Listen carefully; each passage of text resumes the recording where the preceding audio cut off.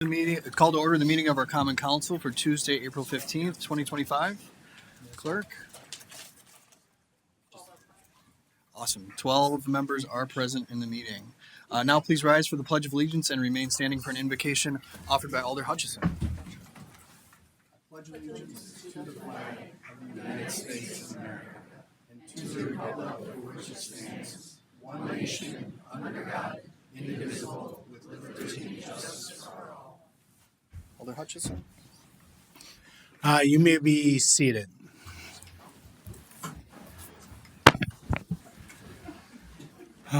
May the city of Green Bay welcome with open arms and eyes the fans from all over the world who are excited about learning who may be joining their team for 2025 season next week. In case you haven't heard, there's a little thing going on in our city. May parents and guardians of children in Green Bay and surrounding areas know who their children are communicating with through telephones and on the internet, especially this week and next week, to keep them safe.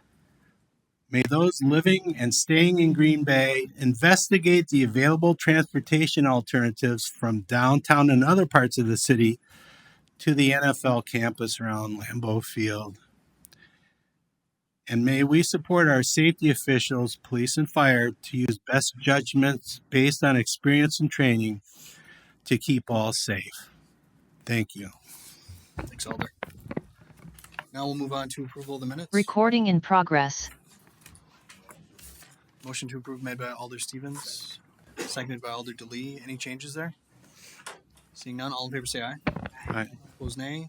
You guys have it. The minutes are approved. Approval of the agenda. Motion to approve made by Alder Prophet, seconded by Alder Stevens. Any discussion on the agenda or any amendments? Seeing none, all in favor say aye. Aye. Opposed, nay. The ayes have it, and the agenda has been approved. Just a few things under my report tonight. We've got a number of development items before us. A lot of really worthwhile projects, hoping that council sees the wisdom in what the developers are moving forward and what our staff have recommended. But also just wanted to read a note. I've shared this note with staff and wanted to share it with council. I think Alder Johnson's aware of it because it was on LinkedIn, and he's a power user of LinkedIn. So I know he's been on there, but just real quickly, this is from Tim Gockman, who's the managing director at Newland. So just to kind of summarize or get to the meat of it, he says, in 12 months, the GB team delivered the land, zoning, a financing assistance package, and negotiated with the Packers to relocate a major sculpture. That in turn allowed us to work full speed in earnest on a design with 2 redesigns to get costs down, raise the equity, debt, and start construction last year. The result, we started construction late last fall, a $77 million investment, the second largest in the city that the city has seen in recent history. A project that will add 269 apartments to help attract and retain new talent and nearby residents, support nearby retail, and create hundreds of jobs. The speed with which they moved also saved us, collectively, serious money. While others waited for construction costs to come down, they didn't, or rates, they didn't. GB moved ahead. Most cities don't do this, but it's not impossible, and Green Bay is proof. Very unique, but not the only one. Government is not a business, but it does business and impacts business with speed, ease of transaction, clarity, and reliability. The cities and states who win the housing battle are ones who team up with private enterprise to solve the housing problems together. The rest will be perpetually behind. So really just wanted to read that to all of our council members, to give kudos to all of our city staff who made this happen. Obviously community and economic development, but it really was a whole of city effort with DPW and law department and really everybody lending a hand to make it happen. Ultimately, council, of course, saw the wisdom and supported the proposal. So really just wanted to give kudos to our staff for all the great work and the recognition that this developer has seen. So kudos to everybody. Let's keep the ball moving forward. Development doesn't happen easily or naturally. It requires private developers to move forward in partnership with the city to do good things. Also just wanted to kind of reiterate what Alder Hutchison touched on in the invocation. We've got a little bit of an event coming to town next week. A lot of really cool events. at the draft campus, of course, but then also here in our downtown and on Military Avenue. So really just encouraging folks to hop on Touchdown Downtown and find out all about the events that the city's been collaborating with on Broadway, downtown Green Bay, Military Ave, and a bunch of other local partners. So check all that cool stuff out. The other thing that I've been, of course, mentioning repeatedly is, the thing that comes most naturally, I think, to Green Bay citizens is to be open and welcoming and really serve as ambassadors to people who are in town for whatever reason, but obviously oftentimes for Packer games and things. And so just, calling out on our citizenry to be the great ambassadors that they are. And if people look lost, point them in the right direction. So I'm, obviously very excited about the draft. I know our council is as well, but that's true, I think, of the citizenry too. So looking forward to a great week next week. Finally, we've got a good number of consequential items before us tonight. I think a lot of public testimony to expect. So just, encouraging people to keep things quick and concise, especially if you've made the point previously or someone else has made it. I think Bill Shakespeare said brevity is the soul of wit. So yeah, let's keep it quick and keep things moving. But really appreciate all those who are in attendance tonight and looking forward to the testimony.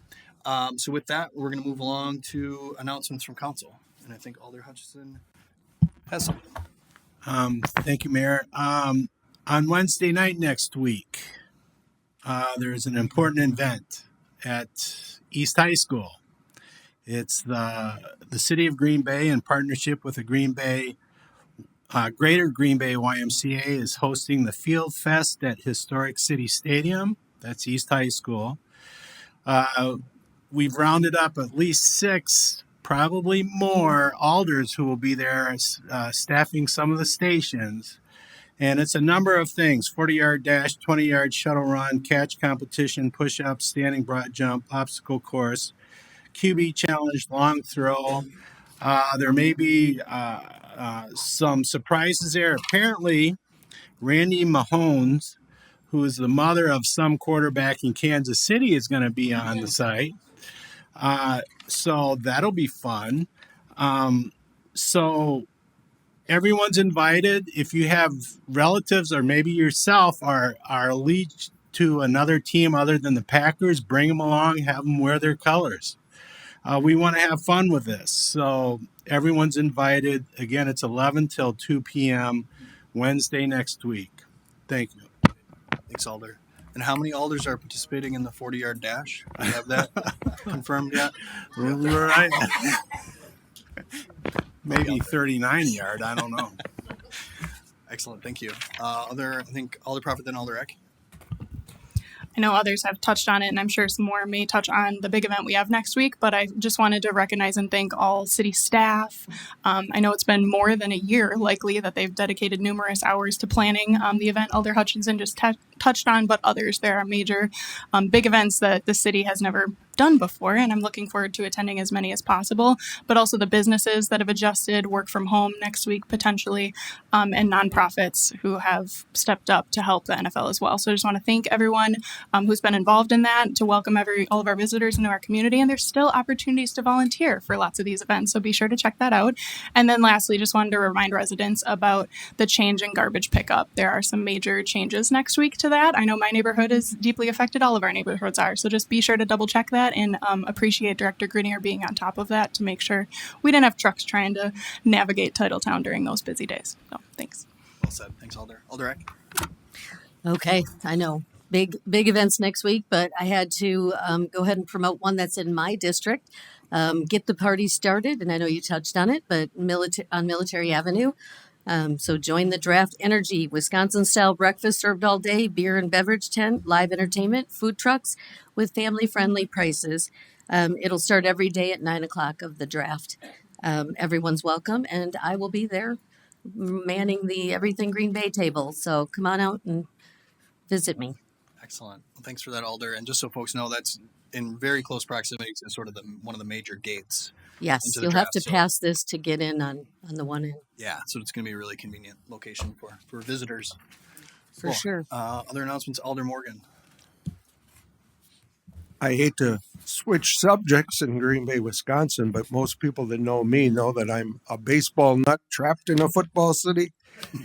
I just wanted to acknowledge today 78 years ago, April 15th, 1947, Jackie Robinson took the field to be the first man of color to play Major League Baseball.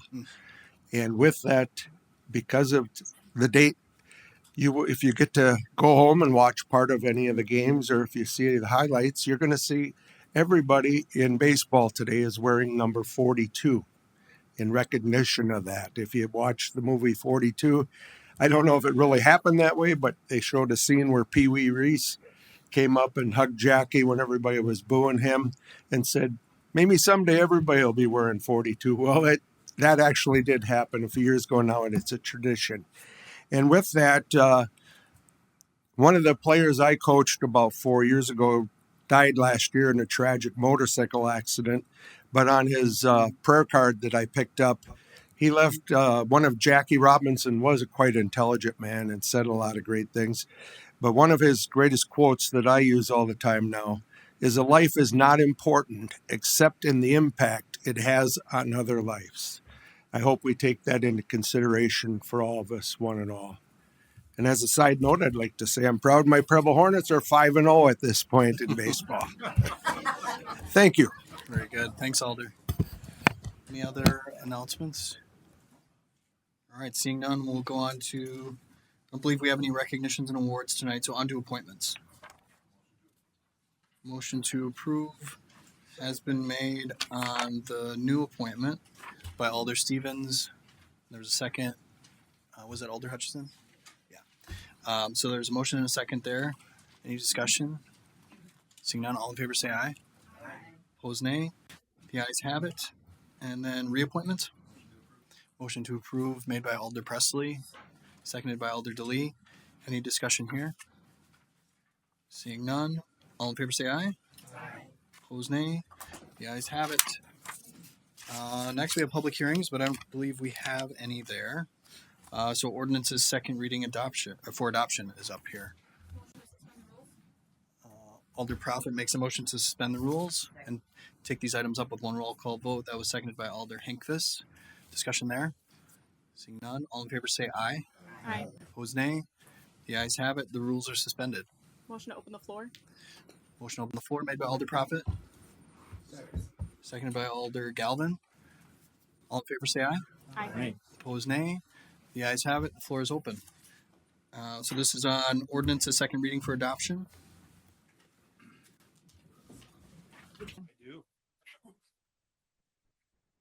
Chris Brennan, Georgia Pacific Public Affairs Manager. I first want to thank the council. The last time I was here speaking, I was unable to provide too many specifics, but I do appreciate your consideration and your belief that we would come back with some answers. And tonight I wanted to provide more specifics related to this. Georgia Pacific has signed a letter of intent with Green Bay-based McDonald Companies regarding our 500 Day Street site. We are enthusiastic about the opportunity to support McDonald Companies in the next stages of this collaboration and extend our gratitude to the city for their assistance and support throughout this process. As part of the collaboration, McDonald Companies is also requesting for the city to defer the rezoning as they prepare and collaborate on our future uses.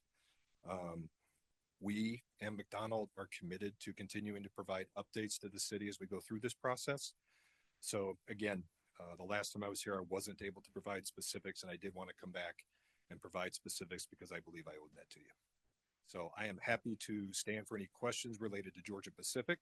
If not, I will step down.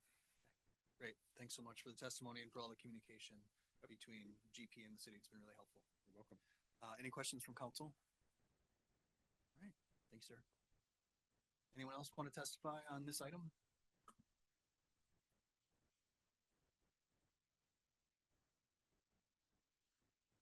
Hello, Brad Diet with the Fox Valley and Lake Superior Rail System, 1890 East Johnson Street, Madison, Wisconsin is our regional office. So in our previous letters, kind of outlined safety planning, environmental concerns, and ability to engage early on in this change just due to our notice getting lost. So here now again, And what I heard at the last meeting was, there's a lot of want to redevelop this site, more waterfront development. There's a want, and I understand that want. What I just want to make sure the committee, the council realizes is there also needs to be a need. And it's when those wants and those needs align that you will see the redevelopment. This site is still a fairly industrial site. And what I would hate to see, and I would hate to have the city see, is a site that changes over, restricts the zoning so that what it could be is not allowed to be, and then it becomes a vacant industrial site. And I think the concern that the council may have about this turning into something atrocious, another coal pile, I think is pretty distant and remote, especially with how industry is developed and heavy industrial uses are kind of probably not what's going to happen long term. So we'd ask the council to please vote no on the rezoning. Whether or not you want to vote yes on the planning land use long term, I don't know. The two can be different, but would love that the new owner has the option to figure out what they could do with this property and to keep it occupied, because an occupied property is probably the best interest of the city at this time. Thank you so much. Any questions? Thanks for your testimony. Anyone else?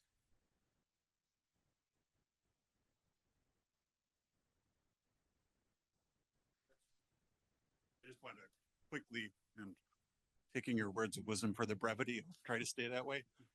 Worked with many of you in the past and would like.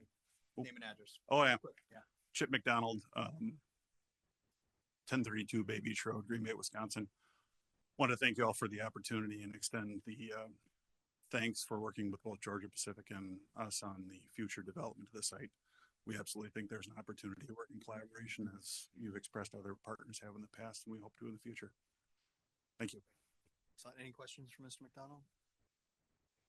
Alder. I know this is early in the planning stages, but do you have any thoughts, I guess, about the future use of, say, what's there, like the buildings? No, just trying to do as much as we can with them in the current state. We think there's a lot of opportunity to use what's there in a productive means. Okay, thank you. Anything else? Thanks for your testimony and Thank all you. the work on this project. All right, anyone else who'd like to testify? Seeing none. Motion to close the floor made by Alder Johnson, seconded by Alder Galvin. All in favor say aye. Opposed nay. The ayes have it. Alder Prophet. So I first just want to thank both GP and McDonald companies for almost immediately after that letter of intent was signed, pulling us together and bringing us up to speed on those conversations. So I deeply appreciate that. But not only that letter of intent, my understanding initially signed for 30 days and they went back kind of at my request to extend that out to 120 days. So I think from what I've seen, there's definitely a willingness here to continue to work with us at the city. This is a huge site. The waterfront location. I think this site matters to the entirety of this council, and it's not just a rezone because it's a want and a wish and a pipe dream. It's a rezone because this is a huge opportunity, this site, and what it could become. So I'm excited and hope to see continued conversation, which I know will occur. I know it's already occurring. And with that, there may be other comments, but I do have a motion. We've already suspended the rules to take up both items, but I have a motion to hold them both until our July 15th council meeting and direct our staff to work with the developers of the property on a development concept and legal description for a final zone change. All right, Alder Prophet makes that motion, seconded by Alder Eck. Discussion on the motion, Alder Johnson. Thank you, Mayor. And I want to echo Alder Prophet's comments. I know at the last meeting, we lost a few votes on the referral to staff. And I would just encourage everybody to get on board with this, because I do think that this is it's been mutually agreed upon. There was a meeting last week. I know I spent a few hours with Chip a couple weeks ago, and I think he's got the community's best interests at heart. He's got some really great ideas for that site, but more importantly, he shares the same vision with wanting to protect sort of that East River entryway into our community, and he's very willing to have those conversations. The challenge that we had before was the legal description. We can only put the zone change on the entire parcel, and GP didn't want to put in a legal description because until they have a buyer, right, that can change. So, but Chip is willing to do that. So I'm more than comfortable referring this back and letting that process play out, get the right zoning in place. It protects some of the industrial uses too that Mr. Piat had brought up, you know, and some of the rail opportunities that might exist on the other end of that lot too. So I think it kind of gets what everybody wants out of this. So I would implore, you know, that everybody see the wisdom of the patience that has occurred with this process, and hopefully then support the referral, and we'll see it in 90 days. Thanks, Alder. Anything else on that motion? Alder Hutchison.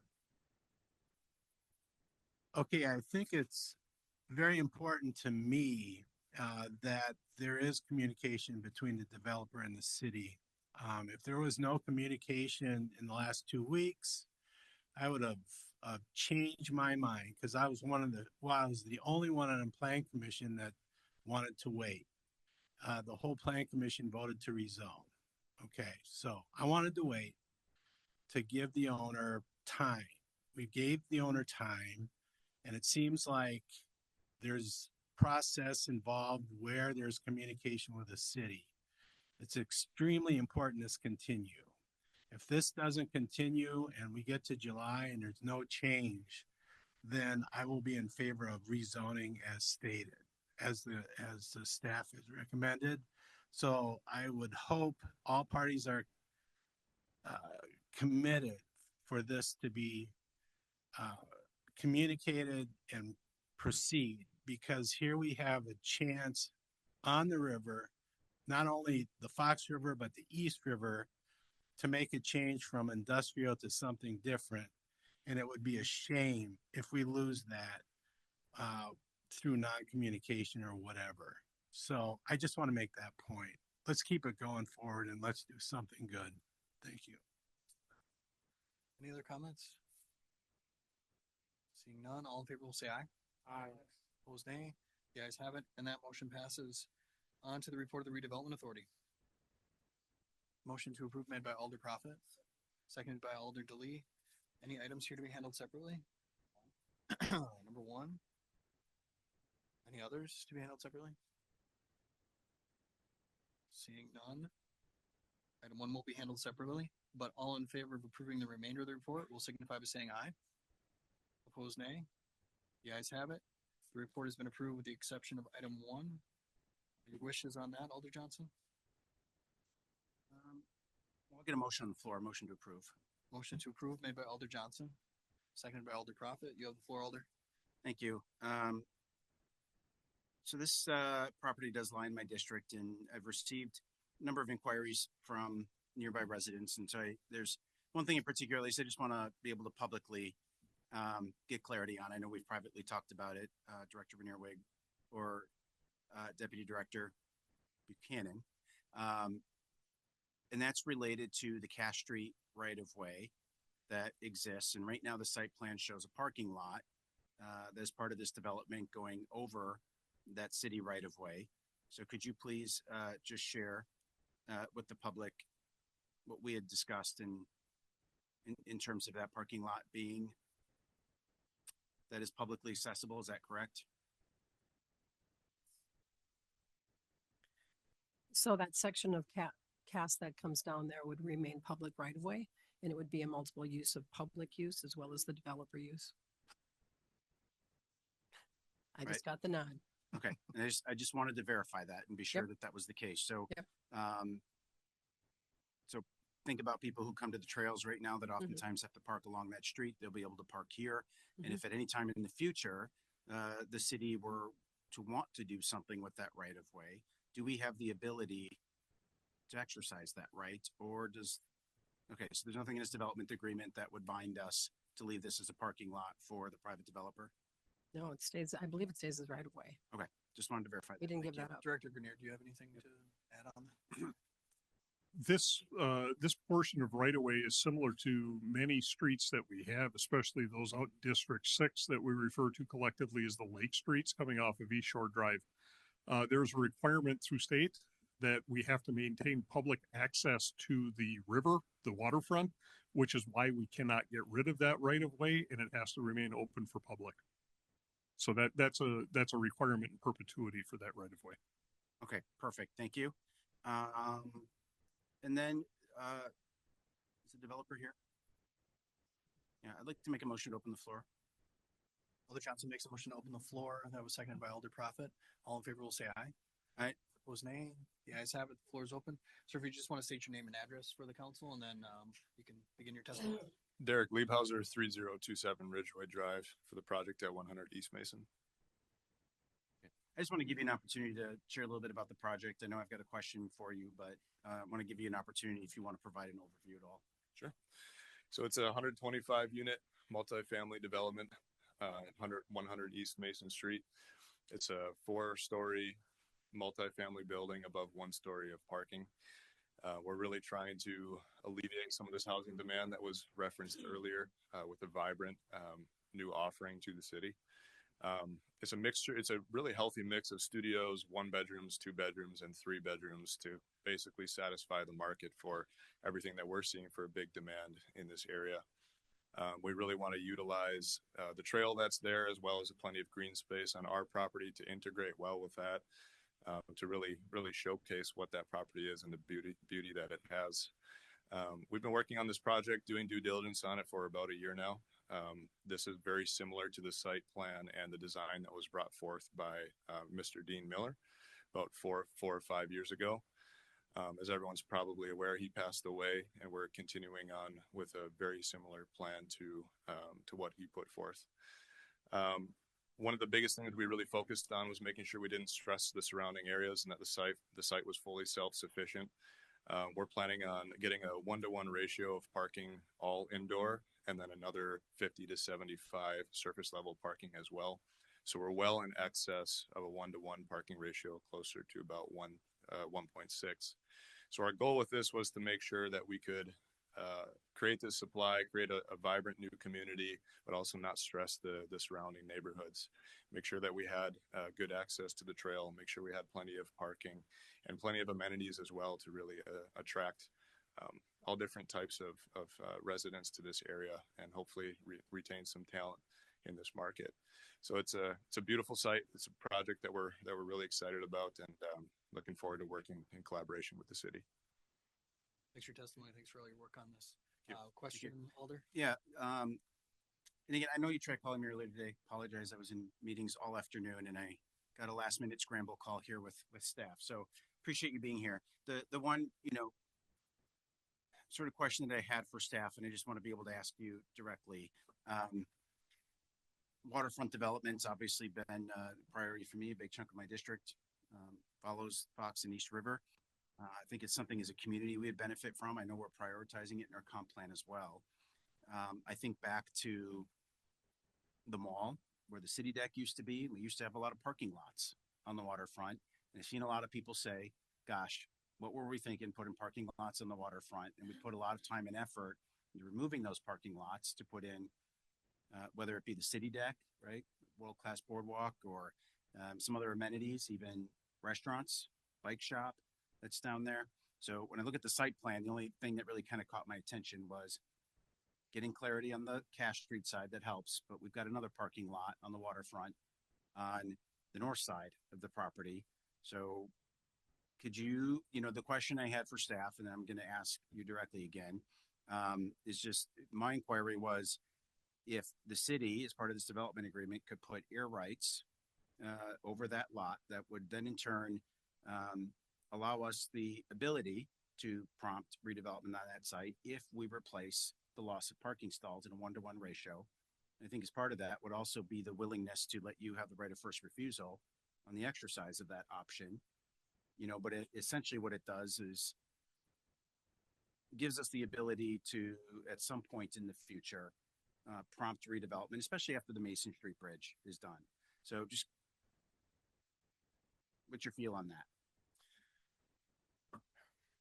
I guess I would have to give that a little bit more thought and discuss it with my partners. I think when we look at this site, we're trying to accomplish a number of goals.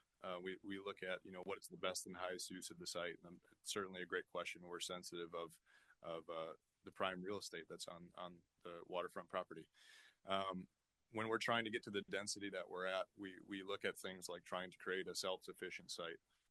We're parking the maximum amount of stalls that we can indoors. But in order to get to an adequate number of parks to accommodate not just the residents, but also family guests of the residents and also the people that are using the trail, it's a tight site, right? So we're trying to maximize green space, minimize the building footprint, and then also accommodate with the additional parking stalls. So it certainly is a good question.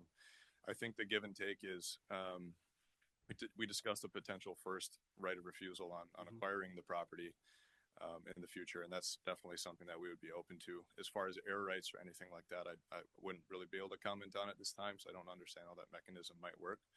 But as far as the parking goes, I think we've achieved a good give and take, a good compromise site plan that accomplishes all goals while again really not stressing the surrounding community. Yeah, and I thank you for that answer, and I appreciate that. I wouldn't necessarily expect you to have the answer right away. And sometimes government, these processes work quickly and don't always give you the opportunity to respond to those things on the fly. But you know, of course, you know, when we talk about air rights, I think what I'm trying to achieve is not necessarily what's there today, but what might be there 10, 20, 30 years from now, right? Without the air rights, there's really no incentive for you to do anything other than leave that as a parking lot forever, right? You have a parking solution then, but in 20 years, who knows what other development around that area might look like, and there might be other ways to solve that challenge. And we've done air rights. Lot U downtown was an example. Now, talking with Director Rainier Wig, she explained to me that it was a little different because it was an RDA owned parcel prior, so it was easier to, you know, kind of impose that. But what it does is for those who are not familiar with air rights, right, it kind of, there's an approval mechanism that can't go above into the air, right, without some kind of approval mechanism. So it just ensures that you're getting the right type of development, and by giving the city the ability to exercise the option, that we can actually proceed with a development on that site, and not have to wait for you, you know, to perhaps come up with an idea, right? So that way we don't have to commit to a forever use of that site as a parking lot. So I at least want everyone to understand why I'm asking the question. I understand your thoughts were that your lender may not go along with that, and that might have some challenges. Certainly, if there are other air rights or encumbrances or any other further complications on the site that restrict ownership, you know, they might also look at what the back end might be as well, and what the exit might look like. Now, we're not developing this to buy it and sell it right away. We plan on, as a group, holding this long term and being a part of the community here. But just briefly speaking with the lender, that I think that would complicate things in general. That's why we thought the good middle ground was some sort of first right of refusal on the property in its entirety. Okay. Yeah, and one more comment on that. I think please. That space between the bridge and the building as well isn't a ton of space, right? So what we're trying to achieve is get the building as close to the bridge as possible to maximize the footprint and the density, but also far enough away that we're not impacting the citizens that are living there, right? And we also understand the redevelopment of that bridge may make the site much more attractive in the future, and that would be the hope, right? But it's definitely it's a tricky site that we've put a lot of thought into. Yeah, that's definitely, you know, what's prompting the inquiry, right? Because we don't know exactly what the reconstruction of that bridge was going to look like, but I would anticipate it's going to look different and would likely create an opportunity there. And so, you know, and that's why I said, hey, if we have the right of first refusal, even on top of the air rights, it still gives you the ability to do it. It doesn't have to be us. Sure. Right? We understand, like, we're not trying to take away that privilege from you, but I don't want it to sit as a vacant lot forever either. So I'm willing to, you know, I think what I would, and I appreciate the right of first refusal, right? It doesn't solve necessarily the challenges that we're looking for, but it gives us some, you know, type of mechanism to continue to have those conversations in the future. So I'm willing to go along with that, but I'd like us to continue to explore, because for those, again, not familiar, it's a little bit like the GP site, where if you put the air rights in place, it's on the whole parcel. It's not just that parking lot, right? So without a legal description or a splitting of the parcels, it kind of puts us in a similar bind there. So I'm good with the development agreement. I am going to propose an amendment for that right of first refusal, which sounds like you're okay with. We'll let the attorneys hash that out. And then I would like to reach out to you after and talk a little bit more about air rights and if that's a possibility outside of this mechanism. Yeah, I'm happy to have the discussion. Great. Thank you. Thank you. Appreciate your investment in Green Bay too. Thank you. Any other questions for our guest? Thanks again. Thank you. Anyone else on this item? Seeing none. Motion to close the floor. Motion to close the floor made by Alder Johnson, seconded by Alder Galvin. All in favor will say aye. Aye. Opposed, nay. The ayes have it. There's a motion on the floor from Alder Johnson. Yeah, I would just make the motion to amend to include a right of first refusal for the city. Legal department can work out the language on exactly what that needs to look like. Okay, so Alder Johnson makes a motion to include a right of first refusal, deferring to the law department on the specific language. Is there a second for that? Seconded by Alder Galvin. Discussion on that? Alder Johnson? Yeah, actually, Mayor, I'm going to reword this.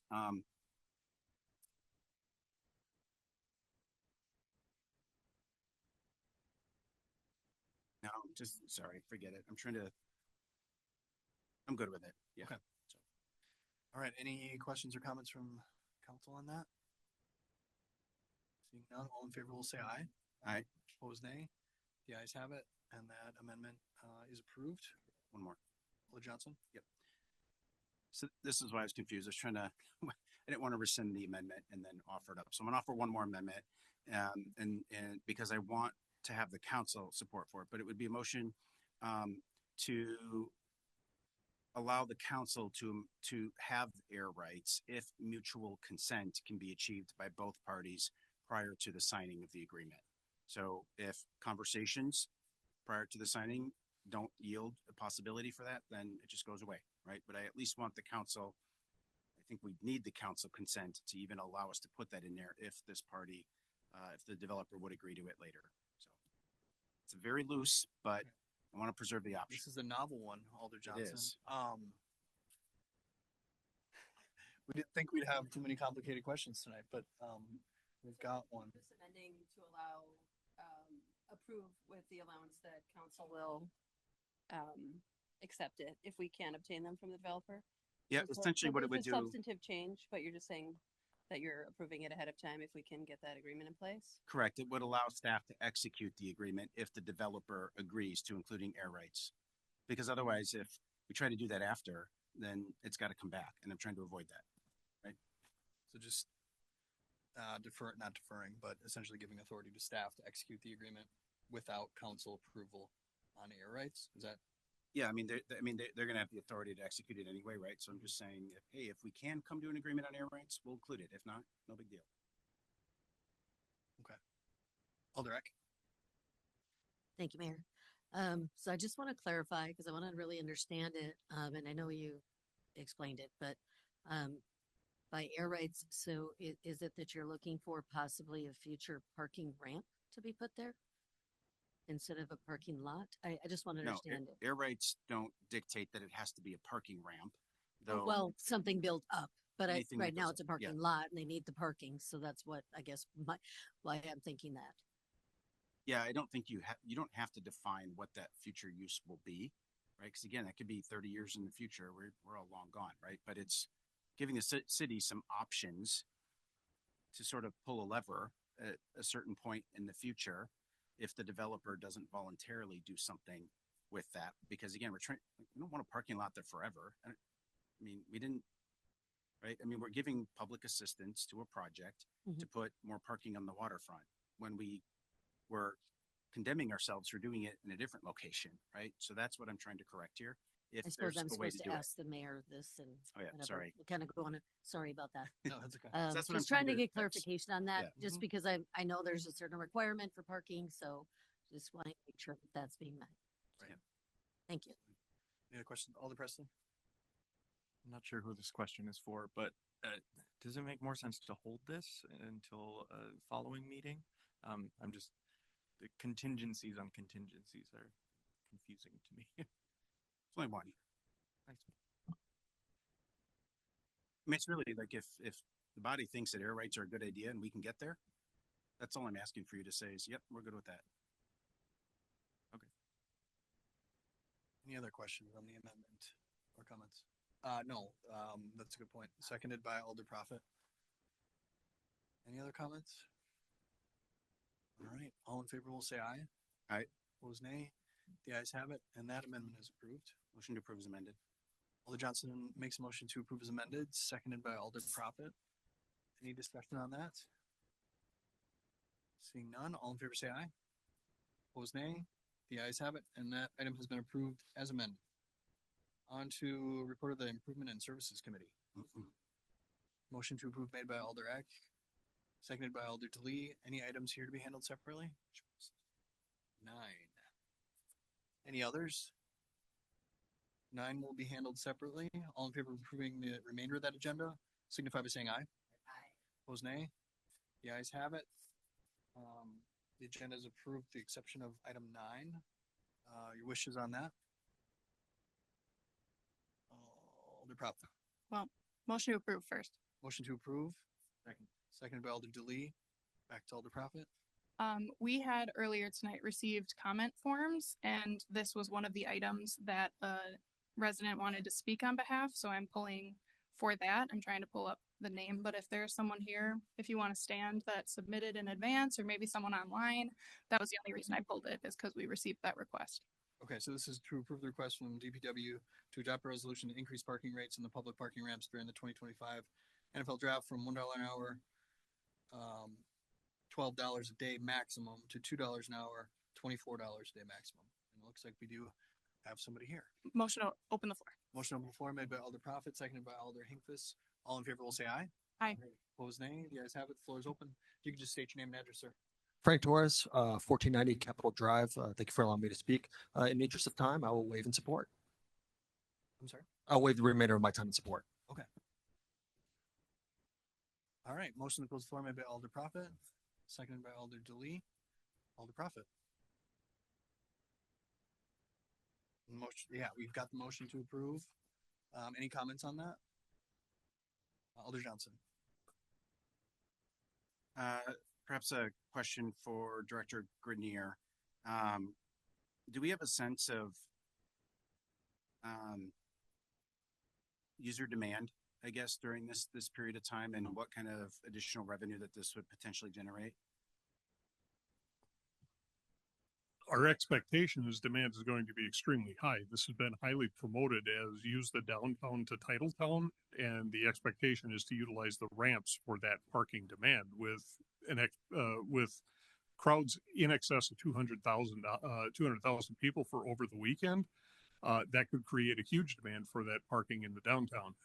In order to satisfy that demand, not only at the ramps, but parking system wide, we are going to have additional staff on, not only parking enforcement staff, but parking liaison staff and additional security.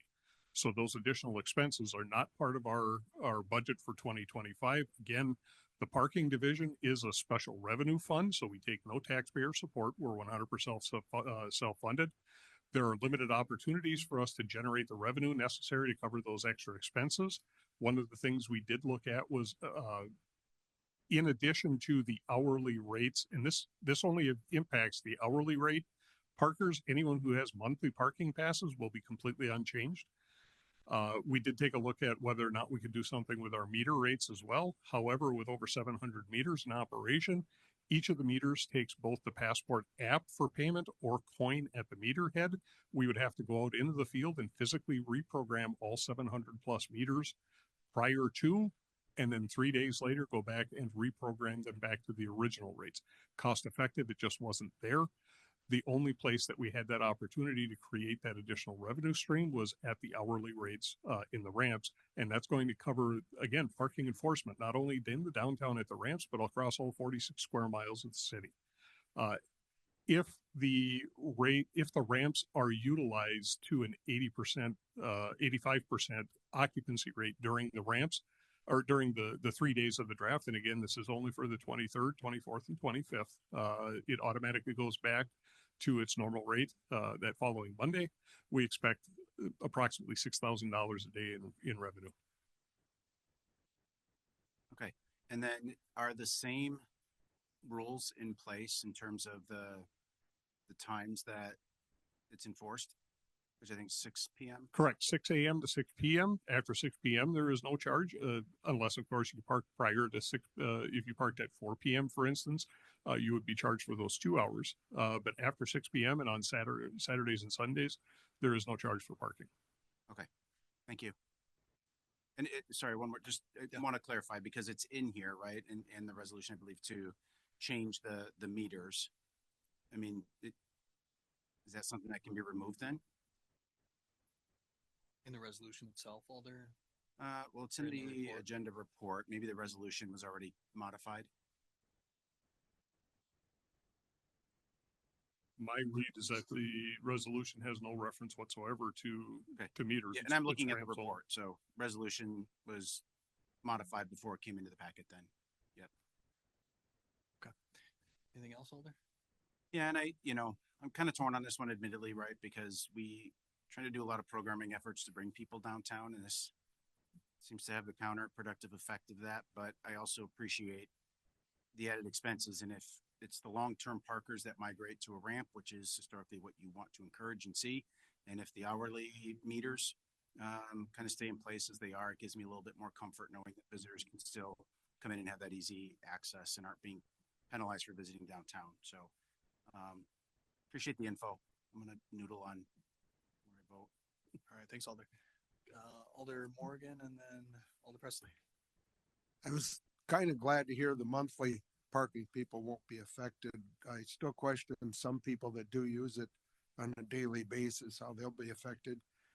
I, for one, have been selected for jury duty the whole week, so I know there's going to be probably 20, 30 other people that are selected before they're picked or not use these parking ramps. And I don't know if the county's going to reimburse them for the extra costs and stuff like that. So I understand we got to recover some of the money it's going to cost us, but I kind of wish we could have kept it as it was.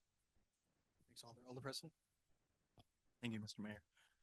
I supported this on Improvement and Services Committee. I'm going to support it again, just because, as Director Grenier pointed out, this is a very limited scope. This is a total of 36 hours.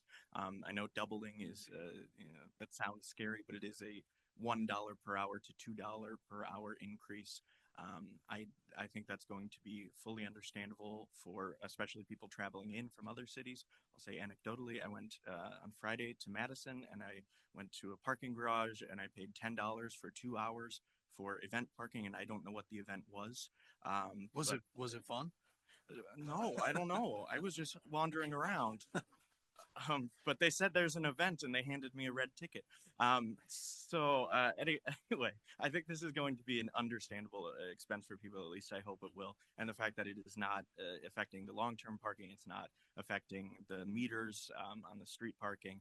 I think it is an understandable thing to cover the costs. And many of these, the costs we don't think about is being incurred for our staff working overtime to meet the demands of the draft. So I'm in favor of it. Okay, thanks, Alder. Alder. Thank you, Mayor.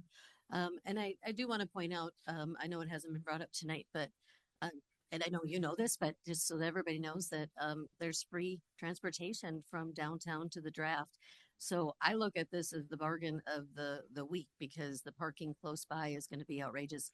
So this will be reasonable. You go down, you can park your car, take the bus to the draft, and then come back downtown and hop in your car and go. So I think it's reasonable, and we're providing free transportation and a lot of free entertainment as well. Absolutely. The other option is parking at Alder Weary's house. I hear it's pretty close. Any other comments? All right, we have a motion and a second. All in favor will say aye. Aye. Opposed, nay. The ayes appear to have it. Next, report of the Protection and Policy Committee. Motion to approve made by Alder Stevens, seconded by Alder Prophet. Items here to be handled separately. Seeing none, all in favor of that report will signify by saying aye. Opposed, nay. The ayes have it. The report has been approved. Next we have, oh yes. Yes, we have two reports from Protection Policy. The next one is from the April 7th meeting. Motion to approve made by Alder Profit, seconded by Alder DeLee. Any items here to be handled separately? Whoa. 2, 4, 7, 8, and 9 will be handled separately. Any others? Hearing none others, all in favor of approving the remainder of the report will signify by saying aye. Opposed, nay. The ayes have it. That report has been approved with the exception of the items pulled by Alder Stevens. On those items? Alder Stevens, on those items? Yep, just clarification, I'm gonna wait a deadline for today, and we would need to know if these safety plans have been approved. So attorney or the chief, if they could answer the question on this. Okay. Yeah. All right. Attorney Poacher, go ahead. So I think we're still working on on that process. So the reason for these conditional approvals from PMP is because there wasn't another meeting. These are all temporary expansions for the draft event. So we approved them subject to the safety plan, which some of them had fencing issues. PD and the clerk's office have been working on those. They're still in progress. So if you wish, I would recommend extending them to Friday as a final deadline, and we can continue working with them to formalize the documents. So how would you like that worded? But you would need common council's final approval, please. Approval No, we would. now for future. It is to approve subject to the approval of a safety plan by the police department. Okay. So that process, that doesn't need to change. It's just if you want to extend from April 15th, which is today, to perhaps Friday. If we can make that a motion to change these until Friday. All right. Is there a way? You want to take them up at once Yeah, can we suspend the rules? for those numbers? Yeah. Okay. Suspend the rules. Motion to suspend the rules and take up these items with one roll call vote made by Alder Stevens and seconded by Alder Profit. All in favor will say aye. Opposed, nay. The ayes have it. The rules are suspended. Motion to hold these until Friday for final approval.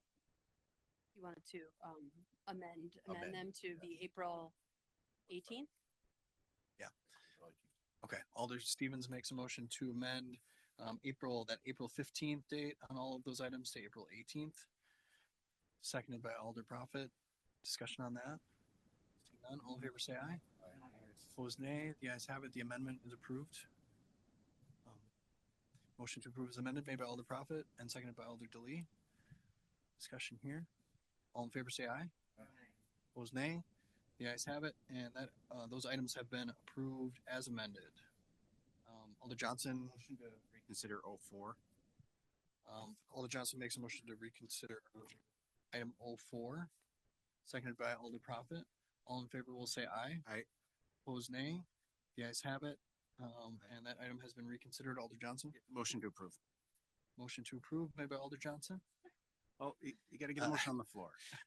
Seconded by Alder Profit. Alder Johnson, you have the floor. Yeah, Director Renierwig, I apologize. This one I didn't eat my Wheaties this morning, so the mayor ran faster than me. There wasn't an agenda report in here just to receive and place on file. Can you tell me what the outcome of that was? We have a new application coming? Attorney Kochart.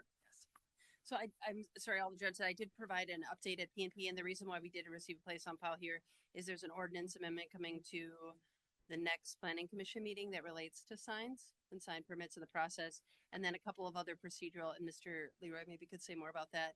And then the procedure itself in terms of a point of contact and a number of other changes were made and updates were given, which I can send along to you, or perhaps the director can as well.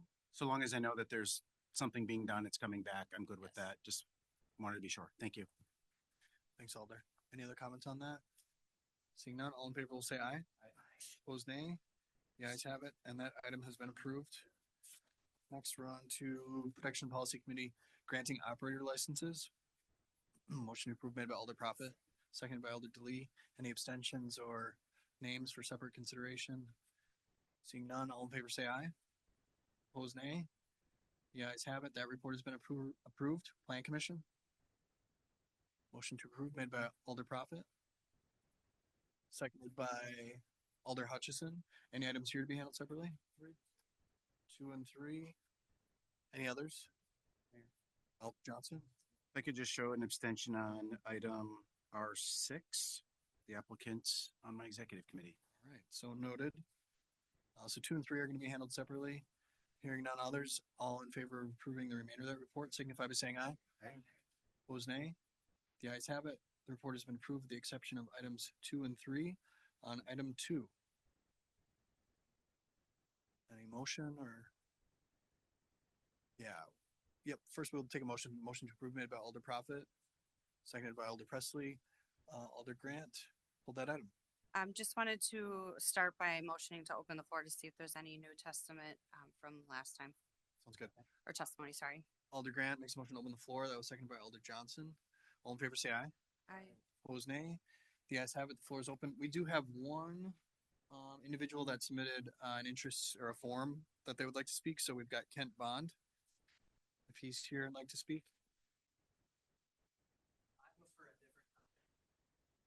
Oh. Are you sure? This is the Sussex Road, Algoma Road.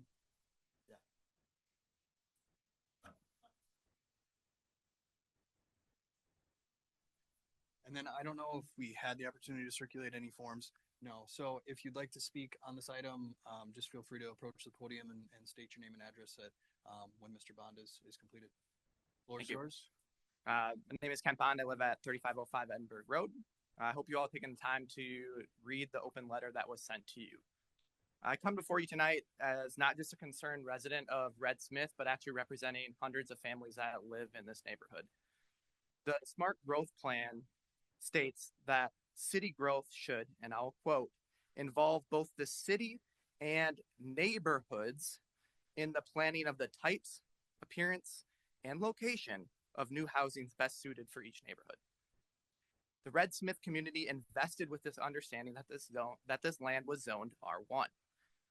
And in the last 2 decades, nothing has indicated otherwise. And now we're faced with a PUD to squeeze in R2 lots, high density apartments, commercial buildings, none of which our neighborhood asks for or that we support. So ask yourself this: who is asking for this zoning change other than the developer who stands to profit? It is clear that this is a profit-driven decision because the developer has stated that they won't develop the houses if they don't get the apartments. The Smart Growth Plan calls for a low-density development in our area designed to preserve our neighborhood character and prevent exactly this type of sprawl. Beyond that, there are significant environmental concerns that have remained unaddressed. So as of March 21st, the developer had no conversation with the only DNR person who does wetland permitting in Brown County. After those conversations, the DNR reached out to the developer because they were concerned, and I've since received an update that, and I will quote, the developer is now aware that some changes to the preliminary plan will be needed in order to obtain a permit. Let me reread that. The developer is now aware that some changes to the preliminary plan will likely be needed in order to obtain a permit. So what we're seeing is not necessarily what we're going to get. There was no coordination with the U.S. Fish and Wildlife regarding endangered species. There is no confirmed stormwater plan with the DNR resources. And yet we're being asked to trust this developer, the same developer who has this property for sale. Green Bay does not need more apartments. If you look at the 2020 census, combine that with apartments.com and Zillow, apartments are 5 times easier to find than homes. We need more homes in Green Bay. Your constituents have spoken clearly, and as you can see by how many are here supporting the opposition of this particular zoning ordinance. We're not against growth, but we are against the rezoning. The growth plan states, and I'll quote, Green Bay has a history of liberal zoning that has resulted in situations where some land uses or developments are incompatible with the surrounding neighborhood in terms of intensity, scale, and appearance. We ask you to listen to your own guidance. This zoning is incompatible, and thus our community requests that you reject this ordinance. Thank you for your time. Thank you, sir. Any question for our guest? Alder Presley. Thank you, Mr. Bond, for your testimony. I appreciated, I've been corresponding with you by email, and I've appreciated all of the thorough work that you and your neighbors have put into researching this issue. I did want to ask you about the wetland permitting and the endangered species that you brought up, or the endangered species permits. To your knowledge, is this something that is necessary for this development? Is it something required by those agencies? So the wetland permits are required, yes. So they are required to go through the wetland permitting process. And that there's, like I said, there's one person in Brown County that does that process. They have to review the plans and then approve that. As far as the wildlife, there is a voluntary process that goes through from the U.S. Fish and Wildlife. It's called the IPAC process. The developer fills out that form. Now, the developer is responsible for complying with any legal, both federal and state, related to endangered species. There is no requirement per se to go through this process, but if they are found in any violation, then they have to mitigate that. And a lot of developers will not go through this process on the front end because it's quicker to just push it through and pay the fines in the back end. So that's concerning from an environmental perspective. Okay, thank you. To your knowledge, is this something that has to be completed before a PUD? It does not have to be completed before the PUD, but I think what's important to note is that the PUD is designating certain zones on that property, and that we are, as constituents, seeing that this is where these apartments are going to go, or this is where the commercial space is going to be. If that wetland permitting process goes through, and as the person said, there's likely changes that will need to be made in order to obtain a permit, it might not be where those apartments actually have to go. So I think it's in our best interest to understand what is the DNR trying to tell us of what is incompatible with this current process before we make a zoning change. Okay. And I mean, I'll ask the developers this later as well, but do you have any reason to believe that these developers wouldn't go through the necessary processes, as people have done development in this area in the past, presumably with DNR specifications, have worked with those agencies? What is your reasoning behind thinking that they wouldn't go through with it? I don't think I've indicated I don't think they will go through that. What I'm trying to relay is that in front of us, we are getting put a plan of what the rezoning will look like, right? With certain areas that are going to be designated R2, certain ones that are R3, and certain ones that are commercial. If that wetland permitting process, as they go through that review and they designate that those areas are not allowed to have that type of thing, like for example, the way that the developer is where they're putting the apartments, they would have to put normally a private road because of the wetlands, right? So we're assuming that's going to be concrete space. If that's not allowed, changes will have to be made, and that impacts what we're going to have in our community. So I think it's of the community's best interest that we truly understand what is this development going to look like and where are these structures going to be. Thank you. Any other questions? Thanks, sir. All right, thanks.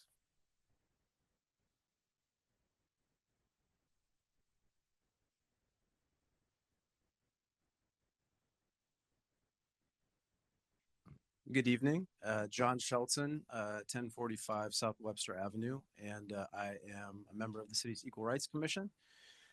I just wanted to speak up in support of this proposal. I definitely appreciate other citizens coming in and talking about some of their concerns. This is absolutely something that, we as citizens should do. We should hear folks' concerns. But I want to remind people of just a couple of things. It may very well be true that it's 5 times more likely to get access to apartments than it is to housing, to own a home. But we are facing a dramatic shortfall of housing in this city. As we talked about in the Equal Rights Commission report in 2023, which, we presented that here. I know Alder Stoyer isn't here. We had a nice exchange about FDR. Some of y'all probably remember that. That has gotten a little bit better. I mean, our city has made some really good strides in a number of different places, but this is an all hands on deck situation. And we have to make sure that there's enough affordable housing for people. It's a right that everybody should have access to. And, I don't love the fact that we have to think about developers as our saviors in this situation, but I do think we have to figure out ways that we can create more housing. From everything I've heard about this proposal, this would do that. It would create significantly more housing, both homes, single family homes and apartments. And I think we should support it. I think we really should support this. So I just wanted to go on record saying that and hope folks will consider that. Any questions? Alder Grant? Thank you, Mayor. You speak about affordable housing. Do you think buying a single family home right now is affordable? No, absolutely not. I don't think family homes are affordable, nor do I think apartments are affordable in our community. Okay. So do you think producing more single family homes would help potentially turn that market around a little bit? I think this is an all hands on deck situation. We called for all of those things in the Equal Rights Commission report. Okay, thank you. Any other questions? All right. Thank you, sir. Thank you. Anyone else?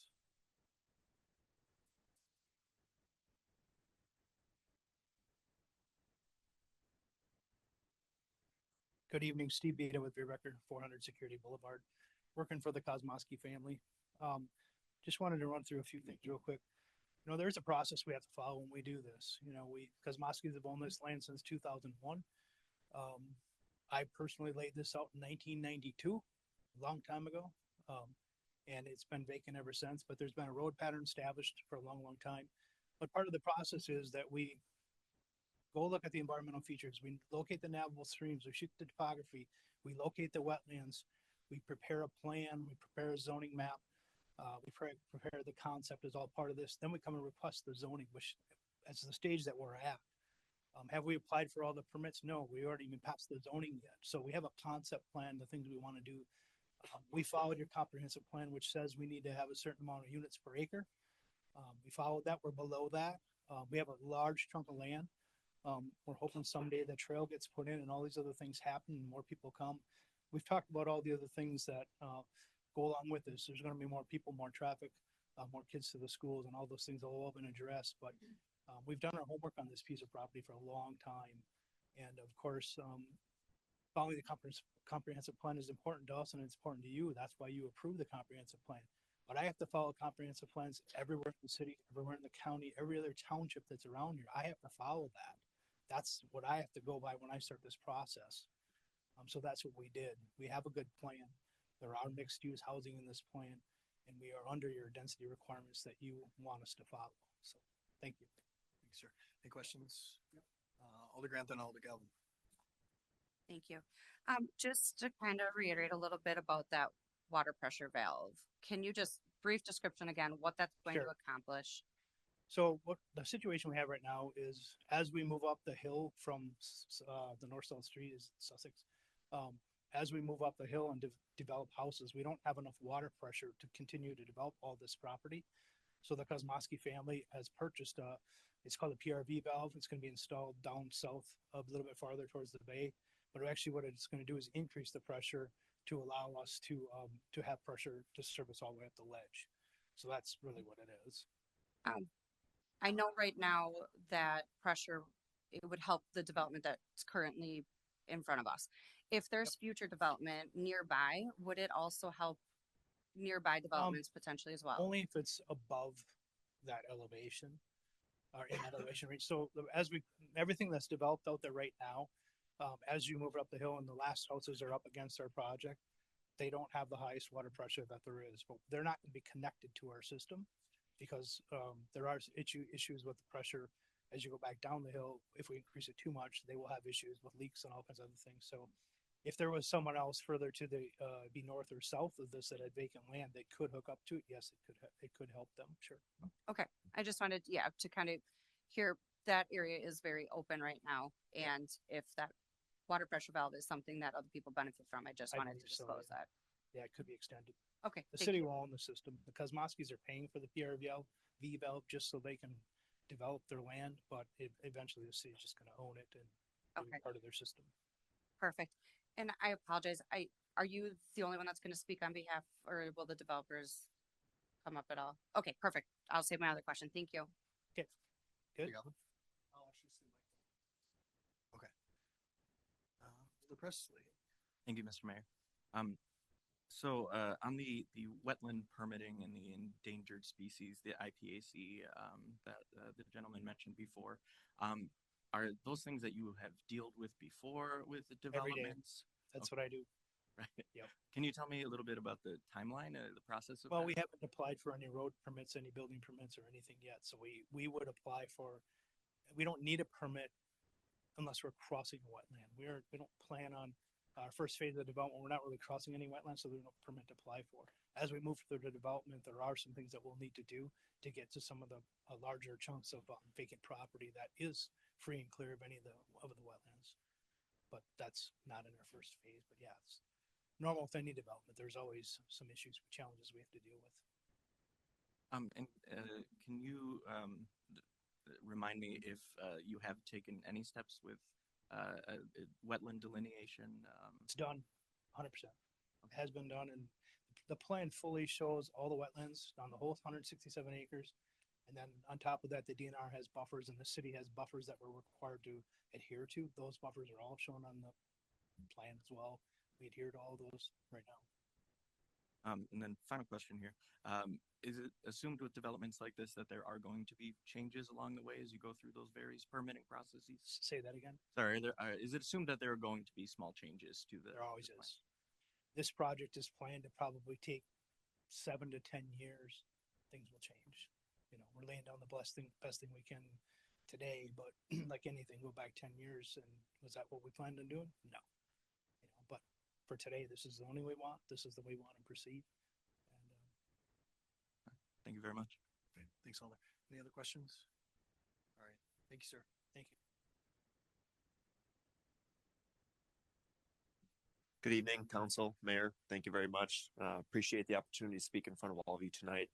Just want to give a little history. Our family's been in this community for over 100 years. What started as a chicken hatchery in the 20s by my great-grandfather, later turned into a lumber yard in the 40s through the 70s by my grandfather, who had 3 boys, including my father, who's 3rd generation. And then my cousin Ryan and I are 4th generation to be able to proudly serve the family company. So with that being said, we want to maintain our status in the community and continue to help grow the community as we have over the past 100 years. My name is Connor Kosmowski. I live at 3555 Glen Oaks Pass in the Red Smith neighborhood. So that's something else I wanted to point out. So as we're proposing this development to all of you tonight, it's not a developer that's just coming in here and ready to pack, ship, sell it, and move on. I look to be here for the rest of my life. My wife and I will be eventually starting a family in that house as well, which we're very excited to do in the future. And one more thing I want to note, we hear the importance of a diverse ecosystem and how that's very healthy to our planet. Well, you can make that same argument for the importance of a diverse community and having different types of housing and ultimately just having a healthy community as a whole. So thank you very much for the opportunity. And I'll gladly answer any questions to the best of my ability. Thanks, sir. Alder Grant. And then Galvin. Thank you, Connor, for your testimony. Just want to first of all say thank you guys very much. Publicly want to state that Alder Johnson and I have been in communication with the whole team, and we really appreciate it. I'm not sure I've experienced another developer that took my call at 9:50 at night. So thank you guys. I do want to question: will you commit to continuing to work with us like we have been with whatever decision gets voted on tonight? Yes. Okay. And when I say working with us on alternative housing ideas or options, I want to, I guess, be more direct with what I mean with working with us. Do you want me to answer? Yeah, sorry. I just want to. Depending on how tonight goes, we are definitely open to figuring out what type of housing we can provide in that area. Perfect. And then I know you guys are starting on the south end of the development. Can you tell me what is specifically phase 1? I know you mentioned how is the single family homes and that like U shape. Is that phase 1? And what does that look like? And Yeah, how so long? the true southwest corner actually has 5 acres slated for commercial. That would probably be towards the end of what would be developed. So the first part just above that to the north is a roughly 30 single family lots. 30, 40 single family lots. That would really be where we start. So we have to put all the infrastructure and the utilities, which includes storm, sewer, water. That all has to come in first. Then you go with the infrastructure for the roads, and then we would do the lots. After that first phase, which that alone could take, let's say 2 years, maybe more, then it would naturally lead into that 16 acres that we are proposing for multifamily, because then we have to continue the utilities to go in that area to be able to access it. And again, none of that can be done without the pressure reducing valve, because currently there's just not enough pressure to service that whole property. Okay. And then, so the multifamily would be potentially phase 2. phase 2, phase 3, somewhere in that, because we could either just keep going north with the single family before going east, I believe, to where the multifamily is. So call it 2 or 3. So Okay. yeah. Okay, So perfect. at least 3 years, 4 years before we can get to that piece. Okay, wonderful. Thank you. Any other questions? Alder Galvin. Thank you. Looking at the commercial property, what was the decision behind making that commercial in this area, which is predominantly residential? Sure. Me being a resident in that neighborhood as well, and you have UWGB with a lot of college students in that area. There's just very limited commercial services in that whole area. So we've completed roughly 300 homes to the west of that development where I currently live. And then with the addition of another, let's say 200 plus homes and however many units of apartments that are allowed to go there, I just don't think you have a lot of commercial neighborhood services. You have to either go downtown, which some people may prefer, but I think having some type of neighborhood services in that community could just help benefit that whole area. But you're not able to dictate what goes in there. I mean, it could end up being, like you see some of these developments and they end up with liquor stores, tattoo parlors, things like that. I mean, you have no way of selecting who ends up in there, do you? Right. I mean, it wouldn't be like a gas station or something like that. You're not wrong. I just don't think that's what we would intend to do in that space. But those options will obviously have to be explored. Looking at the multifamily, there's that single road that is listed as a private road. What was the reasoning behind that? Sure. So Steve can get more into the details of that, but from my understanding, with the wetlands that are in that area, we wouldn't be able to put a public road to be deeded back to the city. It would have to be some type of private infrastructure that the developer or the management group would have to continue to maintain throughout the entirety. So private road would just allow building on both sides of that road, whereas if you did a public road, and again, Steve can speak more to this, but I don't believe you'd be able to get buildings on both sides of the road. So you'd be hindering that development as a whole. And it just frankly wouldn't be financially feasible. So you're saying, so I guess my question would be, so if there could be a public road there, would that change at all your plans for multifamily development in that area? It's possibly. It just depends on what would be approved and accepted. I'll defer to Steve on that. Yeah, let me speak a little bit more to that. So, whenever we look at those sites or those areas, they're less accessible. So we end up putting in public road through these areas that are less accessible, I'll call it, or environmentally friendly. We have to be environmentally friendly with them. It's cost prohibitive to do it. We have to take a 60 or 70 foot wide swath just for the road right away. And we need to take your 25-foot setbacks on both sides of the road. So you end up with a swath cutting out of there of 125 feet, and you just don't get enough lots in that area to make it economically feasible to do.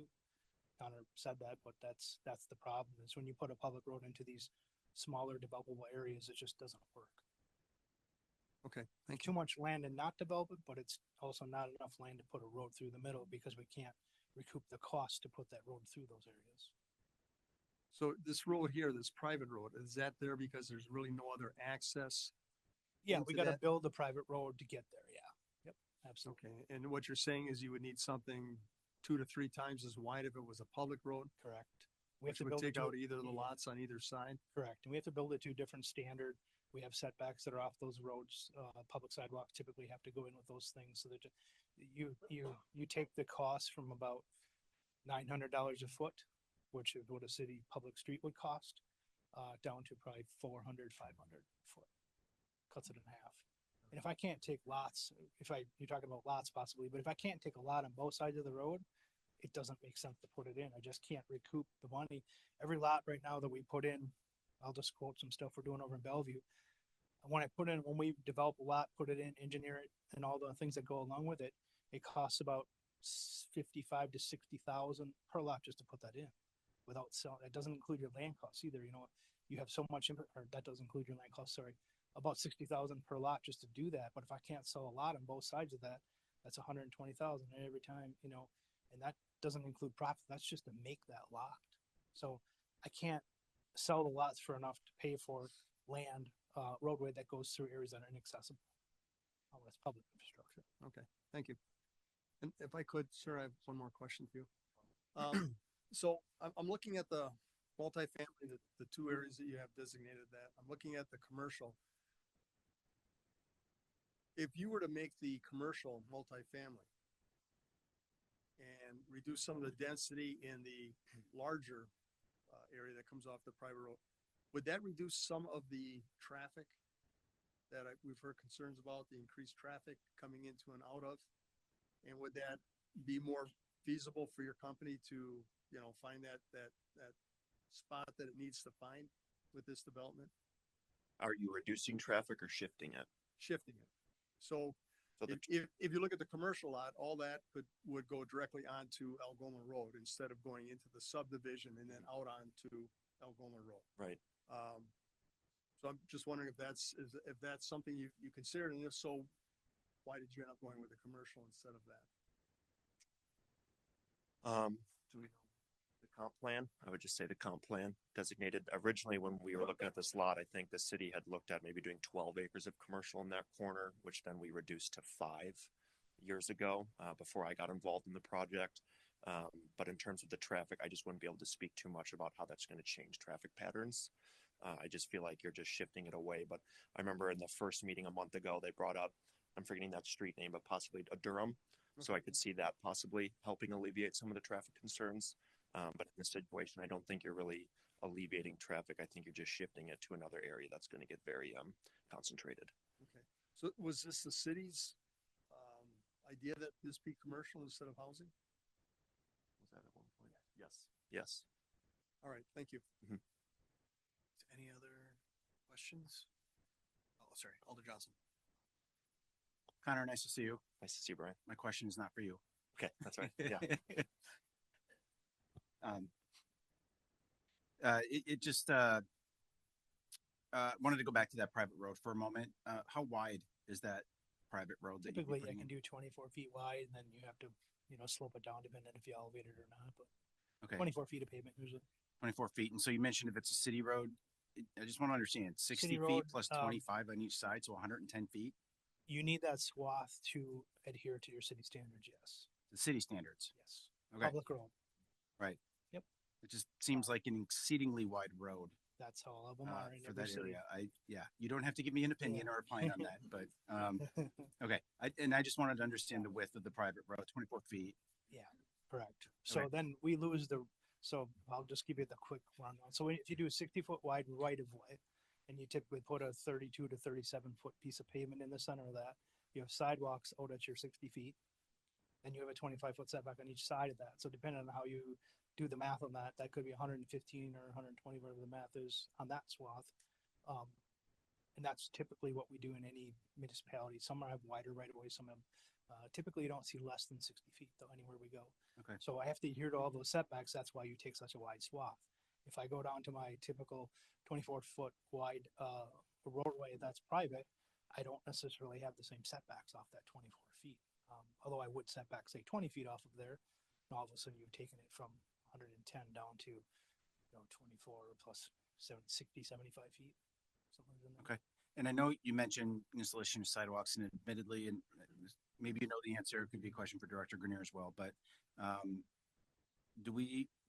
because this is brand new, have we established the ordinance yet that would require whether or not sidewalks are required in this area? I mean, are you planning for sidewalks? Whatever the city code would require. Okay, and so you just don't know what that is right now? Typically cul-de-sacs, maybe Steve can answer, but typically your cul-de-sacs in the city don't need sidewalks, but your other streets all do require sidewalks if they go Okay. through. I don't know, Director Grenier would want to. It's going to be based off of the lot density. So the number of lots per acre, you cross-reference that against the subdivision zoning ordinances, and that will tell you whether sidewalks are required on one side or both. Okay, thank you. Yep, thank you. Anything else from council? Thanks for your testimony.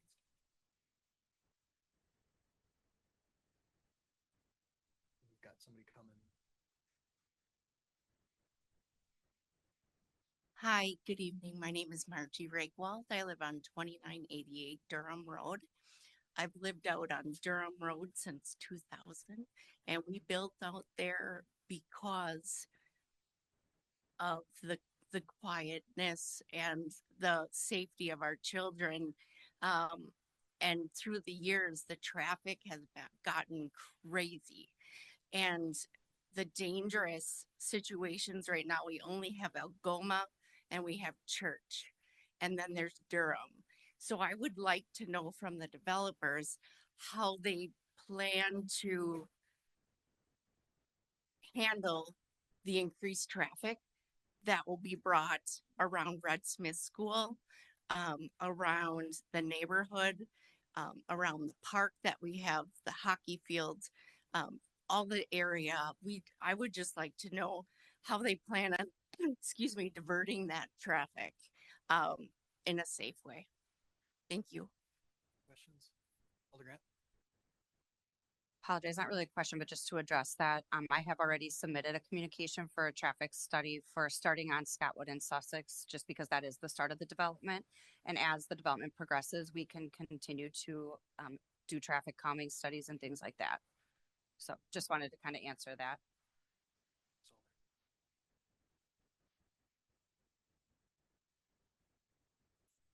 Good evening. My name is Pat Castor and I'm with River City Realtors. My address is 2170 Velp Avenue, Suite 106. I've been a longtime developer in Brown County and in fact have worked with the Kosmoskis on many occasions. And I just want to say that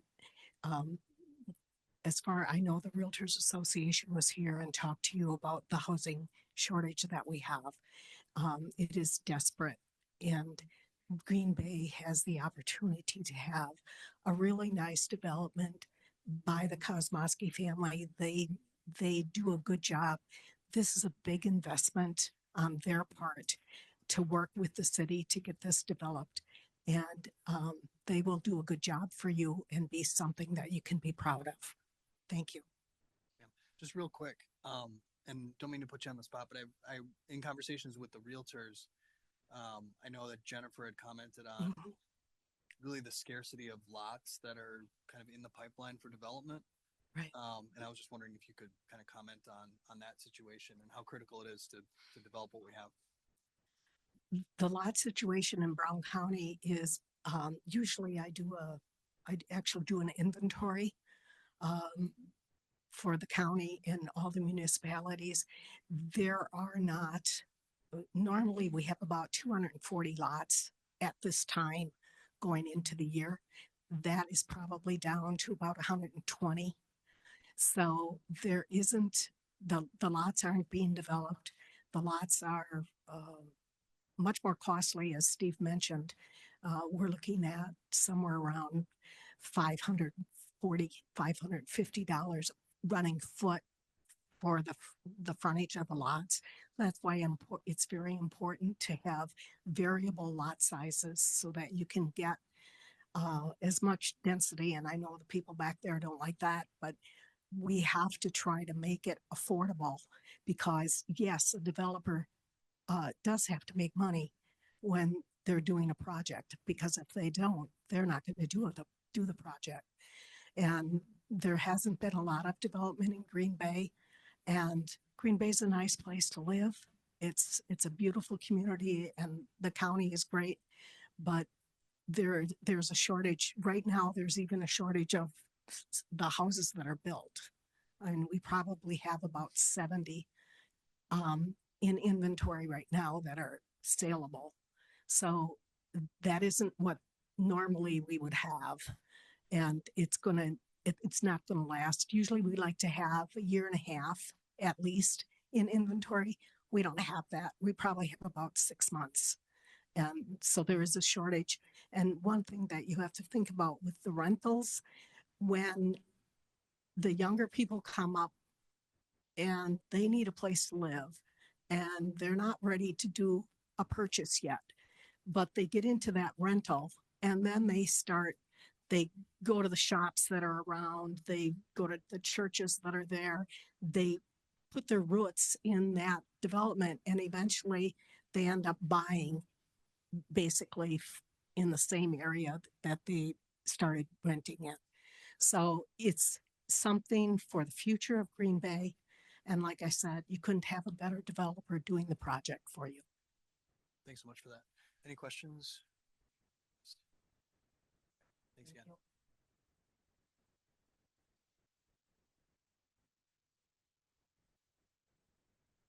Anyone else on this item?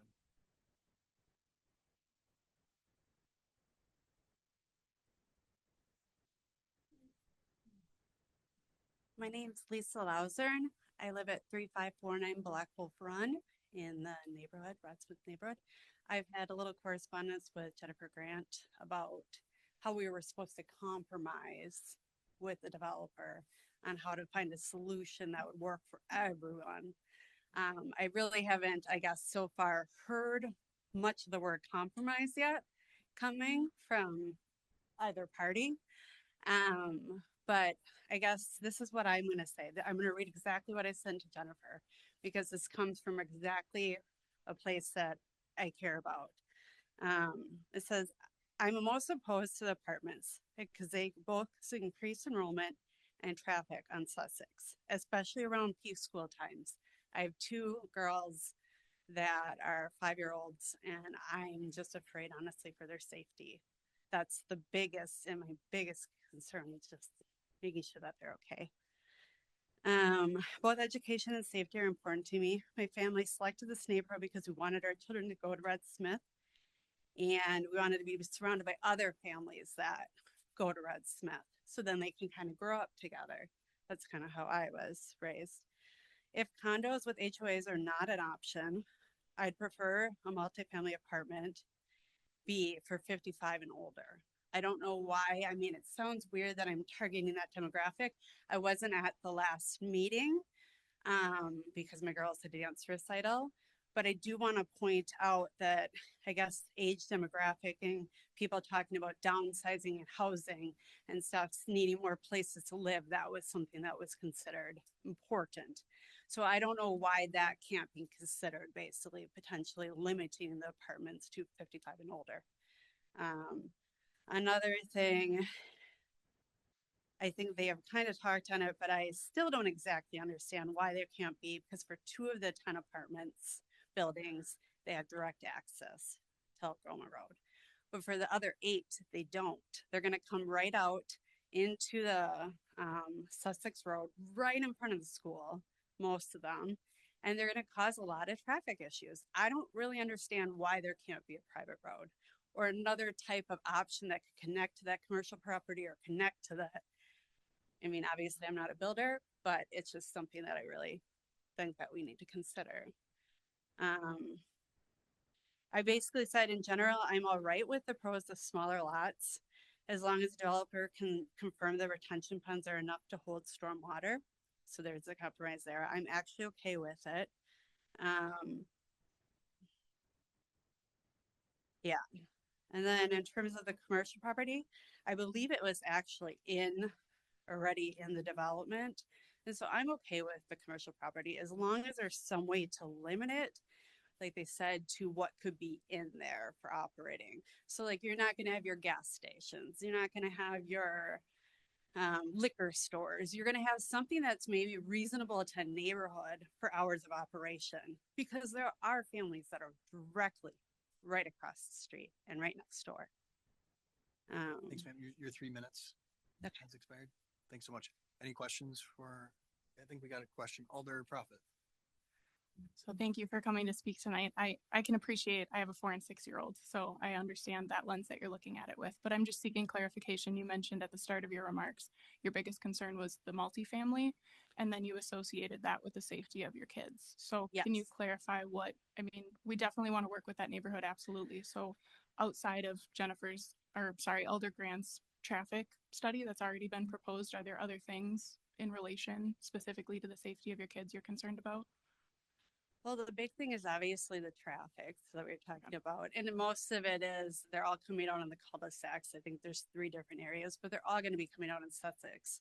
And I'm okay with the idea of having the 2 of the 10 apartments come out of Algoma, but I just don't get why the other 8 can't also come out onto that road too, because that would honestly alleviate the heavy traffic. And also with the 55 and older that I forgot to mention, that would also deal with the enrollment issues too. because we're afraid that with the schools, they're going to continue to get crowded. And honestly, people seek Red Smith neighborhood for basically to go to that school. And so it's just something to consider. Thanks. Anything else? Thank you for your testimony.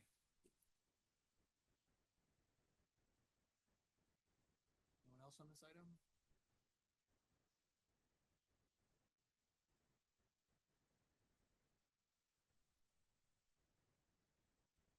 Hello, my name is Stephanie Guzman. I live in 2711 Melcourt Drive. As I'm sitting there and I'm listening, I am somebody who's literally raised in Green Bay, right? I hear the words that some of the people from Red Smith are saying. I think all the lenses are important, right? But somebody who is a young adult in this community, who is looking forward to moving up, who's looking forward to invest, who's looking forward to potentially, hopefully someday be able to afford to live in a nice neighborhood, like they just said, with a hockey field and a bunch of other stuff that I can't even imagine, right? Them bringing up enrollment. Hi, I live across the street from Edison. Shall we talk about that? Do we care about that, right? So I think that we need to declutter some of the areas that we have, and we would love to go join the Red Smith community. I don't see it as a minus. I think we should see it as a plus. Diversity is a word that was used by the developers. I love it because it also includes people like me, right? I can go off about how I am different than a lot of the people that live in Red Smith. I can go based on color. I can go based on sexuality. I'm very different, right? That doesn't mean that I don't bring something to this community. I can bring, I'm sorry, but music, I got a band, yo. I promise I will throw a party back there and I will invite you. And it's called a carne asada, by the way. It is not a bad thing to bring change, okay? And so I just want to make sure that we're very careful with how we say, I'm scared for the children. I think that I don't have children, but I have a big family, and I literally can agree with you on that. But I really just want to be careful for everybody and anybody who wants to invest someday in some of these awesome developments. Not everybody that's gonna apply is coming with intentions to hurt the community. I think we're trying to grow the community, so we have to be really careful with how we phrase that, because we almost make it seem like we're trying to not welcome some people, right? And we need to be really careful with the wording on that. I think we need to welcome all people to these developments. I myself am so excited because maybe I'll be able to invest in some of that over there, right? But yeah, I just want to be very conscientious of that as someone of color sitting there and who hopefully one day moves down there. I want to be feeling like I'm welcome there. And right now it doesn't really feel like that. So I just want to make sure that we note that. That's all. Thanks for your testimony. Any questions? Anyone else in the audience? Going once, going twice? Yeah, you bet. Alder Prophet has a question for. Question for the developer, just to follow up on one of the comments. I think I may know the answer and I think it may relate to the wetlands, but if someone could speak to the feasibility or possibility of connecting that private drive from the top multifamily to the lower section, has that been considered, or is there wetland concerns there? I'm going to defer. So whenever we deal with wetlands, we are required to cross any kind of wetlands at our narrowest point. And typically I'm not allowed to cross it 2 or 3 or 4 times. So they will limit the number of times I can cross, but there's a large enough area there that we're proposing to cross it twice to get in and get out so we can meet requirements of the city for access and all that other kind of stuff. But to go, that would be basically straight south. That is just too big and too wide to even consider. Got it. Thank you. Looks like we're all done with testimony. Motion to close the floor made by Alder Prophet and seconded by Alder DeLee. All in favor will say aye. Opposed nay. The ayes have it. Floor is closed. We do have a motion on the floor. On the motion, Alder Grant. Just have some questions for staff really quick, to address some of the concerns with us, with the C1 zoning. What are some of the general restrictions of things you can't do there? I know gas station was brought up as being a restriction. Is there any other quick things you can throw out there that we can confirm with that? Mr. Buck. Thank you. Sure. Well, so we have three types of zoning districts. C1 is referred to as a general commercial district. C2 is a highway commercial. C3 is community center. So C2 is really your auto-oriented what's being proposed here is C1. So, I mean, there's a lot of uses in the table, but general offices, banks, medical clinics, artist studios, personal service businesses like hairdressers or something like that, business services like a copy center, catering services, dog grooming centers, um, small appliance repair shops. I mean, it's a long list. General retail sales. What it wouldn't allow is any automobile rental, no automobile sales, no car washes, no convenience stores, no fueling, gas, or service stations, no major auto repair, and it would require council approval for like an oil change place or a surface parking lot. So it's really designed as a general retail or commercial district without an auto focus. Okay, thank you. And of the 14 acres that's being proposed as R3, roughly what is the maximum amount of units they potentially could put there due to our code? Sure, our code would allow 1 unit per 2,000 square feet of area. However, that is a gross, as in gross and net number, a gross number. So it doesn't include removing area for stormwater detention, for buffers to wetlands or environmentally sensitive areas, roadways, anything like that. So if you took just that gross number, about 300 units in 14 acres. Okay, thank you. And if whatever we approve tonight, am I correct that the developer can come forward at any time with any amendment? It could be at the next plan commission meeting, it could be a year from now. They could come to us with any changes, correct? Sure, yeah. Okay. And without the support of the developer, can we as a city force an amendment? It depends. I can't give you a straight yes or no. Okay. Depends what you're trying to amend. Okay. Those are it for my questions. I do have an amendment. I know we talked about compromise. We heard the concerns by the residents, and myself and Alder Johnson had a lot of productive conversations with the developers. The issue is a lot of the ideas don't fall within the scope of the PUD. Therefore, at this time, the developers have indicated they are not open to making any amendments to the current PUD. I do want to address the smart growth plan. I understand it outlines a broad vision for District 6 that includes a variety of housing types. When we look at the map, there is a mix represented within this district. Currently, the Shores, Woodland Park Apartments, Mount Mary Apartments, Pheasant Run, Brook Park, Mossy Oak, Ontario Road, Huron Grove, Terrace Lake, and then there's 2 more units on Humboldt that are all currently within this District 6 of high density. And when you look at the map close up, I know you guys can't see it, but I looked at where those apartments are located, and it is actually very in line with the comprehensive plan of how it's colored on this map. The only difference is the area that's being proposed, that is yellow, which is R1. There is no brown medium to high density housing in that area. The reality is there are other options for this development, and amendments can be brought forward at any time by the developer. The current plan already includes smaller lots, duplexes, offering a degree of housing diversity. It offers commercial. Additionally, the developer is aware of a process in which a variance for the road width can be brought forward for approval by us. This would allow for their private road to become public and therefore open the door to potentially owner-occupied townhomes, which are currently a rarity in our city. We have one opportunity to get this development right. Today, there are 1,561 apartment units listed available on apartments.com across the entire city of Green Bay. On the other hand, the demand for single-family homes is so high that property values have doubled in the past 10 years. That clearly signals a shortage in this type of housing, and it's a need we cannot ignore. Concerns of the R3 overlay were vocalized since the neighborhood meeting, yet no changes were made with a formal submission to the city. What's unique about this 167-acre property is that there, for the most part, is one access point, which is Sussex Road. which brings up the safety concerns that people are bringing forward.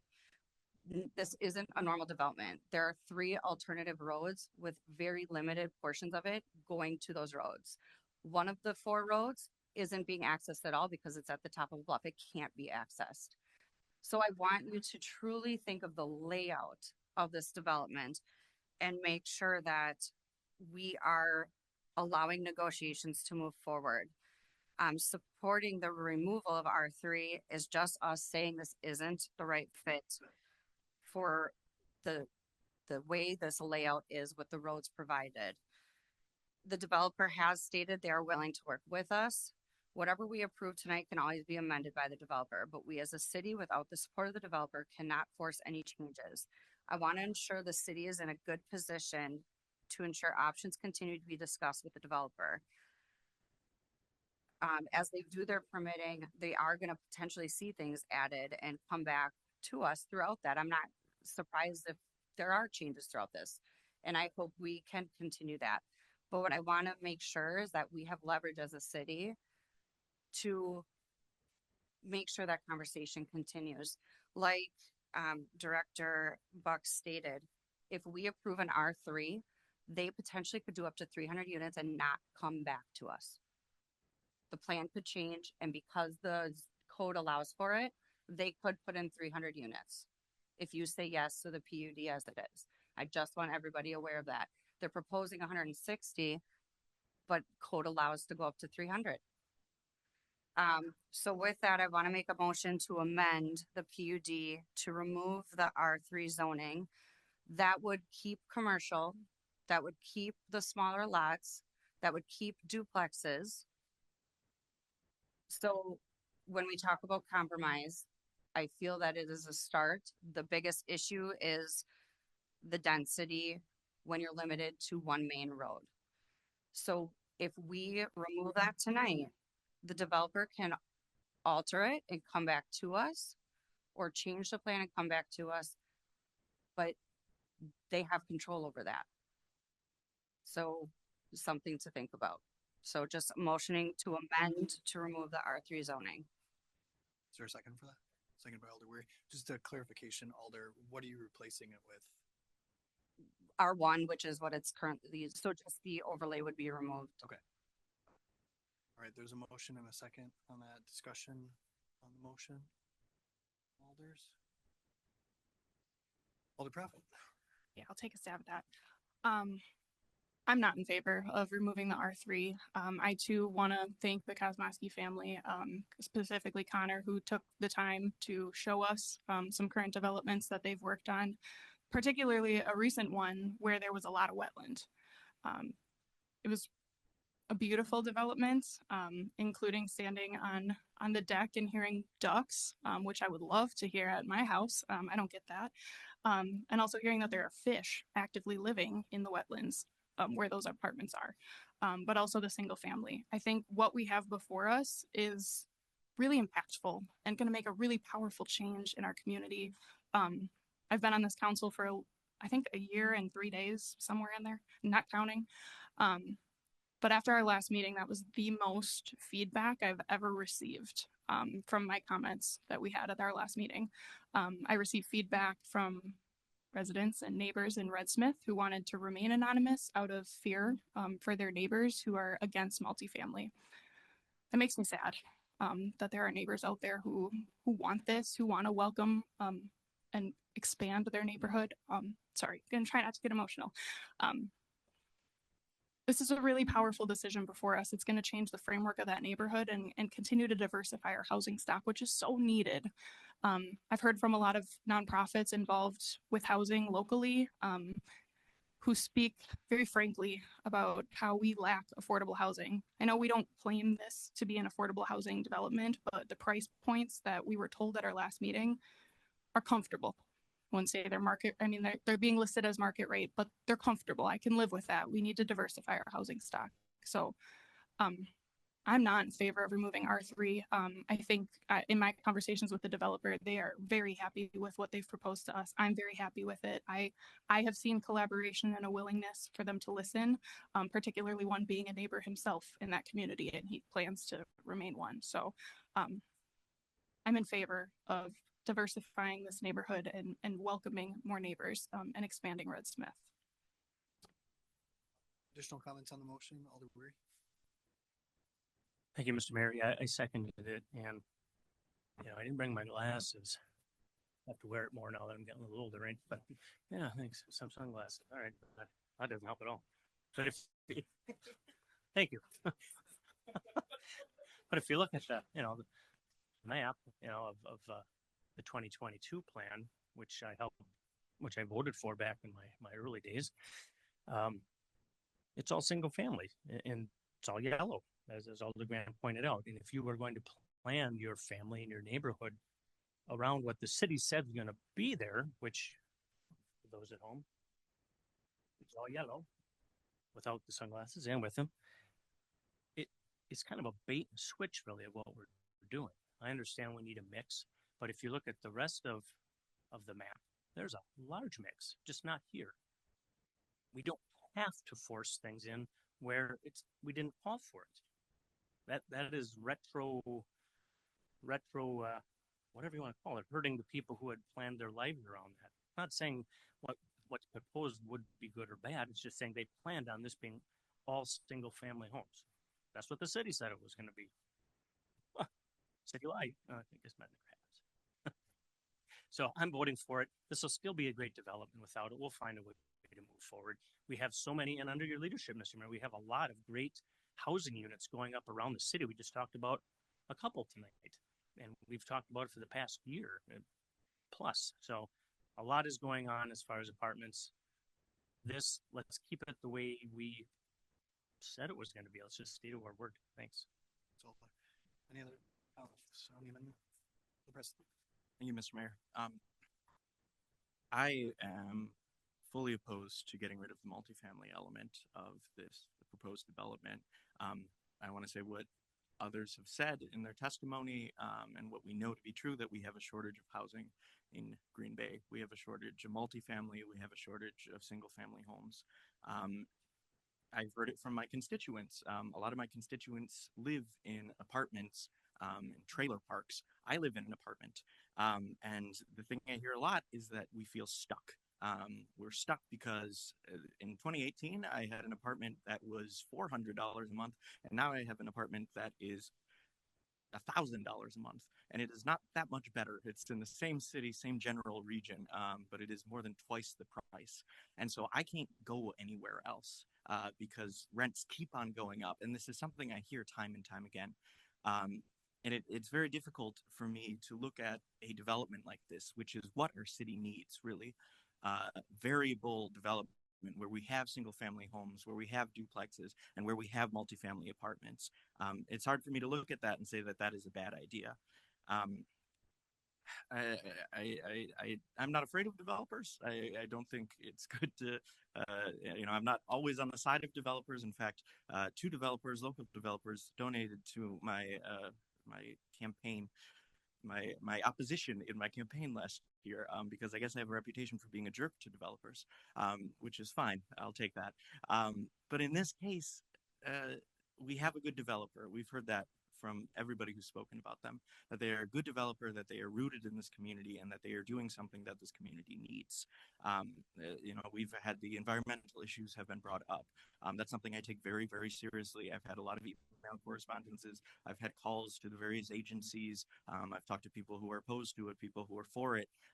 And it seems to me, and I think this is backed up by all the evidence we have from their past, what they've done in the past and what they're doing now, is that they are following all of the recommendations to make sure that these environmental issues are, they're not encroaching on wildlife habitat, that they're doing the right thing here. So yeah, the plan was, a comprehensive plan was opposed to zoning that is too permissive, and it stresses the neighborhood cohesion, but it also says, as Director Renier Wig said at the last meeting, that it it says that large residential areas like this should include townhomes, duplexes, and apartments, not just the quarter acre lots. I think this development does what we want our comprehensive plan to tell us to do when we're looking at it broadly. So I can't say that we should just get rid of the multifamily because it's unpopular. I know that people are upset, and I know this is a hard decision. And I respect that Alder Grant has to listen to her constituents here. Her constituents are crying out saying they don't want this, but I have to listen to my constituents too. And my constituents, most of them are living in apartments, are living in trailer parks, and they want that potential for mobility. They want to have options. They don't want this scarcity of units putting a upward force on the rent. We want abundance. We want the ability to have options. I don't want people coming up to me saying that they feel stuck in my district. As much as I love them in my district, they shouldn't feel stuck there. So I just can't in good conscience say, get rid of the multifamily. I think the multifamily is what we need. So as much as I respect Alder Grant for doing and proposing this amendment because she thinks it's what's right for her constituents, I have to listen to mine, and we all have to listen to ours. So thank you. Thanks, Alder. Other comments on the amendment? Alder Johnson. Thank you, Mayor. And I think it's really important that we frame this isn't about housing affordability, though that will create obviously the downstream impact, right? It's not about judging site plans per se, because that will come during the permitting process. It's not about environmental concerns. There's a path for that to be addressed, and permits won't be issued if certain standards aren't met. It's not about school capacity, right? That's not something we regulate, and the schools will react accordingly, and they've given us the information that they need. And it's not about traffic. There's a path to address that. I do want to commend the developers because they have been we need lots, right? We've heard that from a lot of folks, and for the most part, I haven't heard any objection to that. Zero, really, right? So I think that's very encouraging, and I do appreciate with the developers that we've had a lot of really productive conversations, about their willingness to look at different options and different things. They've got experience, of course, doing subdivisions, but also different types of units. And I'm very grateful for that investment in our community, and of course the stability that they bring as century-long investors here in the city of Green Bay. And I have no doubt that that's going to continue for another century, and I would never want to do anything that would compromise that. And so when I look at the PUD, though, there's probably 90% of the stuff that's contained within the PUD that is broadly supported by everybody. I mean, if you look at most of the things in there, there's no contending some of the things that are in there. The thing that is causing, I think, the most consternation is whether or not the multifamily use is the appropriate use. I think there's a lot of ways, and we've seen both ends of the spectrum argued on this, right? And so I don't necessarily want to land on one end or the other, but what I do want to do is make sure that we are focused on the discussion around use, because that is what zoning is. Is this an appropriate use? And so we're looking, again, all the single lots, even the duplexes, heard really no concerns about that. It really is focused around whether or not a high concentration of multifamily units is what's appropriate within this particular section, that 17-ish acre section within that area. And I appreciate the complexity around the wetlands, having to navigate and work around some of those things to really kind of maximize the use of the land, because that's important. We want to be able to achieve that. And that's why I do support the PUD and everything that's in there in terms of impervious surface and restricting widths and others, a lot of those other provisions that allow this to be a little bit more buildable. In our conversations with the developer, they were also very receptive and open to a number of other alternatives. And we talked about a lot of those. We talked about, could the commercial lot look a little differently? We talked about maybe even a little bit more density on the multifamily site along Algoma Road. But I want to talk about what's oftentimes referred to as the missing middle housing. And I know most, if not all of us, are familiar with that term. And of course, what they're proposing back there is one version of it. But I think we've kind of fallen into this trap of accepting that what is proposed is the only possible solution. When I look at missing middle housing Includes duplexes, which is side by side or stacked, a fourplex, which is stacked, a courtyard building, a cottage court, a townhouse, a multiplex medium, a triplex stacked, or live work. So there's a lot of different types. And we even had this conversation around the GP site, right? When you go from P&G down to the GP site, and it's about how do you appropriately scale that in to what eventually will be mixed use development. We don't want to go from heavy intensity general industrial use right into mixed use. And that's why we are looking at rezoning the GP site. It's use. So I think the thing though, that for me, that resonates the most is that the developer has the ability to come back at any time to request an amendment. And I think that there's place here for us to continue to have conversations around some of these other alternatives that we've discussed to make sure that this financially works for the developer, but also works for the neighborhood. Because at the end of the day, we're asking to deviate from what's in place right now, which is R1. We are asking for that deviation. I think we owe it to the neighborhood to be conscientious of that fact, to make sure that we're putting the right missing middle housing in there. We've talked about a private road converting to a city street. It's possible. We'd have to make that decision yet, right? Talked about other zoning options. We talked about other types of things in here that could make this work. And I appreciate the developer's concern, right? That we can say, hey, you can come back and amend this, but there's no guarantee that we would give that to them. But there's no guarantee we give it to them today either, right? So, but if this amendment passes, there's space there for the city to continue to have this conversation. And I think that's what's important. I want to be clear that I'm going to support the amendment, but if we cannot in the next few months, if this were to pass over the next few months, come up with some alternative solutions that meet the developer's needs on this, I'll be the first in line to vote for an amendment that reverts it back to the proposal that's in front of us. But I want to make sure that we have the space to at least allow some alternatives before we lose all that opportunity and ability to have that conversation, because they've expressed a desire, at least to me and Alder Grant, to have that conversation. But if we approve this with the amendment, I think it still gives the assurances that they need to proceed with the water pressure valve, with all the other things. Again, 90% of the things that are in here that they really need. So some of my comments are kind of flown over into the agenda item as a whole, but I think it's important to capture that right now, because I don't want us to lose all of our opportunity to have that discussion, but I also want to be very clear that my commitment is to continue to have the conversation, to find some solutions. And if those solutions cannot be found, I'll revert it back. I will. And they said, it's not 2 years at least before they get to the development of that multifamily. Now there's probably planning that has to occur before that, and I'll give them that courtesy, right? So I have zero interest in taking 2 years to come to that solution, but I do think there's some space there for the city to continue to find alternatives. All right, Alder Hutchison. Thank you. I think tonight some good information came before us, both sides of the issue. I think meeting environmental permit requirements is very important. It's brought up. One thing that is going to have to be dealt with regardless if we have R3 or not, if the R3 is removed, I don't see why the developer wouldn't just make a lot more smaller lots in there. So we're going to have a lot more traffic just from single lots, okay, to make up for that. And looking at where this development is, looking at surrounding mile around it, we're going to have to do some significant traffic studies.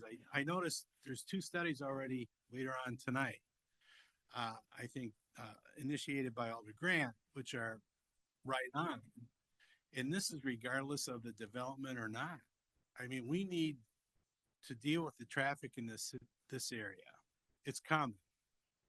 So I think because I see traffic as the major issue here, because the others, as others have said, are going to be covered.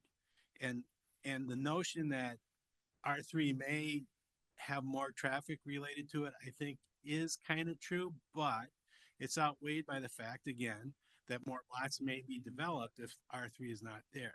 Okay, so it's almost tit for tat, more or less. So I'm for this development, but I'm also for negotiating, like President said, regarding moving forward. Is there something better that can be done? Someone suggested a roadway to the south. That is a great idea. Okay, from this development going south. Can it be done? I don't know, but I'm hopeful that the developer can look at that. There's probably tons of reasons they're saying you can't do it. But I would definitely look at it because we're gonna have to deal with the traffic issues and coming up regardless. So that's my point. And I guess all things being equal, I'm for the development as planned.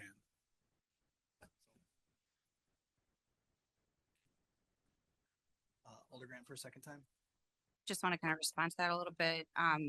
Removing the apartments in that area, you would not fit 160 lots. So it's not even swapping. So you actually would reduce traffic in that area by removing that. Thank you. Anything else on the amendment? Council?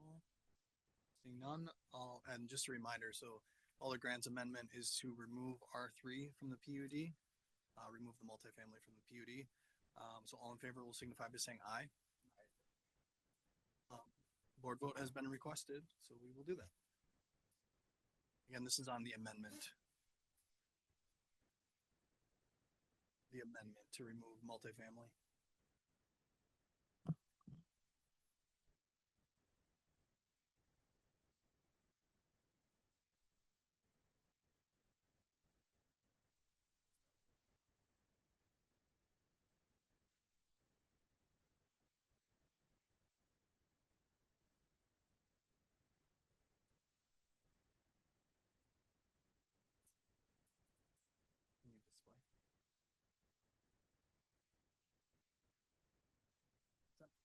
We just need to display it.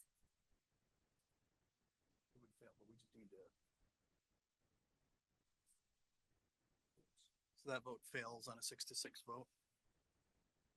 Underlying motion is for passage or for approval. Comments on that?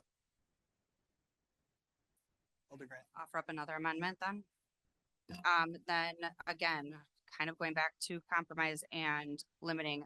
If you approve the PUD as is, they can do up to 300 units. So I would like to, we can within the PUD limit the amount of units. So a motion to limit that amount of units to 100 units within the R3 zoning or overlay. Apologize. Alder Grant makes a motion to limit to 100 units. Yes, right now it's proposed 160, so it's over half, but meeting more in the middle. Is there a second for that? Second by Alder Weary on that, Alder Prophet? Yeah, I would not be in favor of limiting.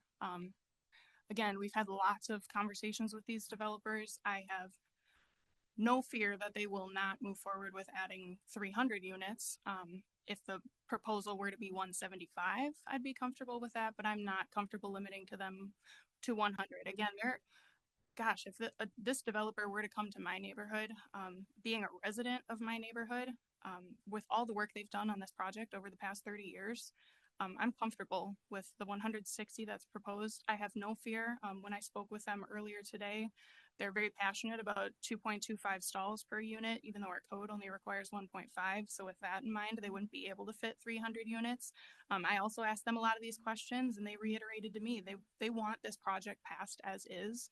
And there is nothing glaring in this PUD that I feel I can't support. In fact, I don't think any of us would be doing our jobs here if we didn't lose sleep over the votes we take.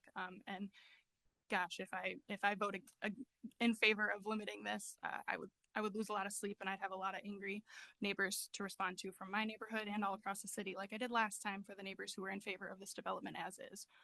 So again, not in favor of this amendment. So there additional comments on that, Alder Presley? Yeah, I just want to echo what Alder Prophet said. I'm trying to explain this to my constituents in my head that there's a potential for 160 units and we are taking away 60 units with this amendment. And I just can't justify that. I can't justify yoinking that when that's a potential for growth for our city, for people to get unstuck, for people to have a place. Take 60 away, it doesn't jive with me. Thanks, Alder Weary.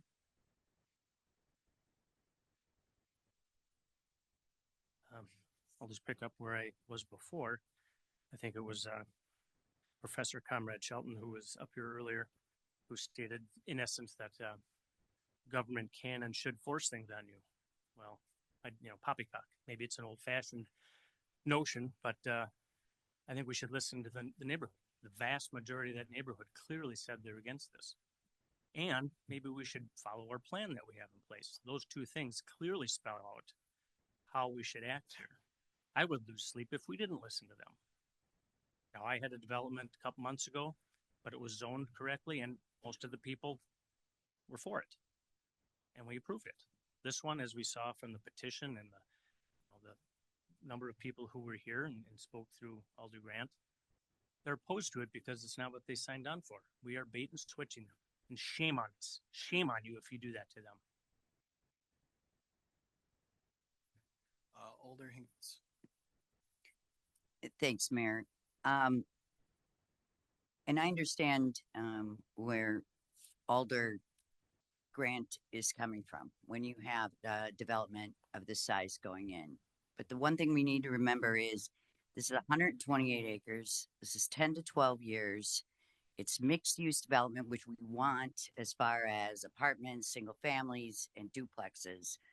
And from everything that I've heard and know about the developers, if there's going to be any major changes, they're going to come back and they're going to talk to us. I think we would do a disservice to not approve the plan as it's proposed, because I also think that we limit the developer then also with what they can do moving forward.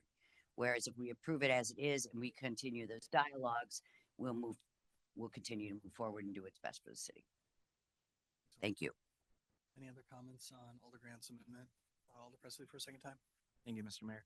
I have a question for Director Renier Wig. I just wanted to ask, we talk about this comprehensive plan and the bait and switch. Is the comprehensive plan, is it set in stone? Is it something that is up for interpretation by staff, by this body? Comprehensive plan, of course, is 22 years old. We're working on the new version now. It's passed as a guide for us to use. We amend the comp plan. We've amended it. How many times have we amended the comp plan, Dave?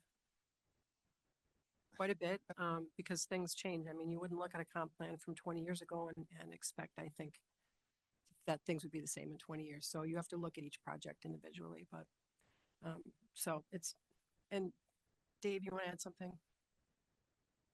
Thank you. So I've heard a couple times everybody going, this is a bait and switch, it's a bait and switch. I think there's a little bit of confusion. The comprehensive plan is a land use plan, not a zoning map. And that has a density. So that yellow isn't an R1 zoning. That yellow is a density of 4 to 8 units per acre. So I want to make that a point because everybody likes to look at the map and say that's R1 because you're used to seeing zoning.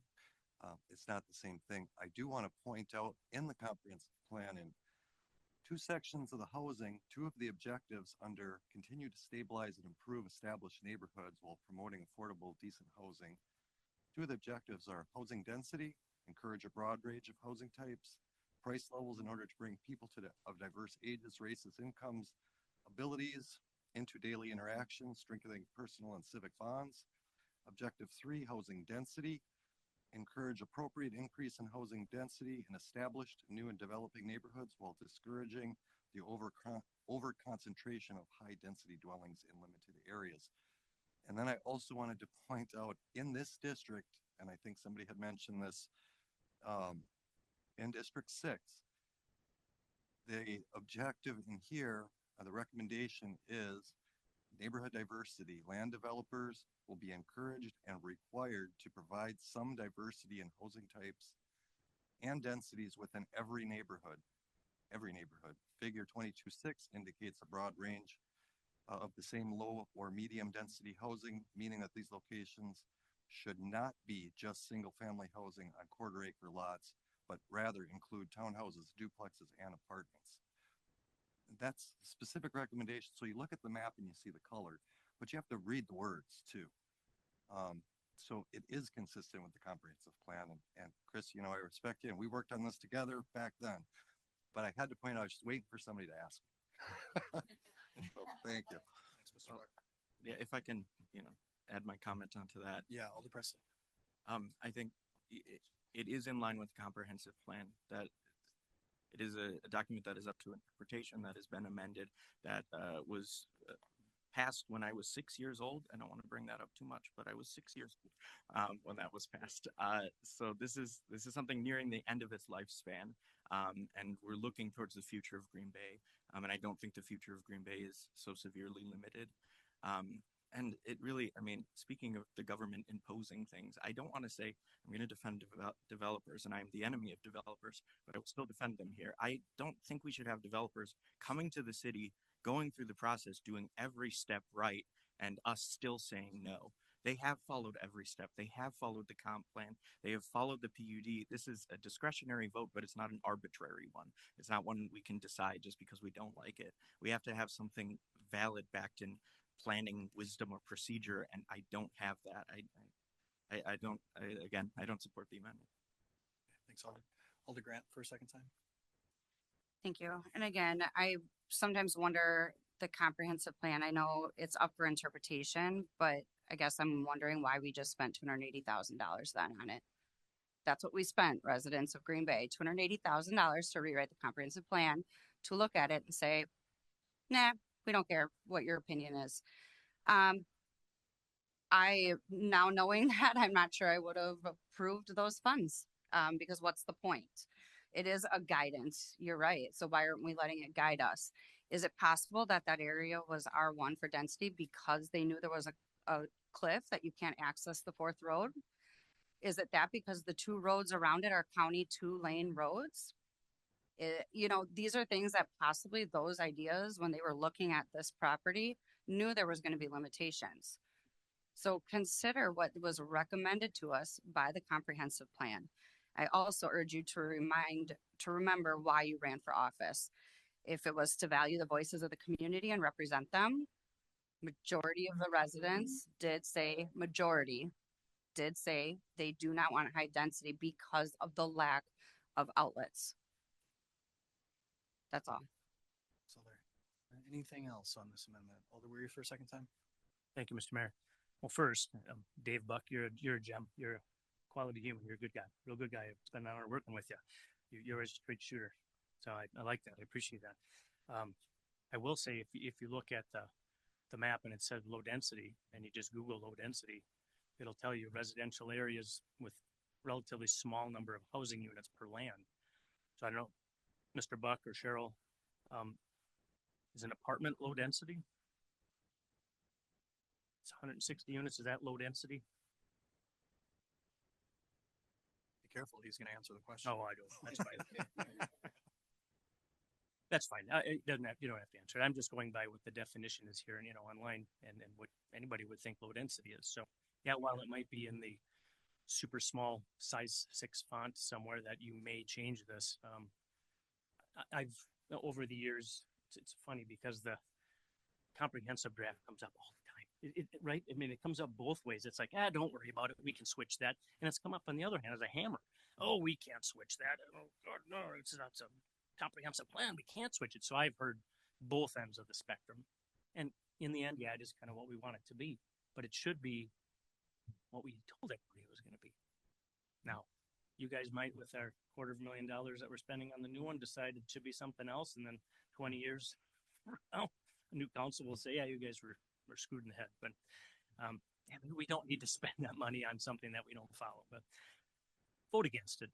They'll still get by. It'll be good. And like our president tried to do here with a compromise, they can still come back and we can dicker back and forth and come up with something good that they will like, that the neighborhood will like.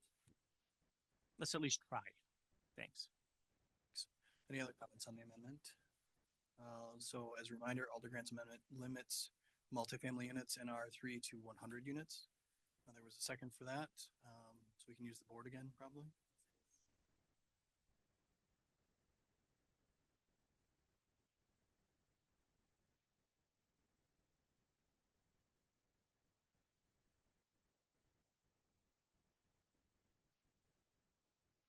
That also fails 6-6. So we've got the underlying motion for approval. Discussion on that. Alder Johnson? Unless, did you have another amendment or are you done? Sorry. Well, I'm not making an amendment, so Alder Grant? Would at least like to lock in the 160 so that it doesn't go above. There's nothing to lose or gain by that. It at least those clear message to my residents that it won't get higher density in there and draw more issues towards everything else that they brought up. Is there a second by Alder Eck? Discussion on that amendment. Alder Prophet? I'll stand by my original comments. I would be comfortable with 175, but again, they have other processes. They have expensive work to be done to actually develop the sites. I don't want to arbitrarily cap it at the 160 because that's what they're looking at. Give them a little wiggle room would be more preferable on my end. So again, I'm going to vote no on this. If it was 175, I'd say yes. But again, they got a lot of expensive work to do.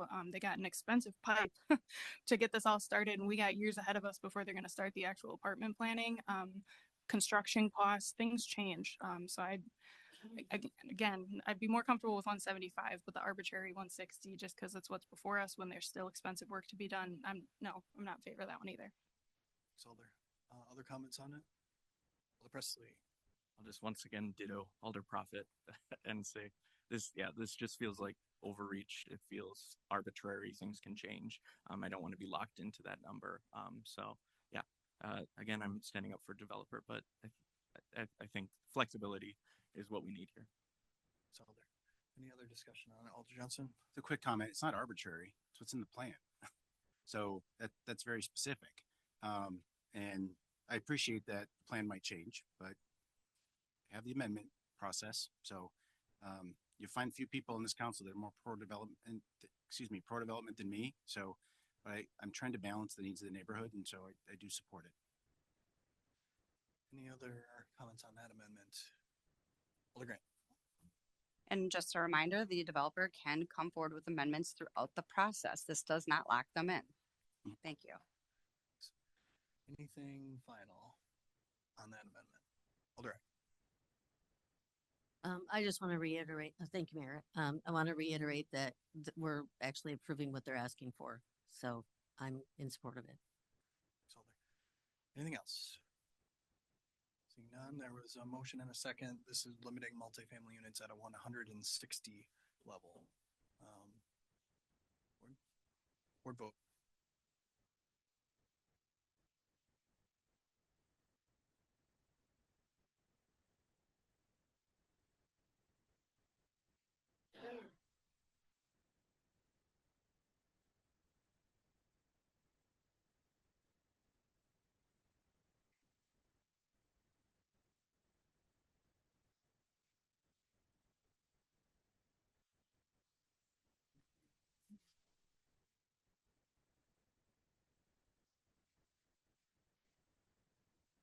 And that passes 9-3.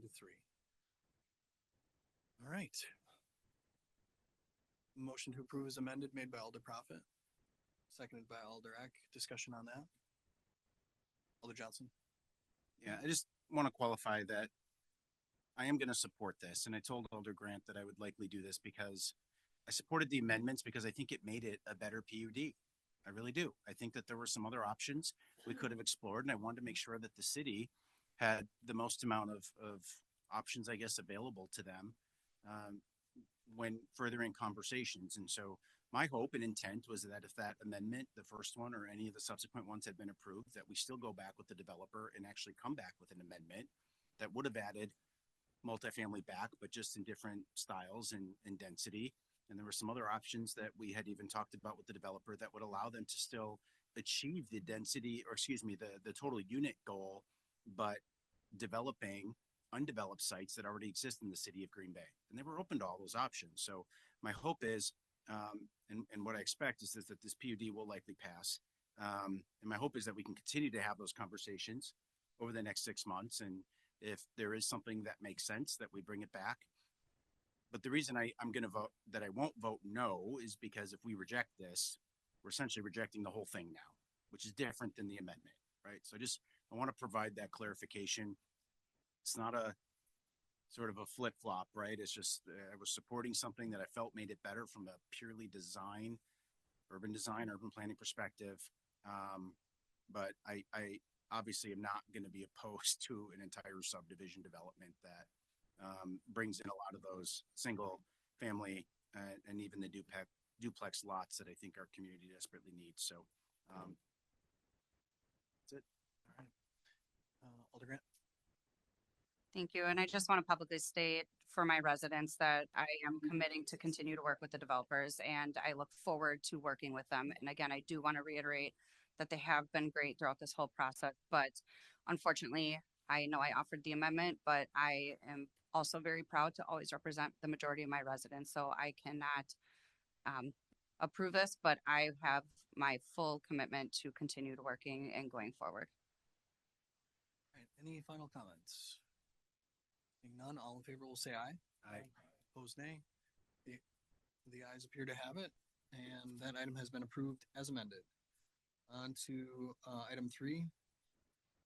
To approve the request for a plan unit development to create a multifamily residential use located at 306 and 308 Mather Street, 709 Alma, 301 James, 305 James, 307 James, and 309 James Street with conditions. Motion to approve made by Alder Prophet, seconded by Alder Stevens.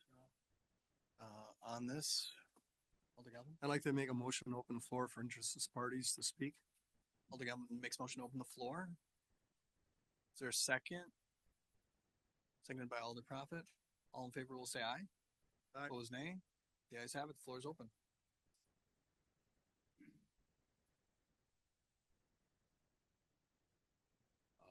Mark Berglund, 806 North Broadway. I went to the planning commission meeting for this development and listened to the presentation. I've talked to some of my neighbors. Some are concerned about their property possibly being devalued. Others would like to see the city vacate the alley in the middle of this project. My address is North Broadway, but we park in the alley behind. So when I leave my house headed south in the alley, I'm looking straight at where this will be. So basically in my backyard. But I'm here to say good things. Refreshing change.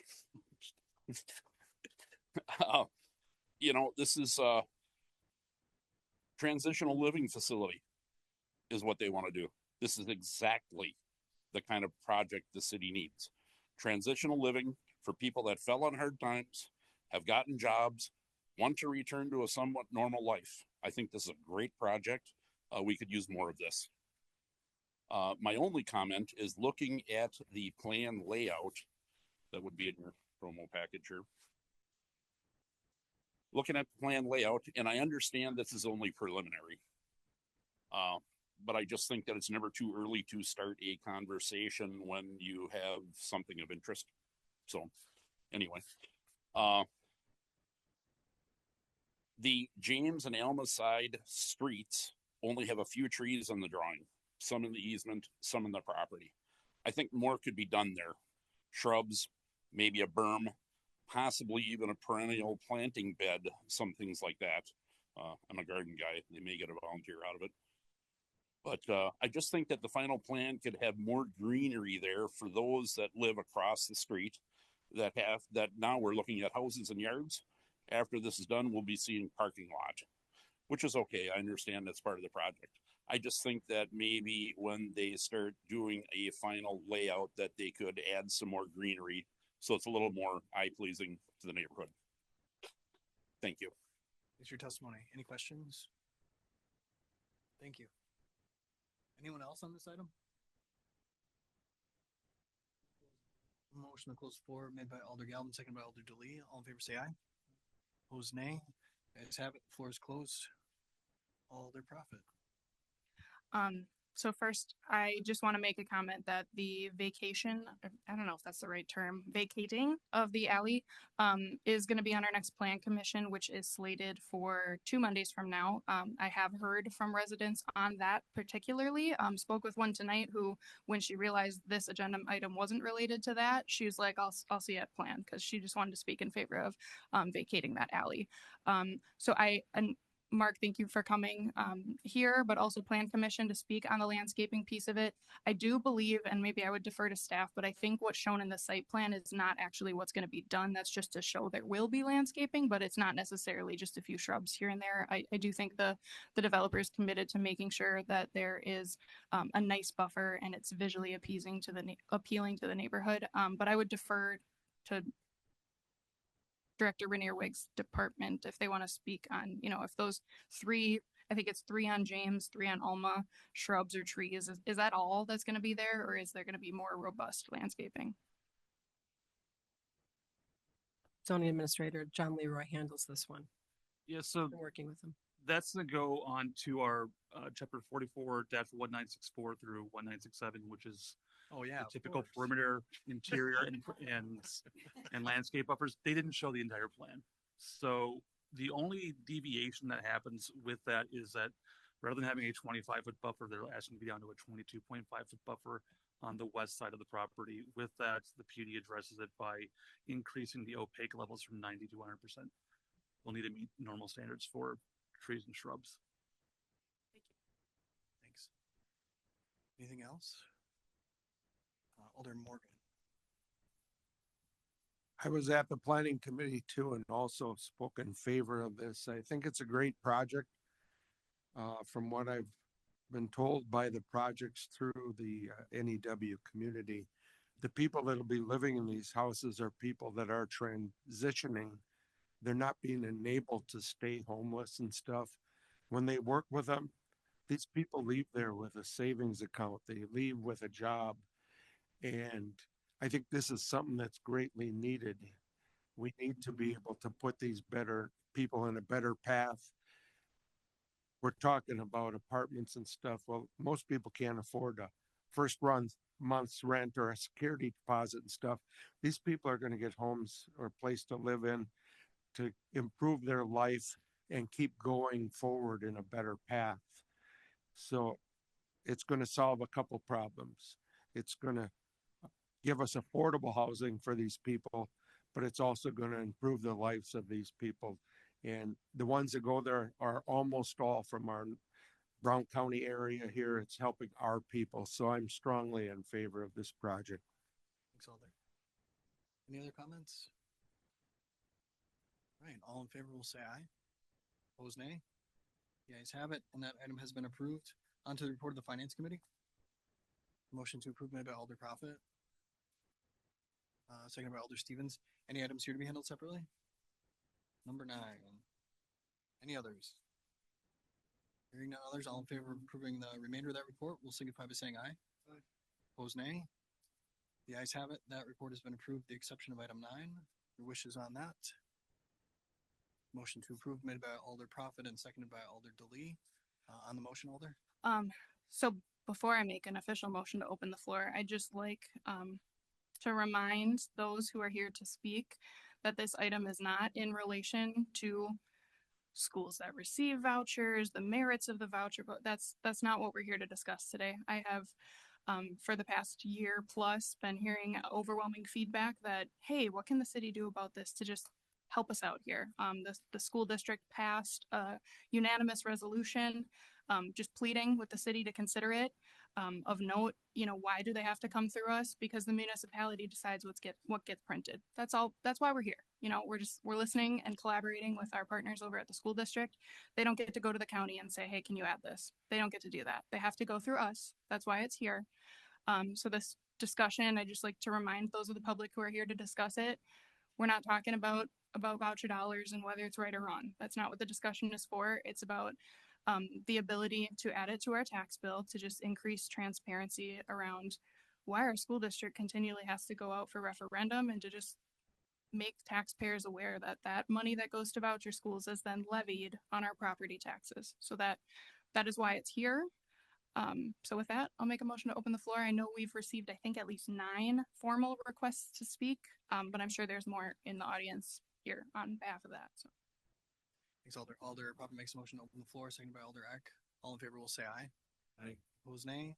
The ayes have it. The floor is open. And I do have the stack that Alder Prophet was referring to, so I'll just read through what I have. And then again, if you're not on this list here, just feel free to approach the podium, state your name and address, and you have 3 minutes for testimony. So with that, we'll go with Kate Zeisky first.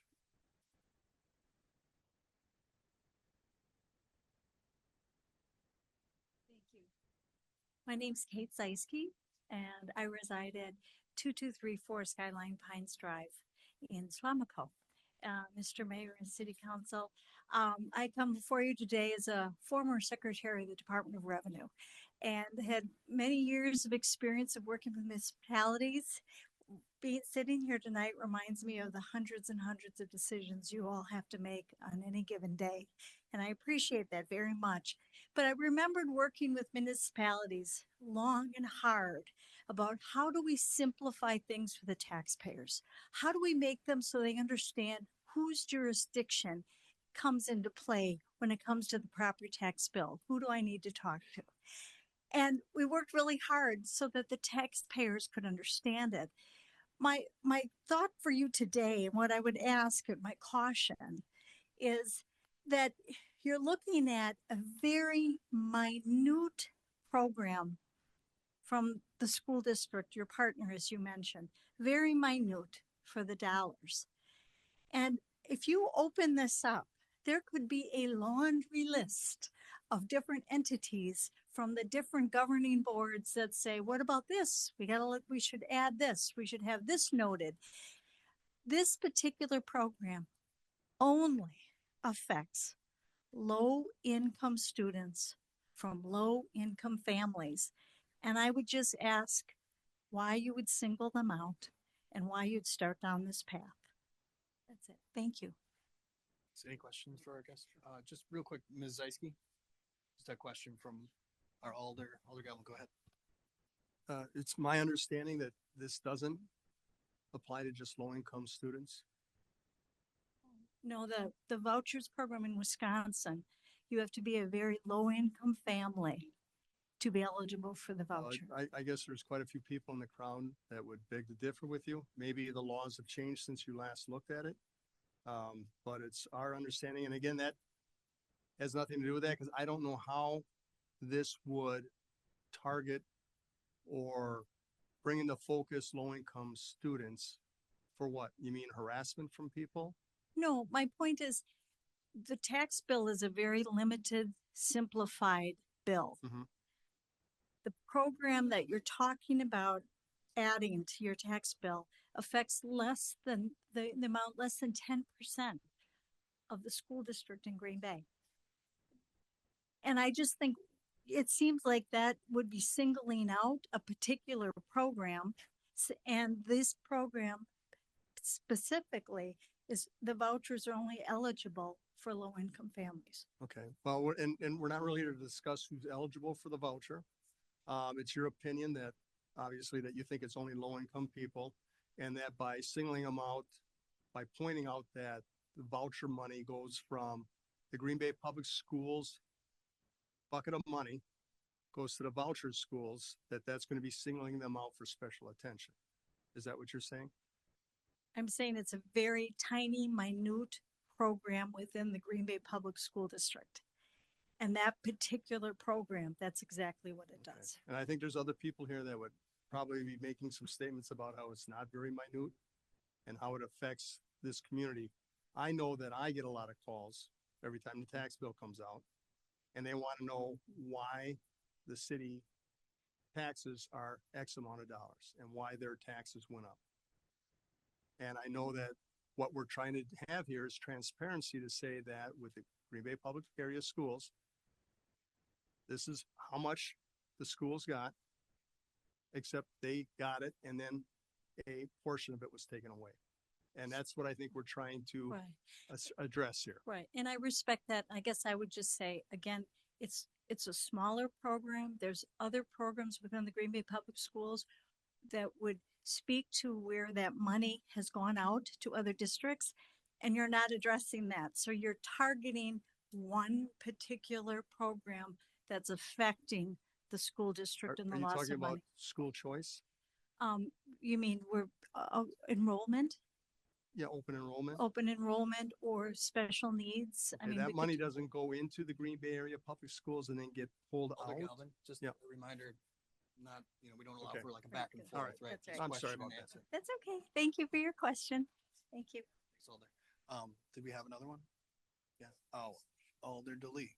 Hi, thanks for coming tonight. Sure. So, why would you say that there's a problem with showing that transparency on what that minute dollar amount is that is getting shifted from the budget of the Green Bay Public Schools over to voucher programs? You have limited space on your property tax bill, right? And the amount of money that we're talking about, we're not talking about the ins and outs of the program, but the amount of money is less than 10%. And I guess true, that's money. I'm not saying it's not, but why are we singling a smaller part when there's many more programs that could be addressed if you're going to go there? And again, as a former revenue secretary, I would just caution you from filling up the tax bill, especially on smaller items when there's bigger items that aren't addressed, but it's going to just get more confusing and not be the simplicity that the tax bill we tried to hold it to. I would have to say, from a budgetary standpoint, that minute dollar amount directly affects the budget of the school district. And that's why this transparency is wanted. And there's probably many more speakers that can speak to those budget questions. So, thank you. Looks like we got one more, Alder Prophet. Yeah, I just have a quick question. I know we had a very packed agenda tonight, and just one of your comments about where it's being added. Did you have a chance to review the packet where it shows where it will be added and what it Yes, will I look? did. Okay. And you're aware that that dollar amount that's being called out is what the school district then levies for?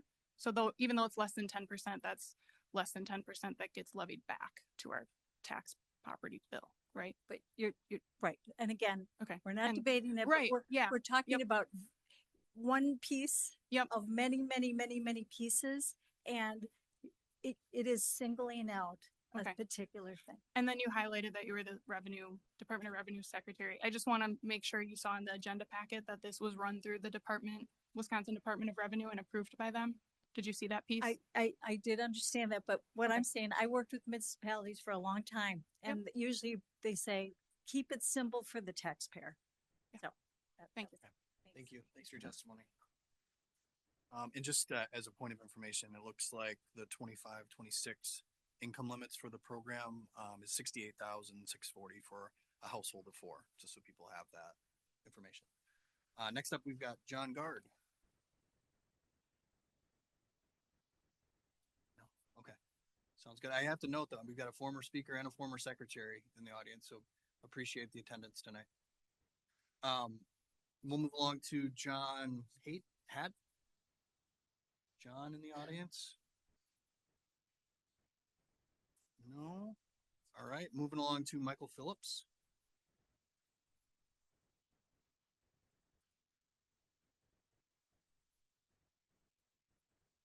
Well, good evening. I did not realize that this type was such the marathon thing that you guys put up with every month or so. So congratulations to the longevity of your life to get to this point. Couple times a month. Well, a couple times a month. Yeah. Well, that's even worse. Yeah. My name is Mike Phillips. I'm the administrator of Bay City Christian School here in Green Bay, and also live at 943 Hilly Haven Court. And so my point of contention, first of all, I disagree with the proposal that's being set out, similar to what was spoken before, about singling out a specific taxpayer dollar for this and targeting one particular program. Even though, regardless of how much money is involved in it, whether it's a lot or it's little, this is still what it has been targeted. There are over 3,000 families that use educational options outside of the Green Bay area school district. These programs make our community stronger by allowing people to have various options and various opportunities, and putting this type of thing as opposed to being purely transparent, I believe actually is misleading because it's a complex thing, and you know this to be true. Money comes in from here, goes out there, comes over here. You have other programs that the money completely goes out, it doesn't come back, that's not addressed in this. And so it just brings forth a thing that the taxpayers are looking at something and saying, oh, this is what this is, when it's a much more complicated thing. Keep it simple, stupid, I think is a appropriate terminology for this.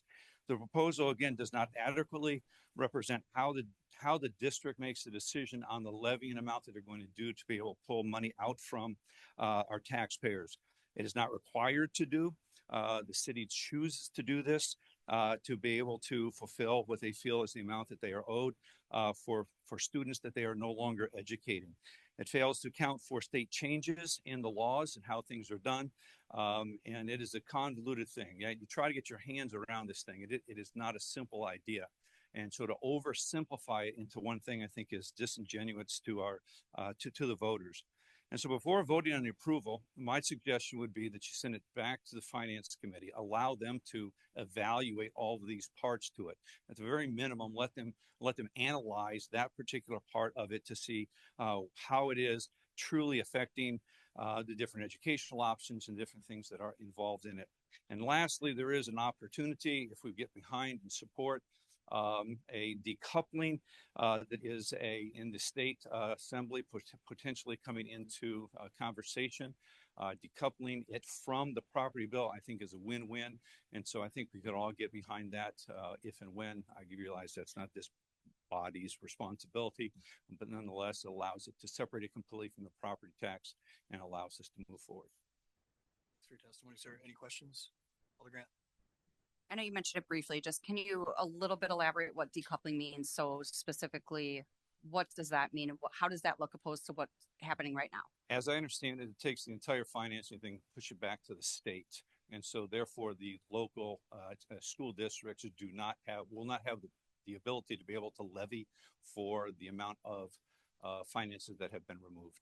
So X number of dollars have been spent out. The school, the local districts would no longer be able to levy for that because it's not going into and then out of the public school district's money. Okay, so come straight, just state from the state, follow the student. It As alleviates the pass through. Okay. Okay. So thank you. Alder? Yes. Thank you for coming in. Well, since the subject of decoupling came up, so I was making phone calls today to find out more information about this agenda item. And I wondered, did you know, so the decoupling bill did not pass last year, but were you aware that it was being reintroduced? I know that there's conversation. I'm not an inside scoop of anything around here. Okay. So- Yeah, well, I just found out today from a state assembly Okay. rep that Jesse Rodriguez did reintroduce it into the assembly. So that I just wanted to know if you knew that was on the table yet. I knew that it was out there. To what level it was or where it was, I did not know that. Okay, thank you. Questions? Thank you, Yeah, sir. thank you very much. Next up, we've got Edmund Kipley.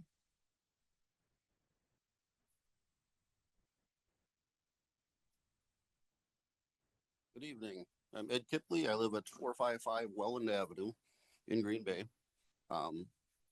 I had the opportunity to watch the YouTube video of the Finance Committee meeting, and I had to disagree with the spirit of what they're trying to do. To me, the proposal was misleading. It is going to create more concern, more question than it will solve. Because when you have an older couple, or if I saw this on my tax bill, I would say, who do I call to clarify what this means? And there's nobody in this room and probably this city that can clarify school funding and be able to explain it. So what's going to happen when all these people have all these questions?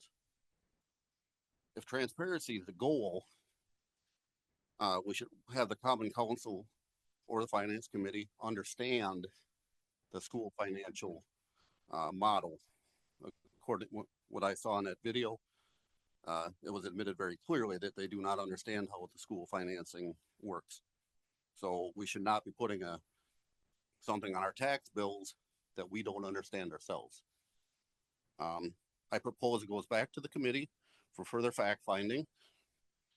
And I truly believe we should we should put our effort into getting the funds decoupled through the state. The proposal serves nothing but to muddy the waters. Thanks for your testimony, sir. Any questions? Alder Hutchison?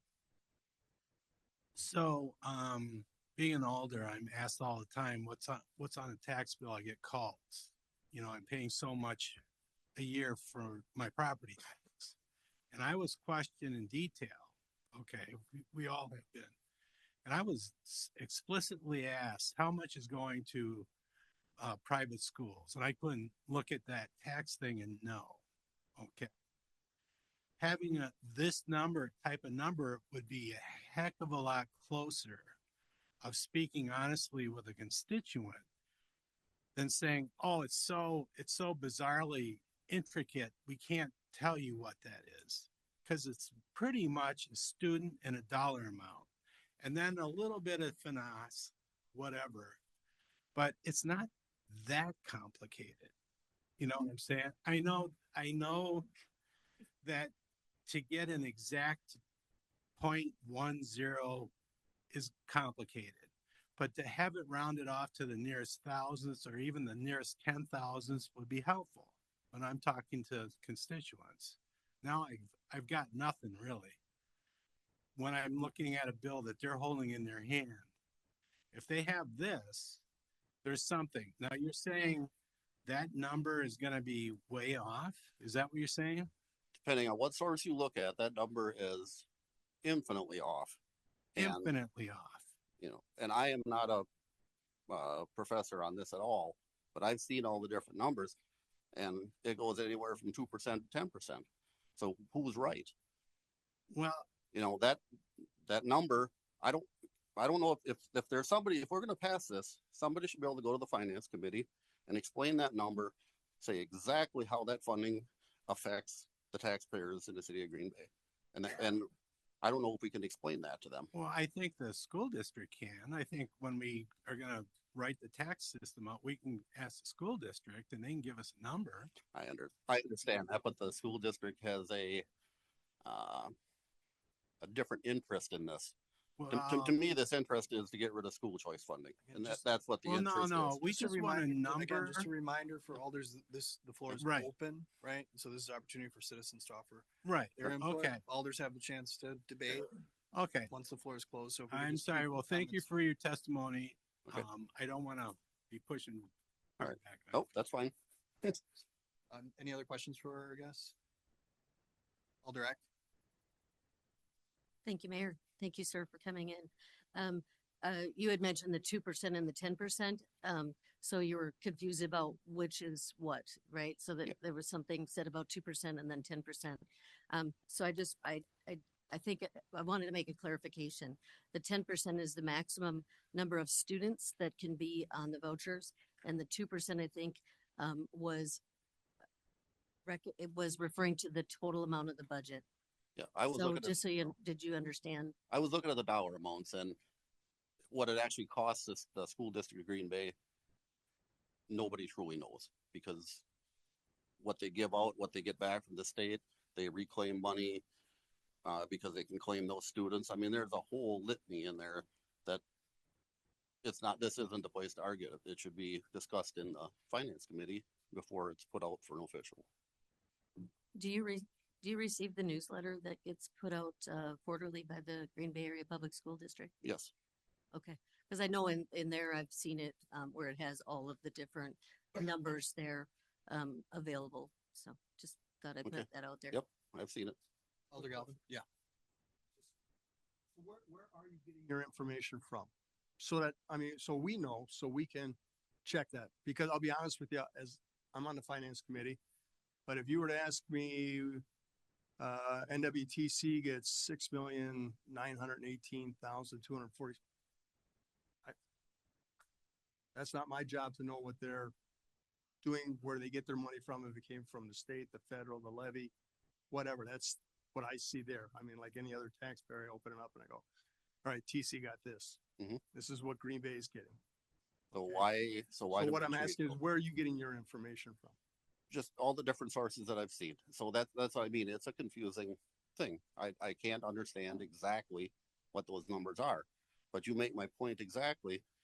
There's an NWTC line item on there, but we don't put out that it's for staff vacations. You know, we don't break down where that NWTC money goes. Absolutely. So why are we doing it? Well, because if the city of Green Bay was to receive $200 million and we were gonna give out $10 million to Brown County, I would want that on there so that when my constituents say, how come it's $200 million? I say, well, it's not. It's 190 million, but 10 million went to Brown County. You know, if this whole bill was like that, that's how I would want it broken down, just like it is here. Because a lot of people still think what they see on their tax bill all goes to Green Bay, which is why it's broken down here like this. But it all goes to education. At the end of the day, it all goes to education. So why should we separate it out? Well, that's my point. Yeah. Thanks for your testimony, sir. Thank you. Next, we've got Kim Desitel.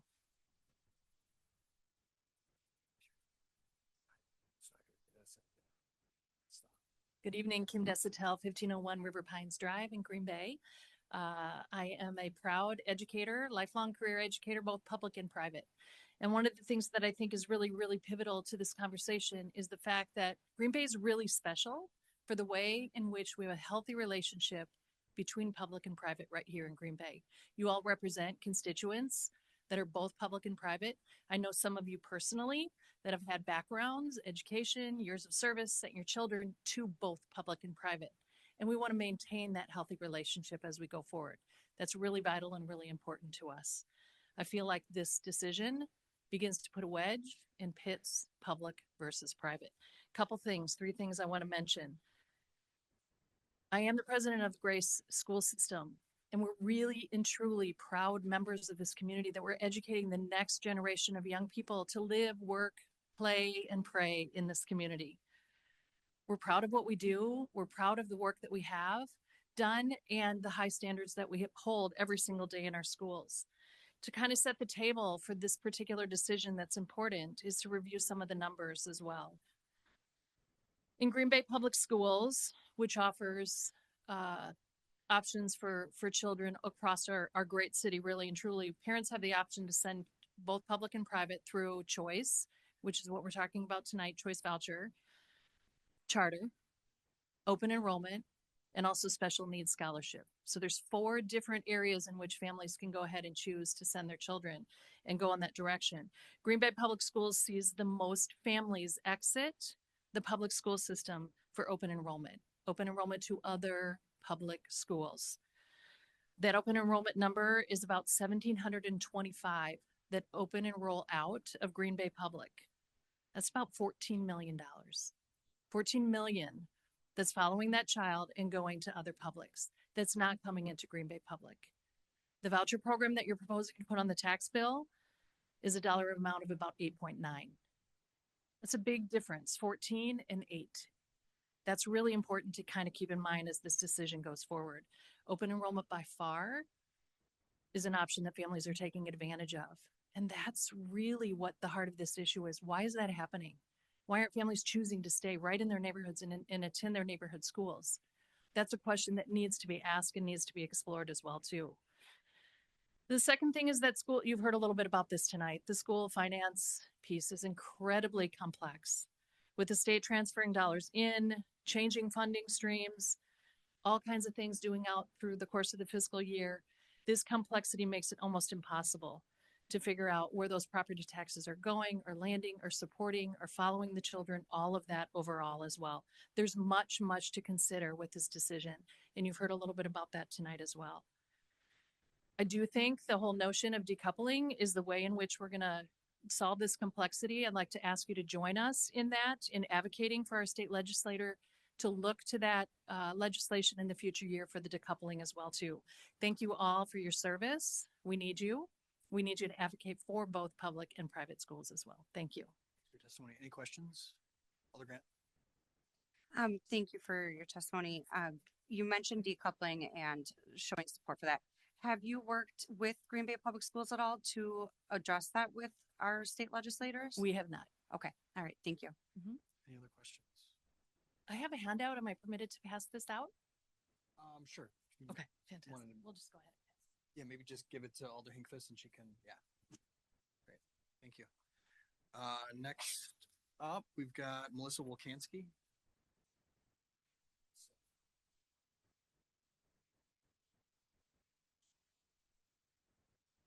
Hi, Melissa Walkansky, 709 Antelope Trail in Green Bay. Like Kim, I work for Green Bay Area Catholic Education. We have over 700 students that participate in the choice program, which makes up about 30% of our enrollment. So we are representing these families and these students. After listening to the Finance Committee video conference, I disagree with the proposal being put forth because it really unfairly singles out only one program costing taxpayer dollars. A lot of the people that have already testified have spoken to this about the funding piece and how complex it is. The district chooses to levy the dollars for the students participating in the choice program. They don't have to raise local taxes, but they do. Additionally, the state makes a variety of changes. We talked about that complexity. For example, the state permits the district to count the participating private school students within the district's general aid formula the following year. So that means that the public schools receive state dollars for participating private school students when receiving their state funds, even though they aren't educating them. So they are getting funding from the state. Further, the schools district's decisions on levying property taxpayers can't be looked through only from the lens of the students choosing to participate in the choice program. When the district has declining enrollment, thousands of students leaving to attend other public school districts, and families participating in the choice program, all of these factors go into a district's overall budget and their decision to levy, not just the choice program. And as has mentioned before, the district's annual budget is $465 million. So this 9 million, this 8.9 million is less than 2% of their annual budget. Again, this proposal should be sent back to the Committee on Finance to do further fact-finding, learning about school finance and how complex it truly is so that we can speak to it. It's so complex, it just can't be reduced down to one line on the tax bill. And again, I support this decoupling that we're talking about. It really could be a benefit from a taxpayer standpoint, as it would really take away that funding from the taxpayer and put it onto the state. Thank you for your time. It's your testimony. Alder Gottlieb. I'm not sure if I understood you correctly, but I thought you said that the Green Bay Public Schools levies for the money that is then given to the vouchers, but they don't have to. That's my understanding. So how would the voucher schools get their money if the Green Bay Public Schools didn't levy for it first? I'm not sure. It's complicated, and Okay, so this is something you heard, Mhm. but you don't know for sure. Right. So for example, open enrollment, they can't levy for that. The dollars they're losing. Those are, from- right. In fact, we wouldn't Yep. be here right now if the voucher schools were directly funded by the state. This would be a non-issue. Correct. So if they were to be funded by the state, then that would make this proposal obsolete and misleading If if the decoupling happened. Okay, so, but if the public schools the only way you get your money is by public schools levy, would you No. accept that if that was proven? That's not, You're still pretty sure that's not There's- how it happens. All right. it's complicated. It's not coming directly from the public schools. Okay. All right, thank you. Any other questions? All right, thanks. Next, we got Tom Kiley.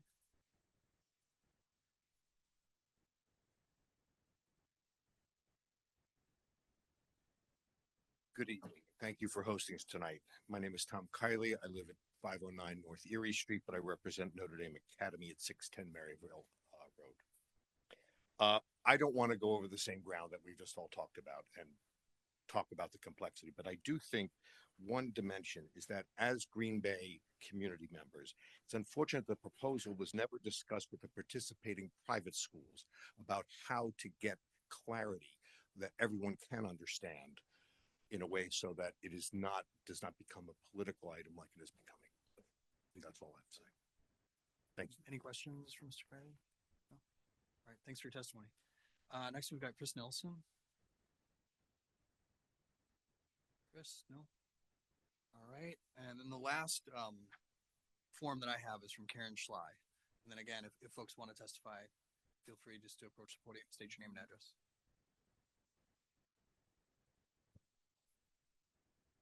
Had cataract surgery, so I'm kind of working with my vision here.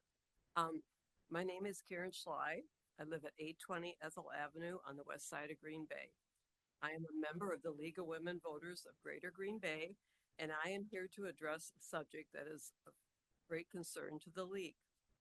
Looking at my property tax bill for 2024, I noticed that I am paying $2,200 for the Green Bay school system, even though I have not had any children or grandchildren attending school in the school system for over 30 years. I am also aware that included in that amount are funds that are currently being used to fund private school systems through the use of vouchers. These amounts are not listed anywhere on the property tax bill, and we feel that is unfair to the citizens of Green Bay. Well, I'm going to take them off and see if I can see a little better. If we are subsidizing private schools in Green Bay, we should have the right to know how much of our tax money is being used to support these schools. The school system of Green Bay is excellent, and it offers a wide range of programs. But if parents feel their children need to attend private schools, which is their right, then it is also their responsibility to pay for it. We are requesting that the tax bills reflect how much of our money is going to support these private schools. It is our money, and it is our right to know how it is spent. Thank you. Thanks for your testimony. Any questions? All right, thank you.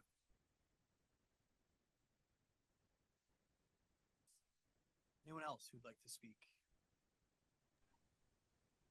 May I speak? I'm virtual, but. Sure, go ahead, ma'am, go ahead. Okay. Hi, my name is Jenna Reimer. I am at 3335 Davies Avenue.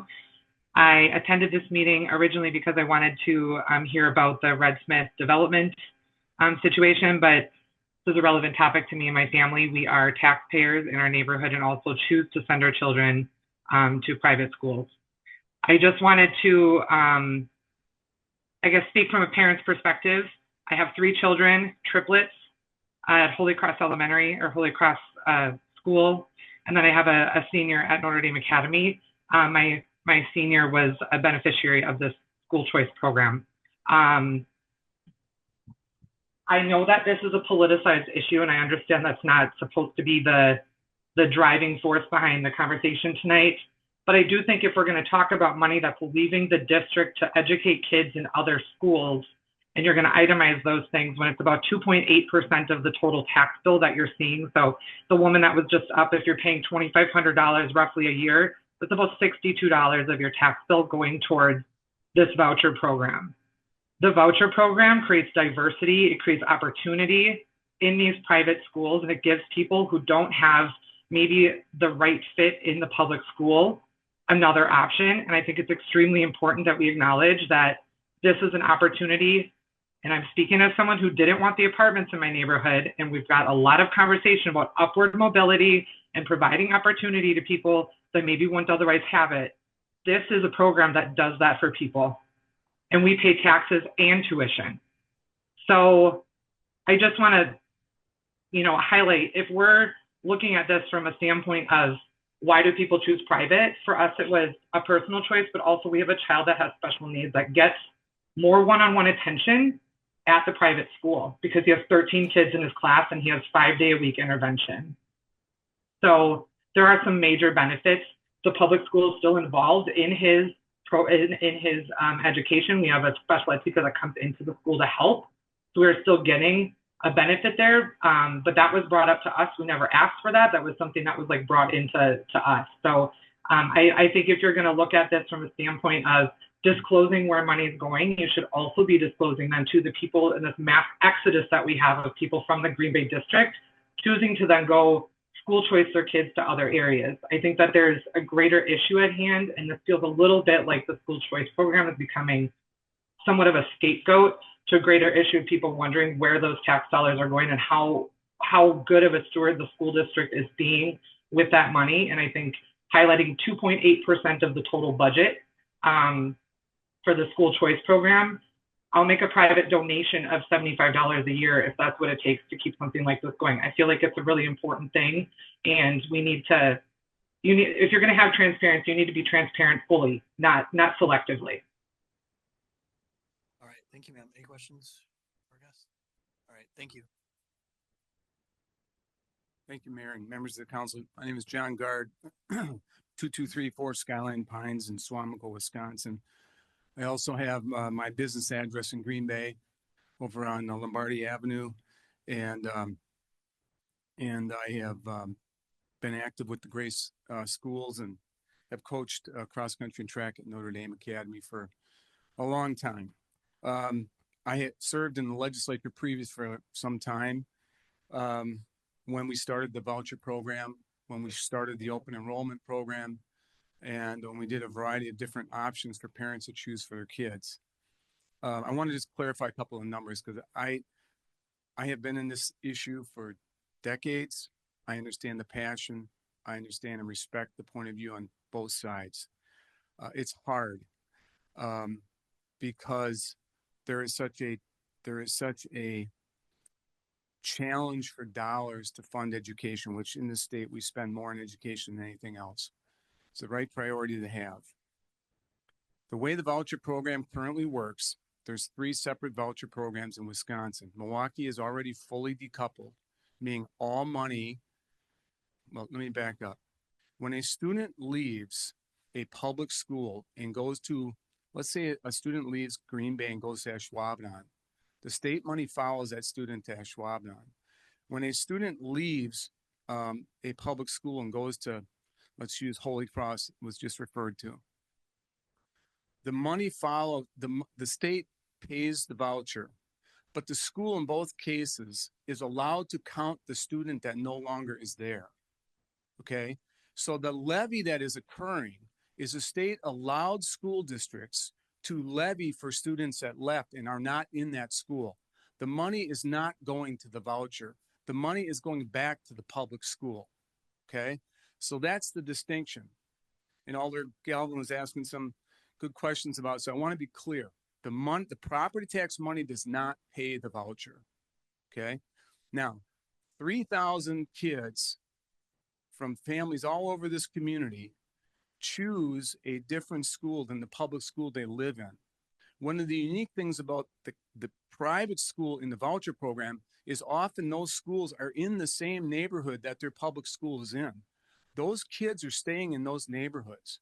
When they're leaving and going to Bayport or De Pere or Ashwaubenon, they are leaving that neighborhood and coming back every day. And I think the voucher school, and we've seen it in Milwaukee, we've seen it in Racine, and we're seeing it here. Those kids are staying in those communities. Now, why are we so worked up about this? Because we understand there is a certain tone that occurs from this because people are anti-voucher. And I respect that point of view. I do. But we all understand we have a reading proficiency problem all over the place. We have an education outcome problem all over the place. And when we started vouchers, now they've raised the income limits a little bit, but it's still primarily focused on low and middle income families. Okay. And those kids that get to choose in our school, we have about 1,150 going to private schools in the Green Bay area, 16 private schools in the city of Green Bay, that public schools that live in the Green Bay Public School District go to those schools. Over 2,000 are open enrolling and going to another public district. There's about 500 coming from other districts back into Green Bay. So, okay, the final part of all of this is we are really trying to eliminate the tension that exists on this property tax issue. Okay, there's 2 ways you can go about it. One is to pass a law to not let the public schools count kids that they aren't currently teaching. We're not trying to do that. We understand there's an adjustment for kids leaving those schools, okay? So what we have tried really hard and are currently trying with the Governor Evers administration, privately, obviously there's a state budget going on. We are trying really hard to do what Milwaukee already does, which is find a way to find common ground between publics and privates on vouchers so that the money is paid for from the state and there is no ability for the local district to levy a property tax for kids in their school district that they are not teaching but get to keep the money. That's what we're trying to stop because that creates a tension and we don't want that tension. We want kids to learn how to read. And so I think the diverse schools in Green Bay are, oh, I'm sorry, Mayor, that's right. There's this, sorry, are healthy for this community. Competition is good. And having a situation like this pop up where none of our friends in the Catholic schools, for example, or the Christian schools knew this was even occurring until somebody found it on YouTube. Now we're asking for some time to work together with you towards getting this decoupling passed, and then we can all find common ground in this issue. Thank you, Mayor. Sorry for the. Oh, that's right. Thanks for your testimony. I think we got a few questions. Johnson. Yeah, Alder Johnson. Thank you for the testimony. One question, one statement you made that really piqued my interest was that everything that the school district is levying comes back to the school district. The school district is levying for their budget. It's not going to the voucher school. The state pays the voucher. Okay. So because they get to count the kid that left that school and went to public, or in this case, private. So this, again, roughly it's on here, 8.9 million, right? So it's about. So this is state aid that's coming to the school district is what you're saying. No. I'm sorry, Alderman. Okay.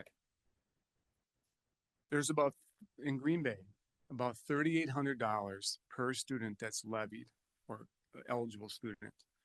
So that's how you get to the 8 million. Okay. That money comes back to the Green Bay Public Schools, but it's on the property taxes. Our preference is it comes from the state. Okay. To eliminate that tension. So this 8.9 million is the local property taxes. It's the local property tax, but it's not going to the voucher school. I need to make sure everybody understands that. It's going to the public school for kids that are not there. Okay. I need to understand it. So again, I know there's a lot of emotion on this subject, but to that point, I don't want us to be accused of raising property taxes to send that property tax dollar to a private school. That is not happening. But the 8.9 million does get levied, goes to the school district. Yes. They don't have that student. I get that, but then it's still. They keep it in their budget and then the following year that student is counted in the state aid formula. Okay, so that's why the school aid formula is complicated because there's a different impact on year 2 and then subsequent years. Okay. But I would go ahead. I'm sorry. So really they're getting additional state aid in the subsequent year because they're able to count that student? No, it's there's a student aid count that affects aid, right? And our goal to eliminate this piece of tension is to, and a lot of school boards, public school boards are supporting us in the effort to decouple. Okay. The governor, when he ran, said he supported decoupling, which is why one of the reasons it happened in Milwaukee, now it happened over a 10-year period. I won't get way into the weeds, but the point is, if people are going to put on a property tax bill, my guess is people know where they're going to vote. I'm just saying there is enough tension in the world of education. Here is a moment where you got about 12 months, 6 to 12 months, where there is I think a real hope for a solution here that eliminates this particular tension. You could very well see this pass in the state budget in June, July, or August, whenever they get to it. You already passed this. You're going to put something on the property tax bill that is not factually true. And I think that's why we're asking for, just take a little bit of time. If in the end you say, we're just hell-bent to do it, then do it. But this is a lively conversation that's going on right now. I think we had a question from Alder Galvin. No? Yes. Alder Galvin? Yes, thank you, Your Honor, and thank you, sir, for coming in. You may have explained it to Alder Johnson. I'm still spinning around up here a little bit. Yeah. So I served in the legislature for 20 years. I chaired the finance committee for 5, and I still may not pass the test on school finance. Jeez. So the schools levy money from the taxpayers, from from property owners. The schools are allowed to levy money from Yes. property owners. The state also gives each school district a chunk of money per how many kids they got. Yep. And you're saying that this amount that we're seeing here on this tax bill, this 8,991,000, is actually, that comes from the state, or is it coming from the levied money for that property, Okay. or a combination? Or is it None of the above. none of the above? The school is allowed to levy for a student they had the previous year. Okay. And then that, You understand? Because let's say they go to Holy Cross out on the east side. Yep. Great little school. That student, the next year, when they take the voucher, is counted as if they're still in the public school. how does the school get money to pay Okay. for that student? But you mean the voucher? The voucher follows the family from the state to the school. Okay, so where is that money coming from then? I mean, if the school's allowed to do Okay. that, Maybe I'm speaking not. I apologize. No, it's a legitimate thing, which is why we're like, a little bit more time would help. We allow, so a student A leaves Red Smith and Yep. goes to Holy Cross. Right. Okay, 2 really good schools. Yep. That student, when they take the voucher, Okay. that student is still allowed to be counted at Red Smith. And that school, in this case, Green Bay Schools, is allowed to levy, because they lose their state aid for that student, but they get the levy as if that student's there. So then the Green Bay School District keeps that money. Okay. So the frustration is we got 3,000 kids that live in this district that don't go to school here. Okay. Whether it's open enrollment or whether it's here. I mean, look at Schwaben, the number of kids going open enrollment at Schwaben. Okay. The numbers are significantly higher of what aid goes away from here to other public schools and what goes then, Right. but that's a whole nother conversation. So the subject, if I could simplify it, and I probably have made it worse.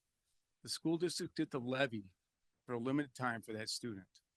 And we're saying there's a better way to solve this problem. Let's pass this decoupling thing, get every people together, and you don't have that issue anymore. All right, thank you. I appreciate your time. Alder Eckman, Alder Hinkvist. Thank you, Mayor. Thank you, Mr. Guard, for coming in. So in the assemblyman that I was talking to today mentioned ghost funding, and I feel like maybe that's what you're referring to, because it says it's available to fill in the gap for when children move to other schools. Yeah. And they could do 66% of year 1 and 33% of it year 2. So does that sound like a Yeah, explanation some there? people use the term ghost funding, ghost kids, whatever. I mean, I prefer to just say people are making decisions right best for a specific kid. I've coached kids at Notre Dame with their brother and sister in the public school, but that school is best for that particular kid. I think it's a blessing that this community has so much opportunity for schools. Okay. It is viewed, whether people intend it or not, it is viewed as an attack on private school vouchers. It is. You can't, I mean, it's just the way it is. People are entitled to their point of view, especially in the rapid way it was brought forward. So what we're saying is there are better ways to solve this problem. And they do get counted a percentage one year and another percentage the next year to soften the blow of kids leaving, and the school can't automatically just turn on a dime. It's hard for them. We totally understand that. It's difficult. Okay, well, thank you. Mhm. And it's this, that we're kind of in a crossroads, because my understanding, according to the assemblyman that I talked to, that the decoupling bill was brought late in the year last year. So it was kind of, that's contributed to it not being passed. Yeah. And it sounds like you have the pulse on what's going on down in Madison, and I know I don't mean to make you try to like give the magic 8-ball, but how do you think it's looking as far as that decoupling bill being passed? Because honestly, then it would be a mute reason for what we're Well, talking the mayor understands the legislature too. It's a different kind of place. But I would say this. I think the governor showed in the last 2 years, he's really trying on schools, okay? He signed an increase in the vouchers and got a major increase in public school funding too. He has never been accused of being an ally of vouchers, but I think at this stage he understands we've got 40,000 kids in vouchers in this state, and we're not about to turn that ship around. And we have 80,000, I think it is, in open enrollment. That's a lot of kids and moms and dads that decided, I need to take my kid and put him over in this school. I am optimistic that when this budget is real tough right now, the governor has demonstrated an ability to bring people together, that I think this is one of those issues that he's capable of doing that. Thank you, sir. Alder Hinkfus? Thank you, Mr. Garden. Thank you for Mhm. coming. Question, you made a comment about the $9 million and the finance committee. Right now, it's our understanding the money comes into the Green Bay public school system and they determine the check that needs to be cut for private school and vouchers. So it comes right off the top. That's what that 9 million is. Is that, are you saying that's not what that 9 million The state is? money follows the child. Right, but that 9 million, that's what I'm saying. Okay, so right now, if we're putting out, I don't know, $150 billion or $1 million, 9 million of that is separate on the tax base that is going to private schools and is not going into the public school system, correct? The voucher, I'm sorry, say that. I'm just trying to make this easy. There's $9 million that is being taken off the Green Bay Public Schools and moved to private or whatever you want to call it. The school, what we're talking about is the property tax dollars that are going, right? That's why you're putting it on the property tax bill. Well, there's $9 million. It says Green Bay Area Public Schools, okay? Mhm. 9 million of that does not go to the Green Bay Public Schools. So that goes somewhere else.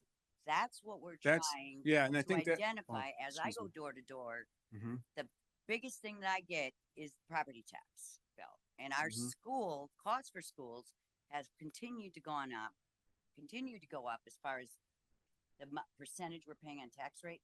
And the state continues to bring that funding down. So it's not gone up.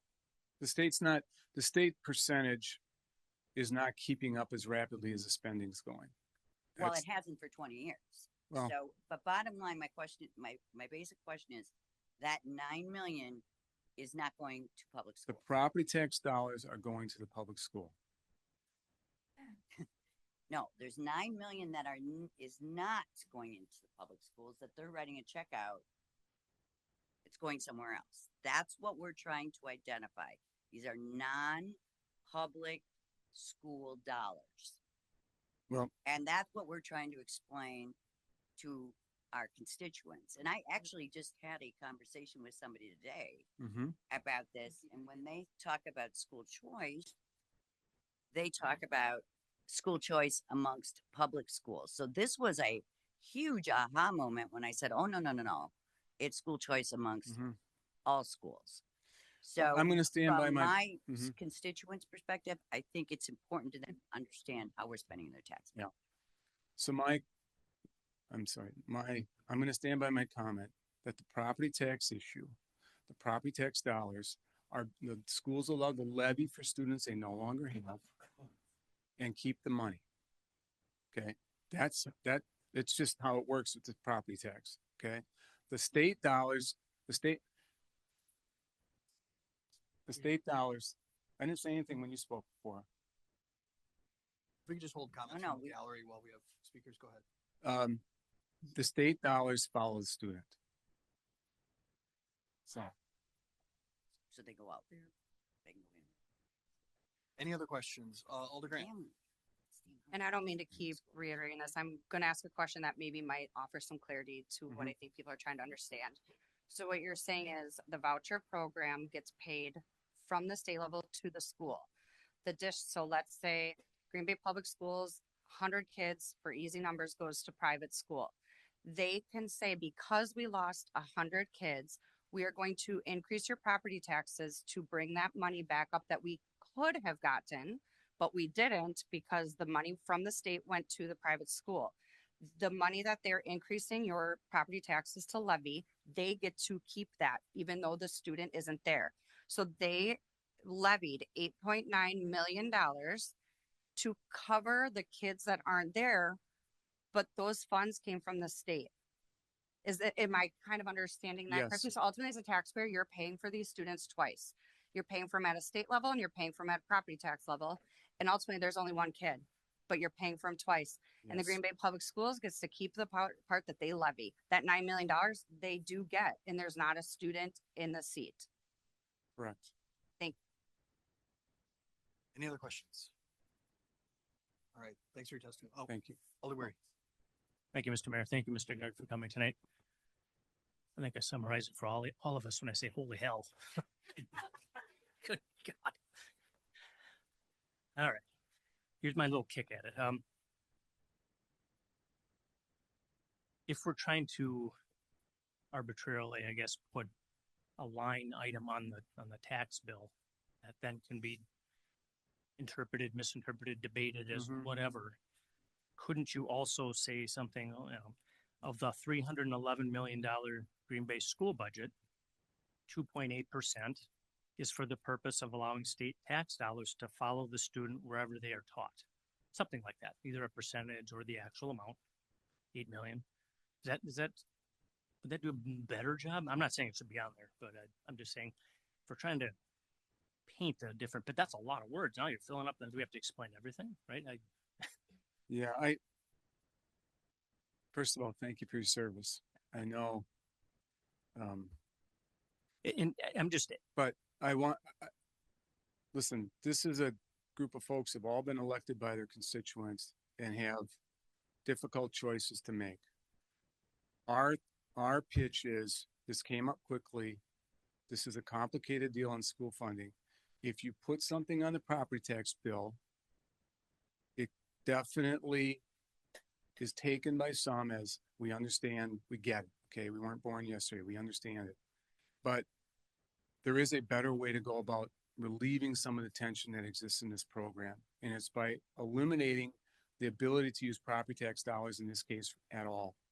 Okay, now, if the council decides to do it, I guarantee you there is going to be wide dispute about whether the number you're using is correct. Because you could put 5 people in this room, there's definitely going to be at least 3 different opinions of whose math is right. And then are you using the right math based on the student count in September? Okay, and we're in April. So my pitch is, we're trying to be respectful here for these school leaders to come and speak. It's not something that they do every day, but we're in your community. We're in your neighborhoods. We're educating a lot of really good kids of all income levels. And there is a better way to solve the tension on the property tax issue than what you are proposing. all right, I appreciate it. Thank you. Okay. Right. Thank you. Thank you, Mayor. Thanks for your Sorry testimony. the time. Appreciate it. Whoever, yeah, come on up.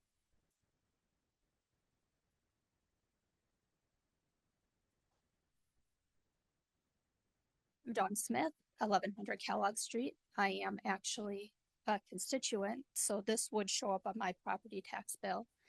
This hasn't happened quickly. This came before you in January of 2024 and you tabled it. I think it's been to the Finance Committee 3 or 4 times. So this shouldn't come as a surprise. I listened to your meeting back in 2024. It was a different council that got tabled. A lot of conversations about open enrollment. Open enrollment is public school dollars going to other public schools. Vouchers, it's public school dollars going to private schools. Angie Robley, who's the CFO at Green Bay Area Public Schools, could explain this to you very well. She could tell you right away what that number is. She can tell you the math behind it. As your constituent, I'm also the president of the League of Women Voters, so I'm here for the league. As a constituent, I could tell you I live in Green Bay and I would like to see this on my property tax. You are not voting on the value of vouchers. That happens in Madison. You're not voting on decoupling. That will happen in Madison. I work in IT. This has to be a really simple fix to put on the property tax bill. If you pass it tonight and decoupling happens in June, then you don't put it on the property tax bill. Don't make us all come back again because you can't get it done. Thank you. Any questions? I think we've got a question. Ma'am? Yes. Sorry. Speaking, would you be okay with how I worded it before? Like a percentage is following the student, the tax dollars, something like that, just to show, hey, of the $311 million school budget, 2 point some% is following the student wherever they're taught. That way No. it gets to what you're saying. No, because it's that 2% is not following the student to where they're taught, because if it's open enrollment, that is a different, if you toss it in with open enrollment, it is different. Open enrollment is public school dollars going to a different public school. Public schools are held to a different standard. Public school dollars going to other public schools is open enrollment. We are talking about taxpayer dollars going to private schools. Whether you like voucher schools or not, $9 million, right? Green Bay has this huge budget. $9 million is a teeny tiny number. Taxpayers should know. We talk about it at the league. We would like to know how many of our taxpayer dollars are going to support private Understood. schools. Some would say it's those students' tax dollars and their family. It's not yours. It's theirs, following them. To private schools. Following them, it's their tax dollars. It's all of our tax dollars. It's all of our tax dollars going to private schools You that can are held to a different standard. I can see how complicated it was here, just us talking about it tonight, for someone to read a line on a tax bill and to try and explain that. It'll cause far more harm than good. I think the decoupling thing is great. I appreciate your testimony. I would argue Thank you. I that appreciate school funding is complicated, and you appreciate you coming probably forward. can't Thank you. explain that either, and that's on Thank our you. My property questions tax are done. bills. Thank you. I think we have one more. Alder Grant? You made the comment that private schools are held to a different standard. In what way? What does that mean? Private schools aren't held to the same standard that public schools are. I don't believe they have to take all students. They don't have the standardized testing that's reported to the state that public schools do.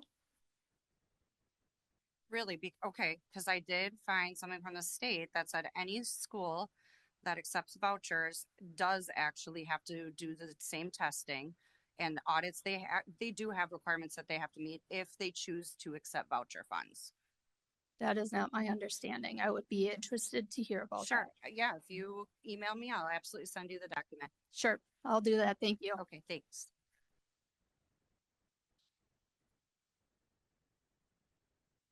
Hey everybody, John Shelton, 1045 South Webster Avenue. And I'm also president of AFT Wisconsin now since the last time I came here. So this will be another thing that Not just in the last few hours. not just in the last few hours, no, as a result of this conversation, no. But this will be another thing Alder Weary can accuse me in the litany of being a communist. It's good to know that yeah. No. I mean, it's good to know that no matter how high rents get, I've always got space in your head rent free. So that's good. But I wanted to just say a couple of the reason I brought up AFT Wisconsin is because the referenda that we've seen in this city and that we know are crucial for our funding, we're seeing this all across the state. Members of the public, educators, they're having to fight for funding practically every single election.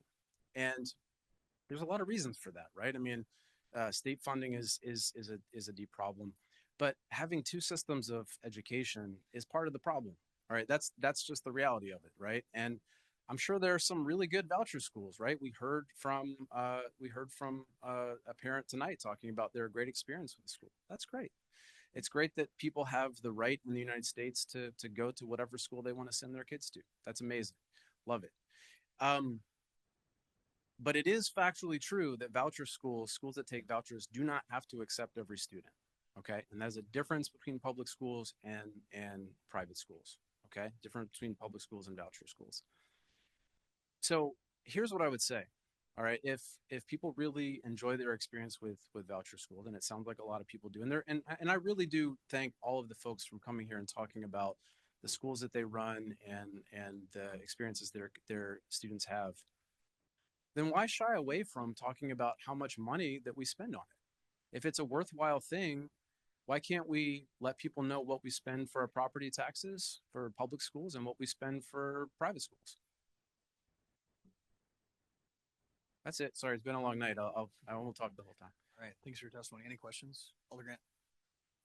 You talk about, talking about the breakdown. Do you think that's the school district's responsibility? They have an annual budget meeting. They do newsletters. Wouldn't they take that opportunity to advertise and talk about it on there where it's appropriate?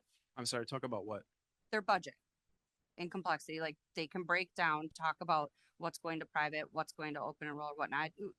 I'm sure they do, but why would it be just one place? I mean, why not allow taxpayers to know what they're paying as well when everybody gets their property tax bill? That does get sent to every resident. Just like a Right, tax bill. but why have less information? It seems to me that there's this effort to like obfuscate how much money is spent on vouchers. If it's a worthwhile program, why wouldn't we want people to know? Well, that's why I'm wondering, why isn't the district doing their own advertising about it and education about it? I can't speak for what decisions the school district is making. Okay, thank you. Any others? All right. Thanks for the testimony. Thank you.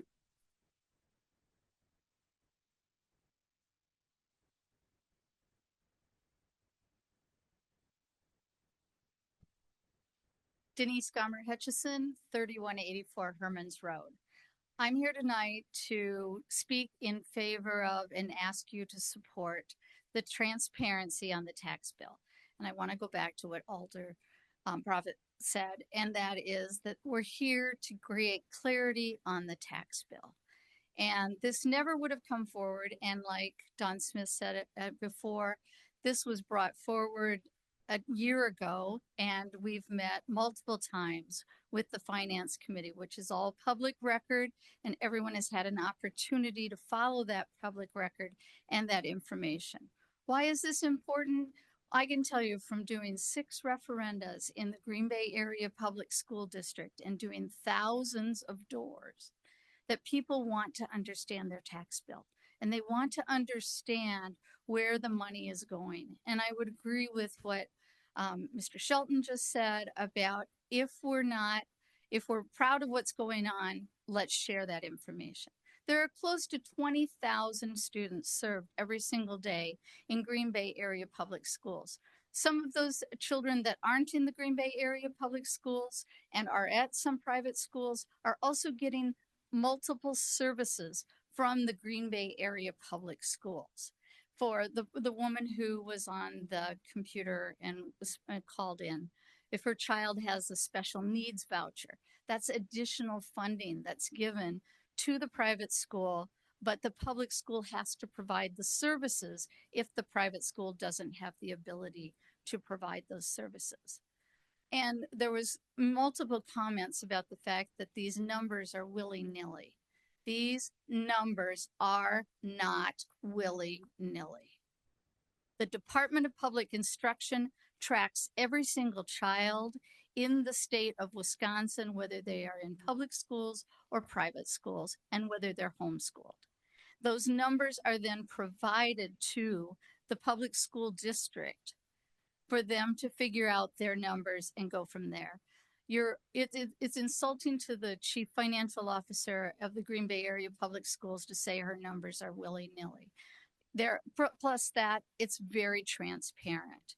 This is a very transparent process. And Mr. Guard, when he said that money stays with the district, well, that's an equalized aid kind of figuring, and it happens over a 3-year rolling average. So all of these things are really important to understand, but the important thing to understand is that the Green Bay Area Public School provides to the city of Green Bay the numbers for the public school kids and for the private school vouchers. And they're very real, accurate informed numbers. And we just want clarity on the tax bill so that taxpayers understand where their money is being spent. And it's not being hidden, and it's not being fake money or any of these types of things. And it's really very valuable. And this is being done in other parts of the state. And like Don Smith said, if the decoupling happens, fine. You know, it goes into the, and also you should understand choice from public school to another public school comes out of a different pot of money. And also the 8 million, 9 million that we're talking about here is just city of Green Bay. It is not Ashwaubenon, excuse me, it's not Alloway, it's not Bellevue, it's not Ledgeview, it's not Town of Scott, it's not any of those other areas. It really adds up to, for the whole school district, over $13 million this year. And there was a huge increase in the money for private schools increase. Thanks for your testimony. Any questions for our guest? Alder Morgan. You said you live on Herman's Road. Is that in Humboldt or what? Where do you live? It's in New Franken. Hey, you're in New Franken. Is New Franken's tax bill adding this on?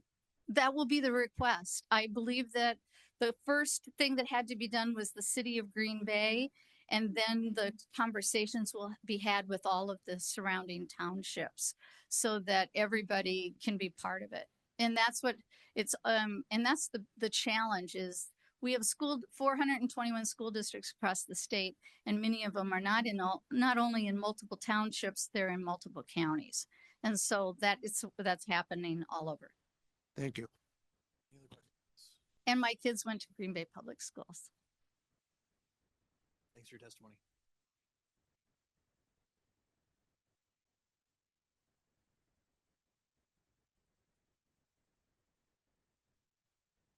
Evening, James Larley, 1027 South Van Buren Street, Green Bay, Wisconsin.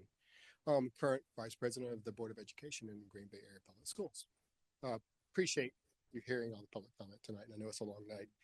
There have been numbers that have been tossed around. I had prepared comments, but I'd really like to address some things that have been said tonight. First and foremost, there is no state dollar. It is an accounting mechanism that happens at the end of the year.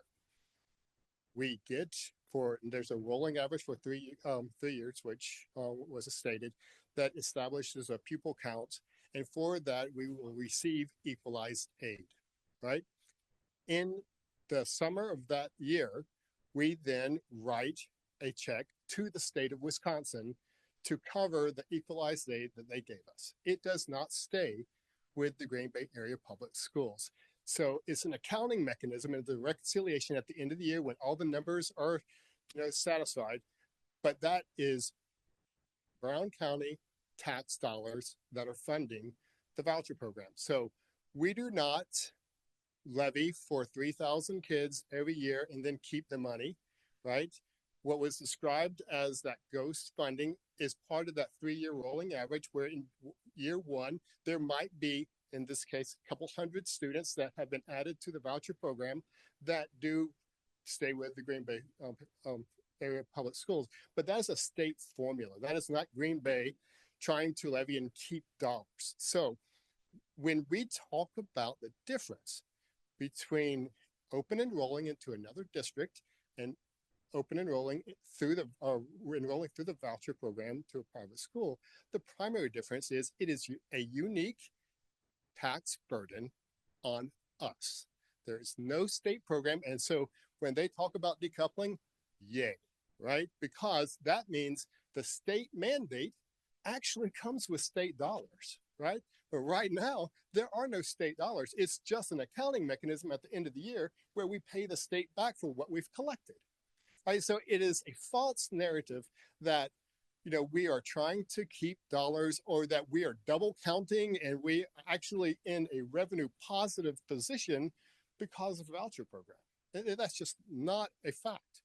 So when we look at the accountability aspect, it is not the Green Bay Area Public School District to inform taxpayers of their tax levies and their tax obligations and inform them so that they can make appropriate decisions around referenda and the funding mechanisms, right? That is the tax bill. That's the reason why it exists, right? So yes, we actually do above and beyond our obligation by quarterly, sometimes monthly, sending out information about this topic and other budgetary topics. The number that has been used tonight has been around $8.9 million. That's false. That was the 2022 number. How do I know that? I looked at the our budget book, right, under Fund 10, payments to state, and I saw the number. It's a reconciled number. It is agreed upon with the state and us, right? It's not made up, and I can know what it's going to be next year and what's projected to be the next year, right? So a portion of accountability is when I pay that dollar or that tax levy, and I see, and I go, where did this money go? I can go to my budget book. You can go to your budget book. NWTC can go to their budget book, right? And they can trace, and it's publicly available, audited financial statements that you're looking at, right? So when I look at that, right now, $12.5 million, right? And I try to trace it, which every taxpayer should be able to do. I get lost. I see one line item, and then I go and I say, where did it go? And I actually pulled up the Grace annual report, and there's a line item that's called tuition. I don't know how much of that tuition came from public dollars and how much of it came from publicly paid tuition. So there is an accountability difference. And so I'd be willing to take questions, but yeah, I appreciate the time. Thanks for your testimony. Looks like Alder Johnson, then Yes. Alder Grant.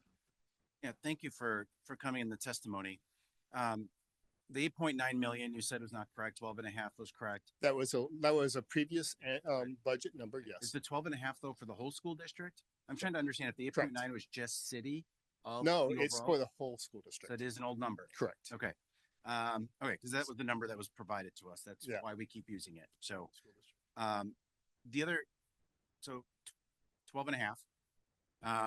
If decoupling happened or if some other policy change happened, does the school district keep that money, or would the state It's not- likely reduce? I mean, if there's a amount you're allowed to lend? decoupling process, then I think that comes out of general revenue of the state. And again, as stated before, this is not a discussion anymore. We would not be levying for tax dollars because the question is who pays? The state's not paying for that voucher. So the difference is either the taxpayers of Brown County pay through a levy or the taxpayers of Brown County pay through reduced services within the Green Bay Public Schools, because regardless, that 12.5 leaves, right? We didn't budget, we didn't levy for it. We didn't levy for the 33% that we could have if they were fully enrolled. So the state aid for 3,000 kids that are being educated by private institutions will come out of our budget, right? And so we will either, again, take a 10% reduction in operating revenue, or we levy for it. And so they're correct. It's a choice, but the citizens of Green Bay really are impacted one way or the other. Thank you. And again, that just for clarity's sake, right? If there were some type of change in state law, it's not like the school district would experience a windfall. No. Right? No. I mean, so you would just They're not just the levy for accounting that would 12 and a change. half then. Right. The accounting would change. Okay. Thank you. Is the Green Bay Public School District working with the state legislators on promoting the decoupling, or do you support it?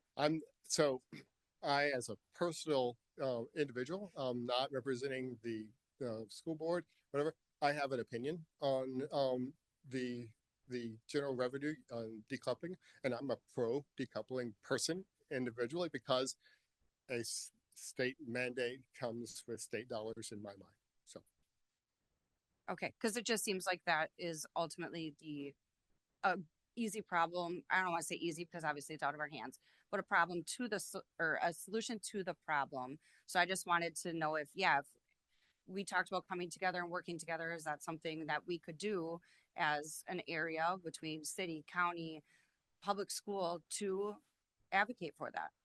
And so I'm not here tonight to give testimony or advocate for a state's issue or my position on a particular bill, regardless of what happens there, I do not see any impediments or even a reason why, in the name of transparency and accountability, this board should not put that number on that tax bill. Okay. Just end of day. Okay, thank you. Any other questions? Thank you. Thanks for your testimony.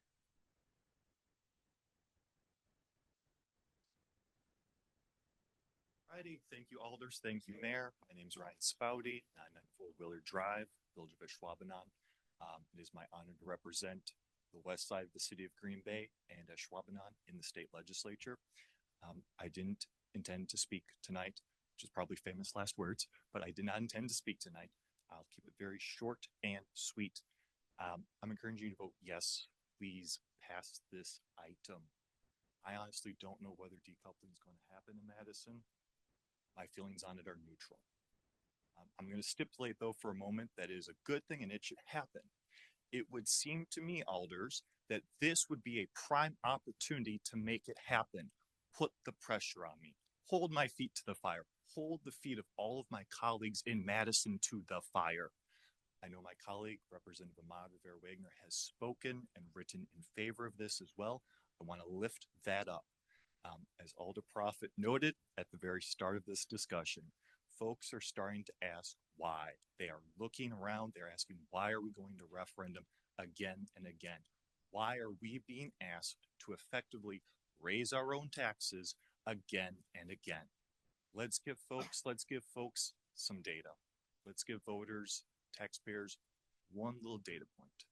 It's a start. I'm encouraging you to vote yes.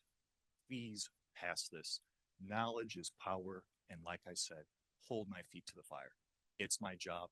It's your job as representative of your aldermanic districts to do right by your voters. I think in this situation, the answer is you vote yes. I'm encouraging, please, knowledge is power, vote yes. And I will take questions to the best of my ability. Thank you, Representative, for your testimony. I just have to say, you must be getting comfortable in Madison because, I was not intending to speak tonight is something That I is. heard a lot. That is. I heard a lot in the legislature, so that was great. Alder Prophet.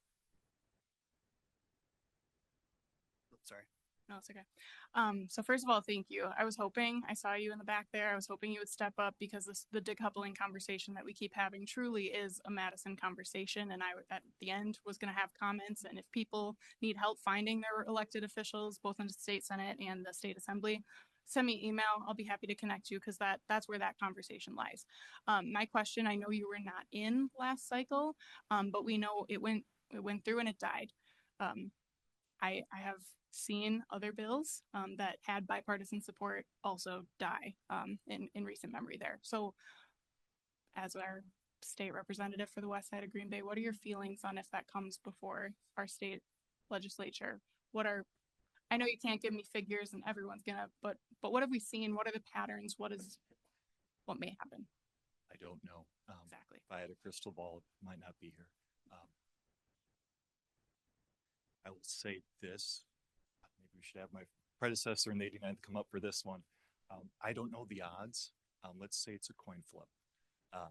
You want to make the odds of it happening more likely? Let's have some radical transparency. Like I keep saying, put the pressure on me. I'm happy to have it. Let's pass this. Thank you. Alder. Well, here's the feet to the fire. You're my representative. And you said you were neutral on it. So you're neutral on whether you're voting for the decoupling or not. I just thought I'd put that out there because you mentioned it.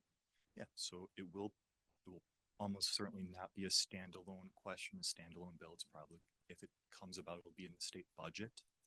The reason I am neutral is because the devil's always in the details. I want to be more familiar. Again, decoupling, as we've seen in Milwaukee, if it's copy and paste, okay, I probably lean in favor. But if there's going to be some changes, there are going to be modifications around the edges, and it doesn't actually look like what I'm thinking about in my head, it might be opposed. So I'm neutral because the devil's in the details. Okay, thank you. All right, any other questions? All right. Thanks again for being here and for the testimony. Thank you all. Appreciate it.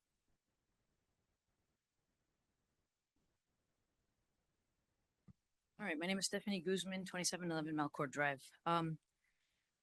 I know it was figure of speech, but I think there is a lot of power in words.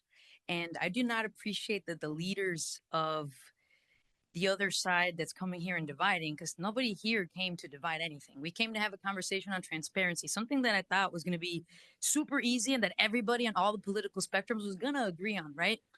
I did not plan to come here and tell you why I'm pro, voucher. Surprise, surprise, I am. I think everybody deserves to have the right to send their kids where they want to send them. I was raised Catholic, matter of fact. And so I'm going to read one of my favorites, and it's Ephesians 4:25. Speak truth to your neighbor. We're about to go into Easter. What are we doing here? We're using jargon. We're using words. We had a whole rep dude that used to be it's representing the state come here and try to confuse everyone. It is not confusing. It is simple. We, the taxpayers, I am a taxpayer, want to know numbers. I want facts. I want data. And I don't just want it because I'm paying. The people in this body deserve it as well. When I came here with an equal rights report, one of the biggest criticisms I got was that I needed data.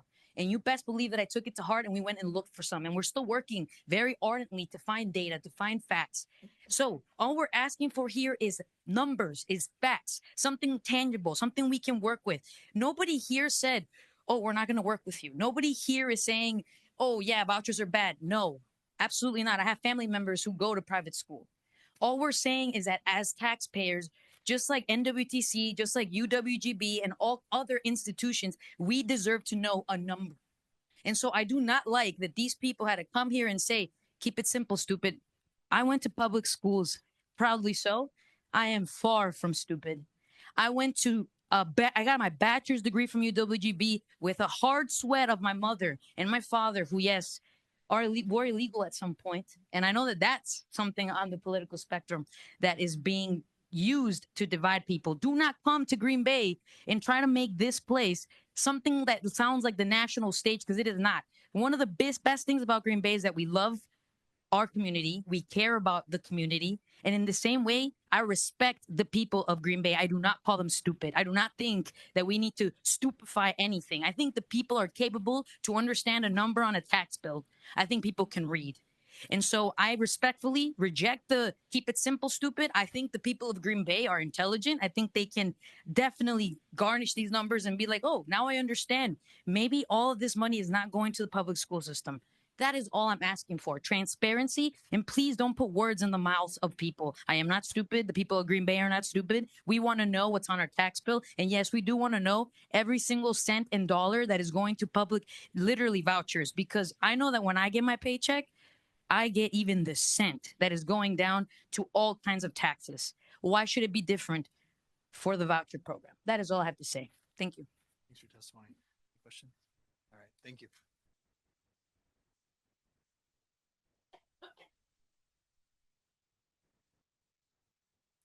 Good evening. A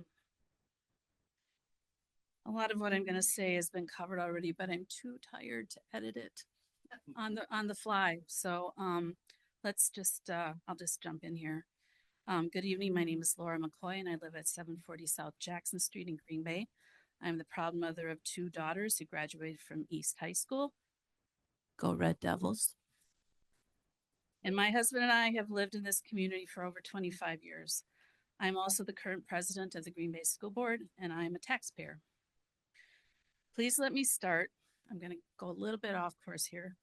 Please let me start by expressing gratitude to this body for some of the most recent collaborations between the City of Green Bay and the Green Bay Area Public School District. First, thank you for installing the rapid flashing light beacons around town. This was a project funded through the American Rescue Plan and the 2022 school referendum that voters of this community generously said yes to. It is my understanding that this project will be completed this summer, and every time I see those flashing lights, I know that our students and families are safer because of them. Second, the most recent agreement between the city and the district with regard to the land swap. This is another example of cooperation between the district and the city that will be a win-win for our community. I mention these 2 examples because it perfectly illustrates the connectedness between our city, our school district, and our taxpayers. As to the issue before you tonight, our school board started this process in November of 2023 when we passed a resolution asking, quote, the city of Green Bay and surrounding municipalities in the GBAPS attendance area to include annually on their property tax bills, the amount of the GBAPS levy that is for the purpose of capturing the state aid that is withheld from GBAPS to fund voucher and independent charter school payments, unquote. This resolution was not passed in a vacuum. If you recall, our district was in the middle of a deeply painful and controversial process around closing and consolidating schools. We were facing an enormous deficit. The money our district lost to vouchers had just been increased by the state legislature by 22.3% for grades K-8 and 41.1% for grades 9 through 12.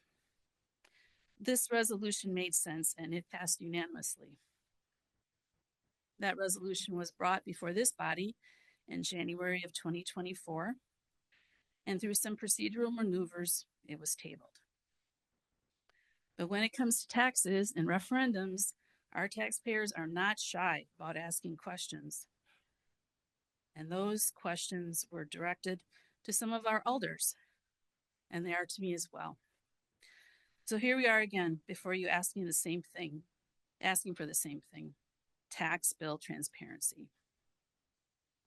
After much work and much inquiry from some of our staff, we are asking that the following sentence be added to the informational portion of the city's property tax bill. Quote, on the amount levied to GBAPS, $8,991,023.65 is for the purpose of private school vouchers. Now, of course, that number will change every year. This is the amount that we levied for this year in the city of Green Bay. I got that from our chief financial officer. You'll note that there is no mention of charter schools. We forfeit money to only one charter school in Howard Suamico. They receive $1.1 million from our district this year alone. However, that money is not levied for like vouchers, so it can't be included in this request. It comes directly out of our yearly operating budget, so it is a combination of state and local taxes. I'm going to pause here and just acknowledge, as many people in this room have, the insane complexity of public school funding in this state. Yes, I'm sorry. Also, it's important to understand that the amount levied in the city of Green Bay does not include the other 7 municipalities that make up our district. In addition to the city of Green Bay, those include Town of Green Bay, Village of Alloway, Town of Scott, Town of Humboldt, Town of Eaton, parts of the Village of Bellevue, parts of the Town of Ledgeview. In combination, local taxpayers paid $12,775,090 for the cost of vouchers in our school district in the 2024-25 school year. That's real money. The state of Wisconsin allows us to then make up that money by levying locally, and we really have no choice but to do that. I lost track a long time ago of how many of my constituents have reacted with utter disbelief when I explained how school funding works in Wisconsin, and that we are all living with the consequences of decisions that politicians made back in the 1990s when the revenue caps were put into place and Green Bay was basically penalized for being a conservative, low-spending district. My constituents understand about long-term effects of inflation, and statewide public school funding has not had an inflationary increase in 16 years. Here in Green Bay, we have experienced, I'm really sorry, I have a lot to say about this, obviously.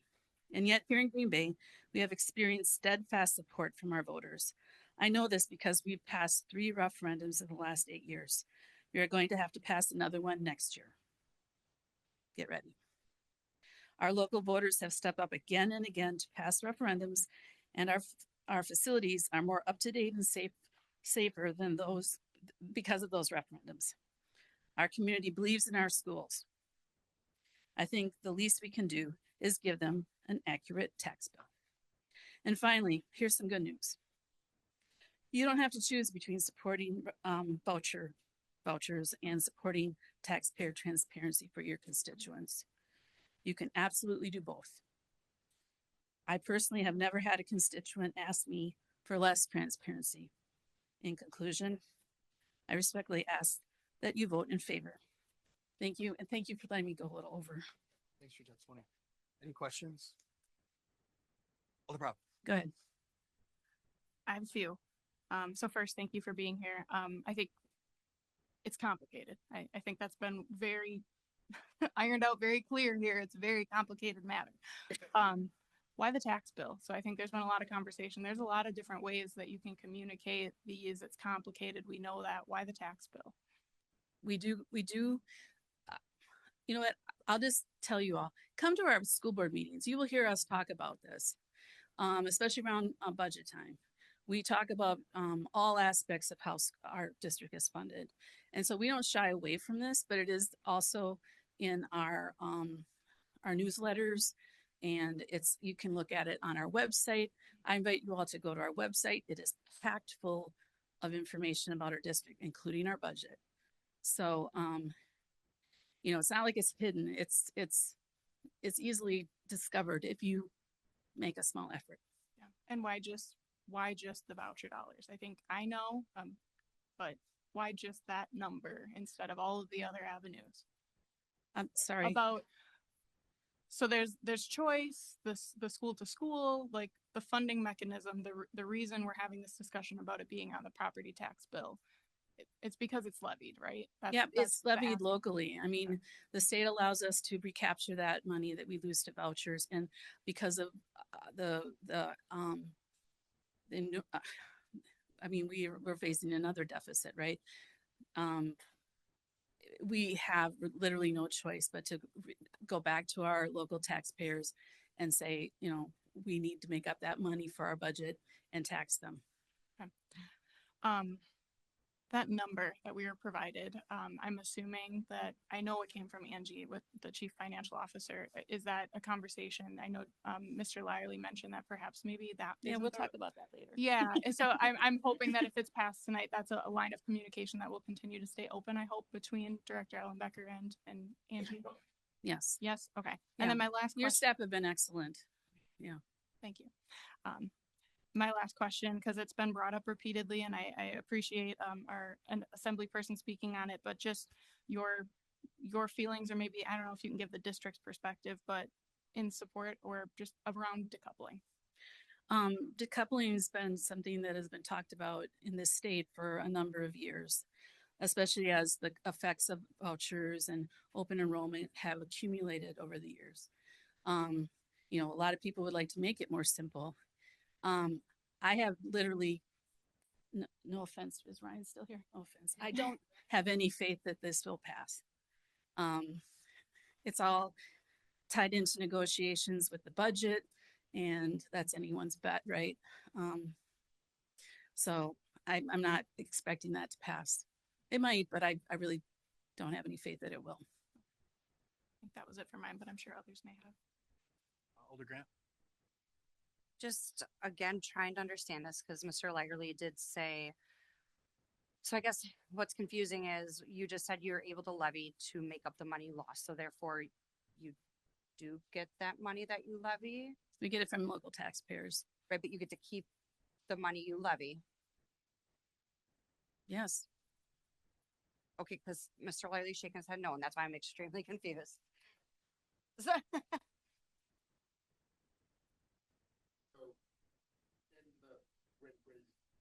When someone transfers out. Come on up, Jim. So how it was presented tonight, it made it sound like that for the duration of a student that is transferred out of our district, for the duration of that time, we always get equalized aid, and then we get the levy when we have to give the equalized aid back.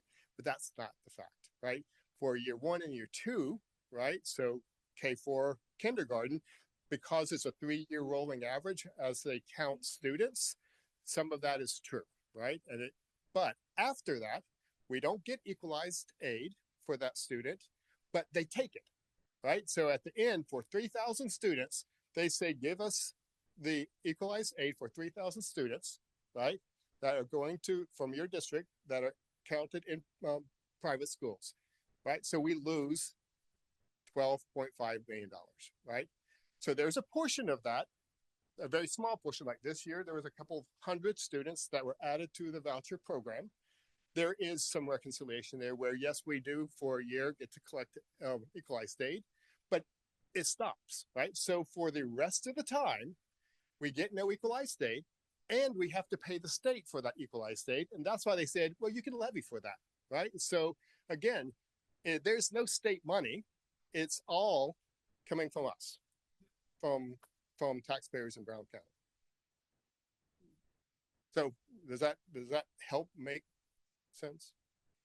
Yeah, I guess I'm just trying to like wrap my head around. So you lose the money, Yep. but you get it. So I give Jim $100, but then I can go to the mayor and say, I'm going to collect that $100 from you, and now I'm even, but I don't have Jim in my household. No. So let's use kind of realish numbers. $12,000. Okay. So $12,000 in year 3, to just make it fair. So $12,000 needs to come from somewhere, right? So it comes from the state. They send $12,000 to the private school. But then in June, they say, give me 67%. Well, actually give me 67% of that back, right? So that 67%, right? We never collected, we never saw it. It never came in as revenue, but we paid it back to the state in June. Where does the money come from? We put it on your tax bill.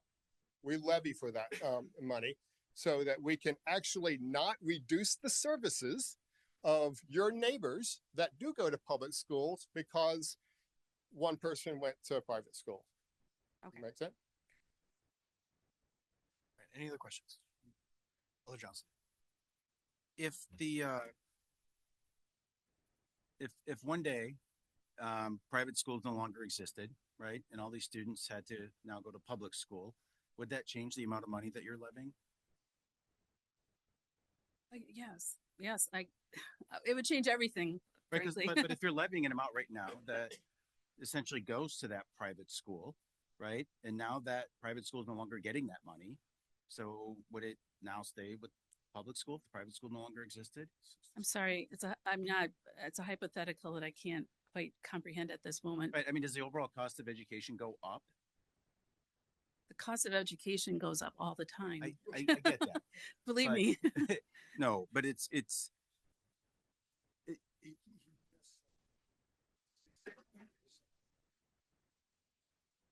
right. So if it takes 12,000, so 30. Keep it moving, guys. Right. All right. Look, there's an overarching theme here, and it's complicated. Yes. Any other question? Thank you for your testimony. Thank you very much. Anyone else? Going once, going twice. Motion to close the floor made by Alder Prophet, seconded by Alder Jolie. All in favor, say aye. Opposed, nay. The ayes have it, and the floor is closed. I think we have a motion and a second. Is that correct? On the motion, Alder Prophet. I'll kick it off since I originally brought this request forward, and I just kind of want to, I'll try and limit my comments too. I know it's a late night and I appreciate everyone who stuck around to have this conversation.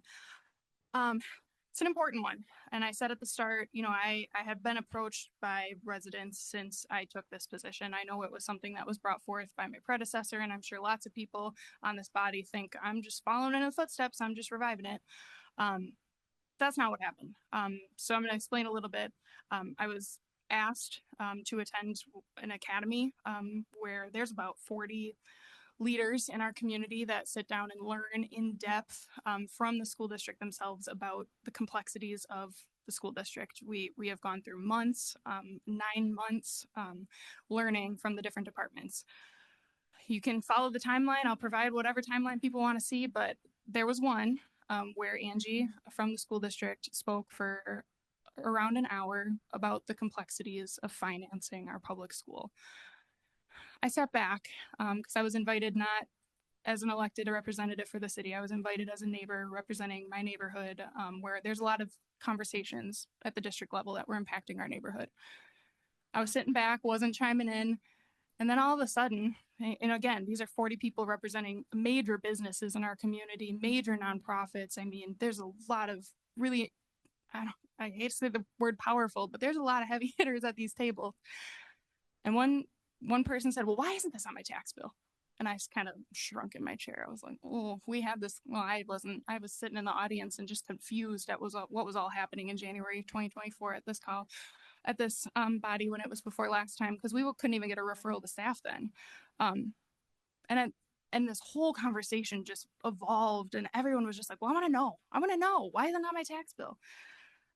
And that's, I spent the next month, initially, I think a lot of people think that there's a political lens, and they likely don't believe me that I don't feel it is, but it truthfully isn't. I sat down and was like, oh, what would I want to see on my tax bill as a taxpayer? I love that in our budget book, we have these pie charts. I'm like, oh, I wonder if you could do a pie chart that represents, like, where does all this money come from for every single tax? I had a lot of thoughts on how this could look. But ultimately, I'm not the expert on the financing of the school district. I approached, had these conversations with those who understand it. I think we all understand here that none of us are ever going to understand the complexity of public school funding or just funding our education system in this state unless there's some changes. So this is what we landed on. And I was hoping we would get the referral to staff so we could answer some of the questions that caused it to be tabled last time around. How much is it going to cost? It's not going to cost anything. It's not a conversation for me about the benefits or not benefits. Should we have vouchers? Should we not have vouchers? I had a conversation today with a gentleman who sends his kids to private school, explained just, here's what we're talking about tonight. After a 2-minute conversation, he's like, well, why would you vote against that? Why wouldn't you want that? It's just more transparency. It's just, I want to know. And does it spark conversation? Are we going to get more calls on it? I hope so. Will we potentially look at adding more lines on our tax bill? I hope so. It's one of the few documents that I look at my W-2 and I look at my tax bill. It's a very eye-catching document. It's important. People look at it, and that's why we're having this conversation. So I went longer than I was hoping to because I could talk about this all night. But again, it's not political for me. It was sparked by being in a room full of people that are like, why on earth is this not called out on my tax bill?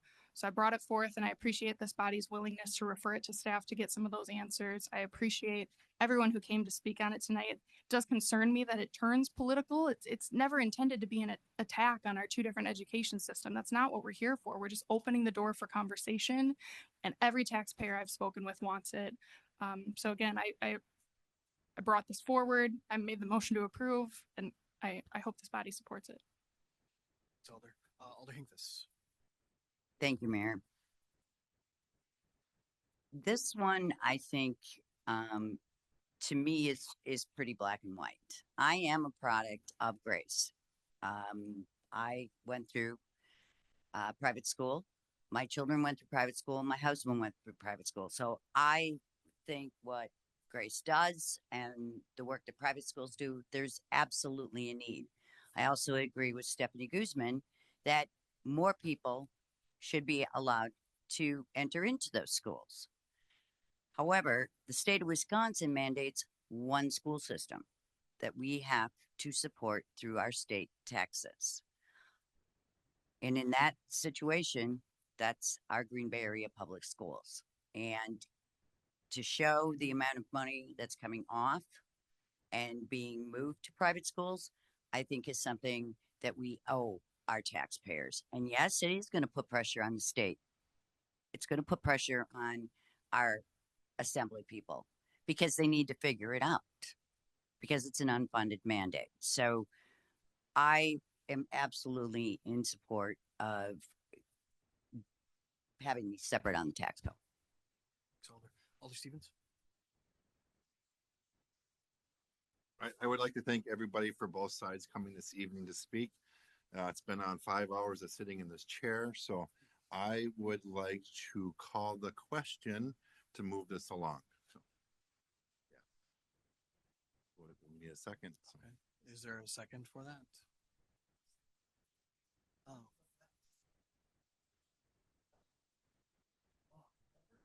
You can do that. Yes, we can. Okay, so Alder Weary, just hold your comments. I think Attorney Kocher can explain what that means for council.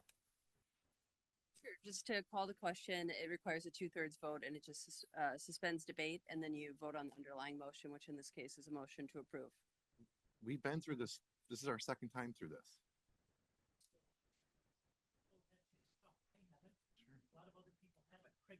But I'm up next for it. Okay. Then I suggest we take a break. Is there a? I will remove that. Listen, can we take a break? Yeah, we could take a brief recess for 10 minutes. Be back at 10:36. Motion and a second on the floor, but I think Alder Stevens had the floor when he's good. All right, Alder Grant. I would like to motion an amendment where the verbiage, just to add some language, because if we're talking about transparency, because this isn't in my purview, I don't know the exact number, but what I would like it to read is of the total budget and list the dollar amount, $311 million, 8.9 whatever is levied by the Green Bay Public School District for the purpose of private school vouchers. So it's going to tell you of the full budget and then what's being levied, because that is a little bit more clear to the impact to the district. So it's on the tax bill, transparency is there, but it tells people of their budget how much is going to the levy, because that total budget is not on the tax document. The tax document only discloses property tax dollars, not their total budget. So that is my amendment. Okay, is there a second for that amendment? Seconded by Alder Weary. Discussion on that, Alder Prophet? Seeking clarification. So if we were to approve this amendment, you would be in favor of this addition? Okay. Okay, any other comments or questions about that amendment? Alder Eck.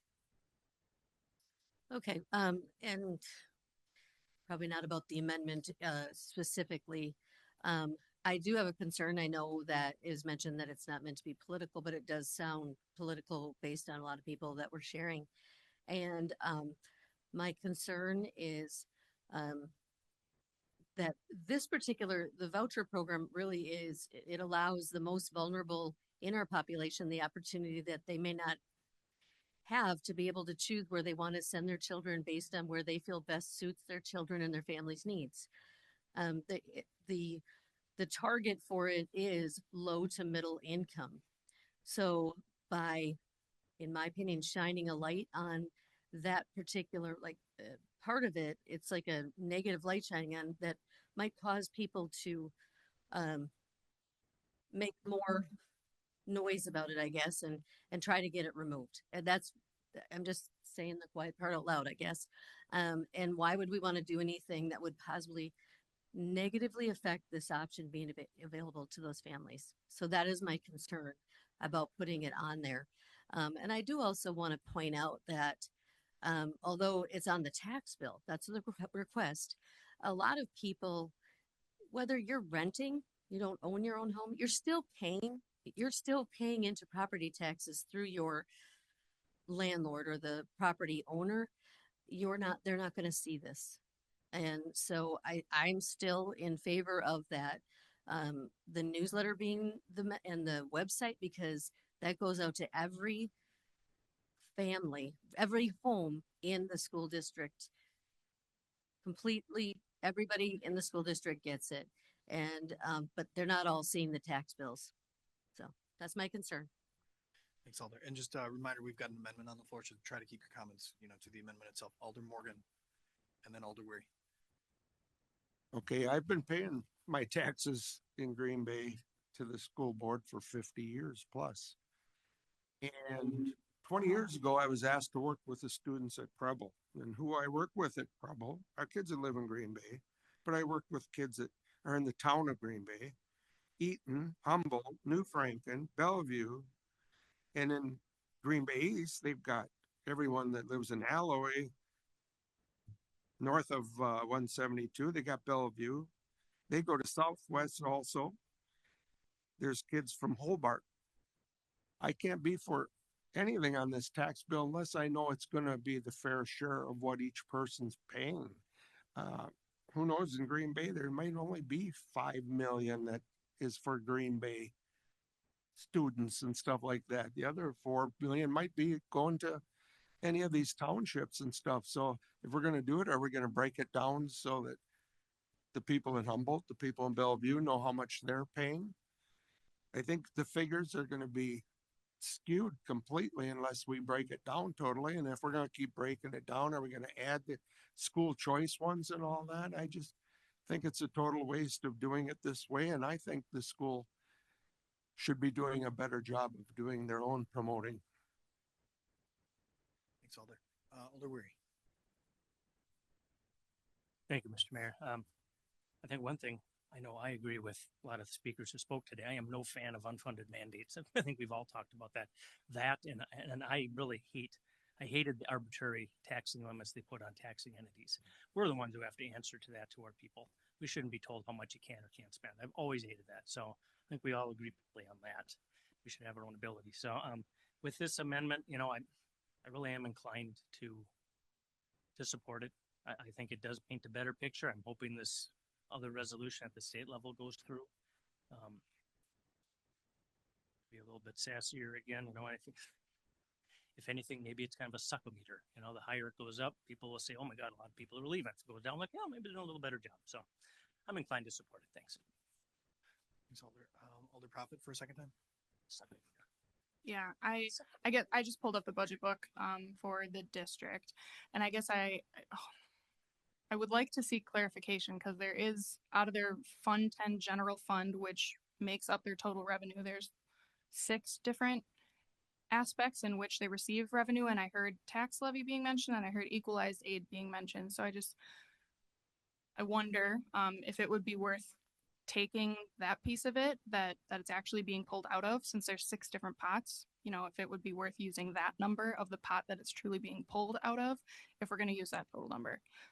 But I wouldn't be able to speak. I would have to defer to the district on whether it's coming out of the levy or equalized aid, because I don't immediately know that. But I think that would, again, in the sake of transparency, calling out what pot it's coming from would make more sense, because again, this is complex funding our schools. Which pot were you talking about? Sorry. There's multiple different pots, and I hope there's still at least a representative. Okay, I'm getting a head shake. We don't know what pot it may come out of. Okay.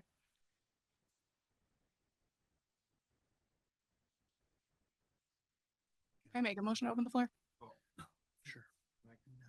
Oh, yeah. Go ahead. Can I suspend the rules to open the floor to ask a question to Lori only?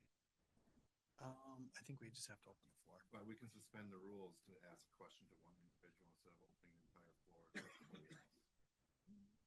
Yeah, I don't know that anybody else wants to talk. Just want to make sure. So. Yeah. Because county level does it all the time. Yeah. Suspend the rules. I mean, yeah, different bodies have different rules, but is there a motion to open the floor? Yes. Motion to open the floor made by Alder Prophet, seconded by Alder Stevens. All in favor will say aye. Aye. Opposed nay. The ayes have it. Floor is open. First of all, just to clarify, do I have to say my name and everything again? Okay. No, The amount that we're asking for is just money that is levied to the city of Green Bay. Just the city, not any of the municipalities around us. The full amount that is levied for all the municipalities that make up the district is closer to $13 million. So just because this is the body that we're before right now, we're sticking to that it's 8 million. Yeah, close to $9 million. That number came right from our CFO, and that's what we levied for this year. Again, that number will change next year, but this does not include any of the municipalities around us. Those are separate entities. You had a question, Earl, for Yeah, so with that in mind, I think it comes out of the levy because you keep mentioning levy, but I think that's an important piece to call out. We're just talking about the residents of Green Bay being affected, and that's why Angie was able to provide us with the figure that's just affecting our city of Green Bay taxpayers. So that is an important piece. If do you think she would be able to pull just what's levied for Green Bay taxpayers and provide us with that number to fill that number? And then I think we're already going to need to update that 8.9 million based on what Mr. Lyerly made. That will change every year. Yep. You know, depending, I mean, usually I'm assuming it will go up. But, and also the other thing that it probably is important to this conversation is the limits, the caps on income and how many people can apply for vouchers. Those are coming off in like either next year or the year after. So anybody at any income will be able to apply for vouchers, and there'll be unlimited vouchers. As many people as wants them will be able to get them. So those limits are going away very shortly. So do you think Angie may be able to provide us that figure? Which one? Of what we levy Green Bay taxpayers. That's that 8 million, close to 9. That's the number. Yes, but that's being pulled out for the vouchers. But if we, in the sake of transparency, want to say, here's the pot. So I'm looking at our budget, the City of Green Bay Public Schools budget book, Fund 10 revenues, the tax levy for year 24-25.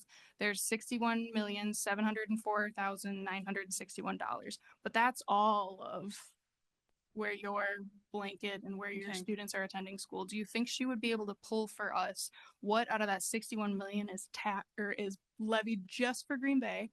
So in the sake of transparency, we want to say, here's the pot and here's what's going. You know what I'm saying? Just to jump in quick, I think Director Ellenbecker might have some insight for us. Correct. For the 2024 tax bill, which was for the 2025 budget, the city of Green Bay levied for the Green Bay School District $76,954,591.31. That comes off the tax levy that comes from the Green Bay Area Public School District, just to go on the Green Bay tax bill. Perfect. That's Thank you. That's exactly what I'm looking for. Thank you. Okay. Thank you, Diana.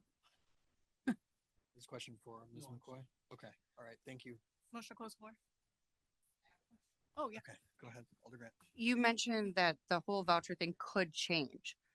Is that something that would get passed through a bill? How do you know that? There's the state legislature, I don't know what year this happened, but they decided that those limits are coming off, and that was decided in Madison.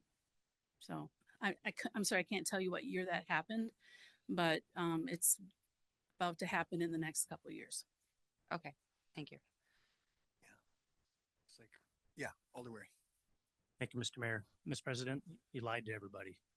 Alder Weary. Everybody knows West is best. I'm sorry. That's all. I can meet you in the parking lot later and we'll settle it. How's that? Yeah.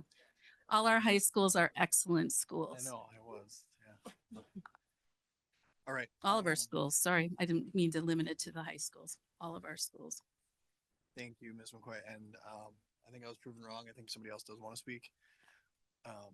So let's keep things rolling. I'm sorry, am I done? Question? Okay, let's go. Okay. So out of the language that was represented to us in the letter versus what Alder Grant is, are you comfortable with the language from Alder Grant on the change? I would prefer the way that it's been proposed. So. Thank you. Do you have an issue with this amendment that she proposed? Mike. Oh, sorry. I would prefer what has been proposed tonight as opposed to the amendment. All right, thank you. Thanks. Thanks. Any other questions from Ms. McCoy? All right, thanks again. Thanks.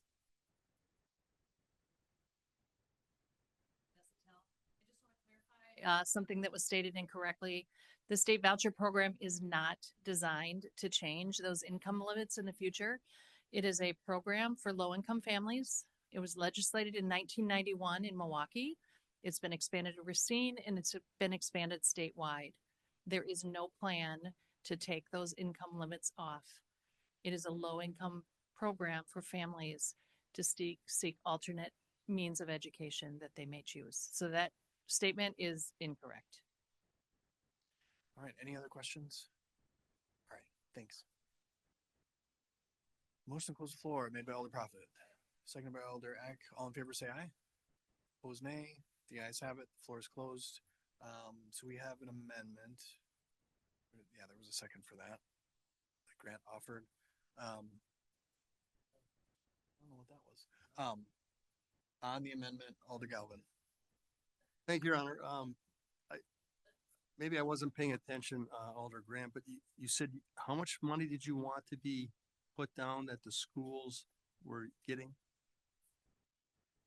Thank you, Alder Prophet, for referring to that. So their total revenue. So of the 311,404,000 $1,946, 8.9 of the budget is levied to vouchers.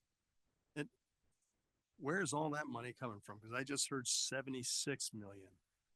But that dollar amount is already disclosed on the tax bill in the breakdown, is it not? Is it a question for Director Allenbecker? Again, I don't know all the school funding, but what we're talking about, the 76 million is amount that is levied on the tax bill, city tax bill for Green Bay schools. Just like our budget, you have a lot of revenues coming in. You take all your expenses, you back off your revenues, whatever's left is what you have to levy. Right. So what they're levying is 76 million. I'm sure they get a lot more revenues from other sources. So their total revenues probably includes the 76 million and It does. levies they get in from other municipalities. Okay. And Alder Grant, just help me out here. Why would we want to list 311 million coming from all different sources when we're talking about money that came only from levy? Because it's their total budget. So when we talked about transparency, people spoke about the percentage of their budget that this is impacting. So that allows people to easily, if they wish to, calculate, divide it out and say, oh, 3% of their budget goes to vouchers or to voucher schools. It's just applying more information to the line to fully be transparent. Okay, but wouldn't true transparency be that I'm just going to say 8.9 million that the schools have to give back to the state came only from the levy. It's not coming from the federal government or the state or any of the other stuff. It's coming from the actual levy. Right, but their full budget, they do get money from the state. They do get money. I understand. Yep. So that's where I'm seeing it as, I do want to show a portion of what their full budget is. That 311 million is not disclosed on the tax bill at all. So if someone, because numbers can be a game, right? Yep. So if you divide the 8.9 divided by 311 million, you're getting a different percentage than what the levy is. The reality is, whatever percentage that is, that's what comes out of their full budget. That's what impacts their full budget. So that's how I look at it. Big picture, you talked about a pie chart that shows a portion of their full budget that goes strictly to vouchers. Okay, Alder, thank you. all right, Alder Johnson. Thank you, Mayor. I get what Alder Galvin's saying, and I think, support the amendment if it's tweaked a little bit. And I mean, if we're saying, hey, we're only going to give the city levy compared to the overall school district budget, which includes everything, to have apples to apples, it really should be the total school voucher amount compared to the total school district budget. So the 8.9 that's in front of us is only the school district, only the city of Green Bay levy, right? But at the end of the day, I mean, if you're a taxpayer, I mean, do you really care what city, what's Bellevue, what's Alloway, right? So if we're going to say transparency, I think you ought to do the whole thing and say, this is the total levy amount. This is the total school district budget. That's more apples to apples than saying a reduction in the city amount or a reduction in the voucher amount that's only responsible for city. Does that make sense? Because I feel like that's being more, at least, honest about the way that you're reporting the numbers. So you're talking about that number that's closer to 13 million or whatever? Correct. Versus the 8.9? Yeah, that's a more appropriate comparison, I think. Okay. Understood. Other comments on the amendment? Alder Presley, then Alder Hutchison. Thank you, Mr. Mayor. Well, I'm getting confused. But to me, I think that the more direct comparison, because we're people are asking us. The reason that Alder Profit brought this up is because people are asking where this is on their tax bill. What percentage of their tax is being allocated to this? They're not asking what percentage of the full budget. They're asking what part of the levied portion of it. So I think the fairest comparison would be the percentage or the amount levied by GBAPS that goes to vouchers versus the full amount levied by GBAPS. But I think that's conflating it too much. We're gonna have people doing percentages of or doing calculations on there that they don't need to do. I think that what we have right now is fine. It's a clear cut. It's the number. It's how much is going for private school vouchers. People can ask questions, and I'm sure they will. But yeah, I don't want to bring these percentages into it. It doesn't make sense to me. Alder Hutchison. Yeah, so we have a levied amount for the school budget that we tax on our city tax. And then we have a levied amount that's going to private vouchers.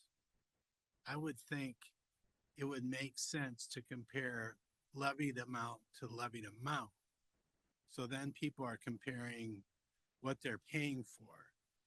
And the notion of comparing it to the full budget is kind of minimizing how much money is going to private vouchers because it's going against the other stuff we're levying for. Okay.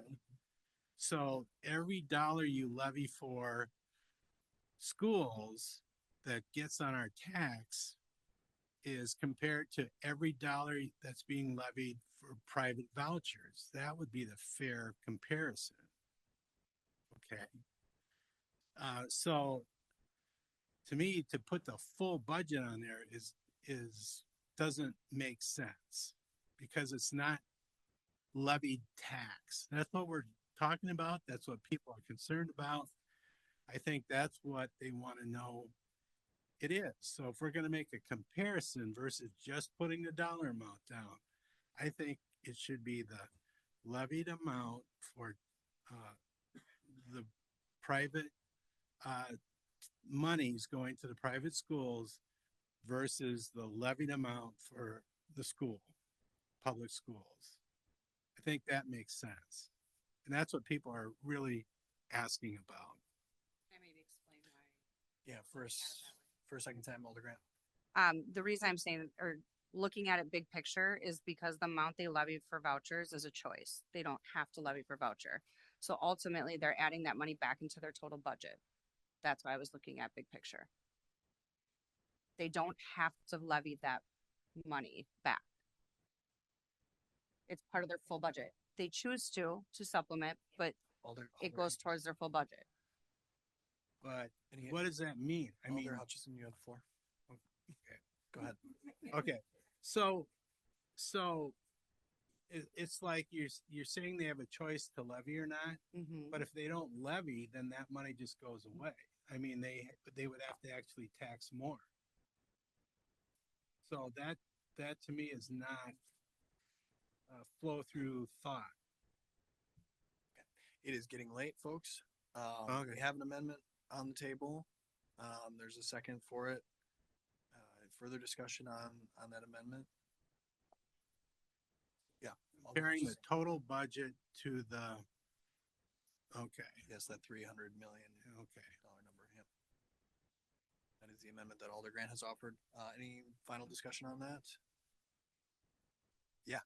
Board vote has been requested. We will use the board on the amendment from Alder Grant.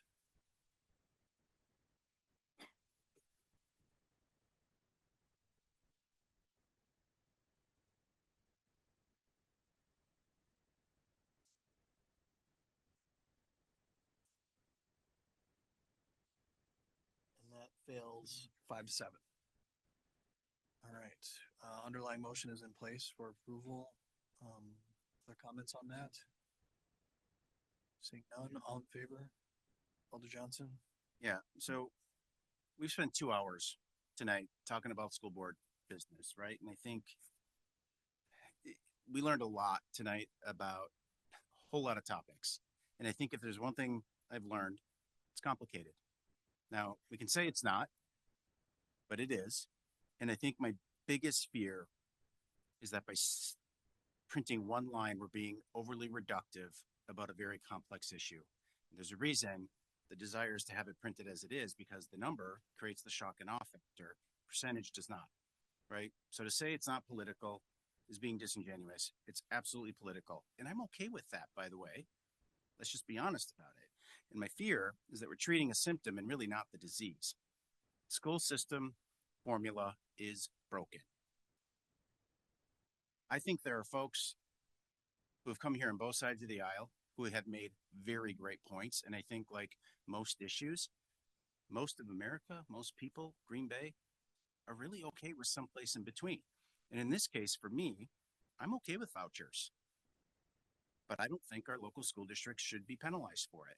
I like the decoupling issue, and I actually would like to talk with Representative Spouty, stepped out, about even talking about having this body pass a resolution of support for that process. I'd want to get a little bit more detail around that. But I think there's a way that we can force some additional discussion around that. At the end of the day, though, to me, the cost to educate kids in our community, whether they go to public school or private school, is the cost that it is. We recognize some goes here, some goes there. But the cost doesn't change.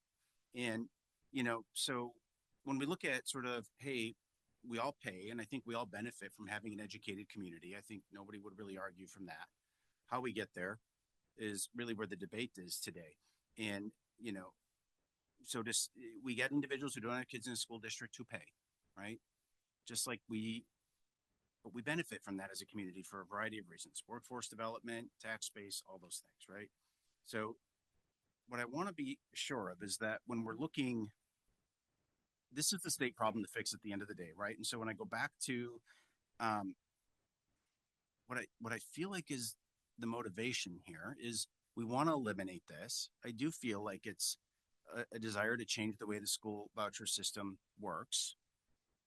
But what I'm not in favor of is sort of having this vote to basically say, like, I oppose the vouchers because there's, you know, only one monopoly, the public schools, that work. I do think there's a discussion to be had about how the state can support that, and decoupling seems like the most common sense way to have that conversation.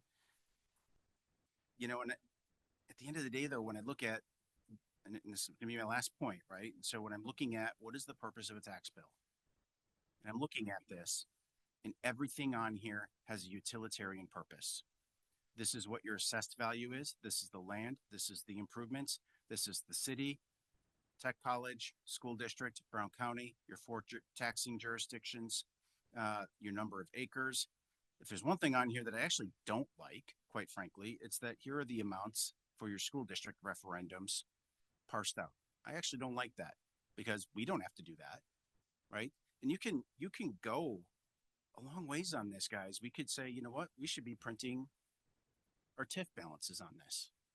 We should be printing how much we are exempting certain entities from paying taxes because we choose to own the property, right? That's a choice. So this isn't a communication piece. This is a utilitarian piece that's meant to communicate something to the property taxpayer, which is, you owe this much. Here are the 4 taxing jurisdictions you need to pay it to. Here's where you pay it. But I do think that there's a lot of space here to continue to have this conversation with putting pressure on the state to change the way this formula works, because if there's one thing I heard from both sides of this discussion and everyone here, it's got to change.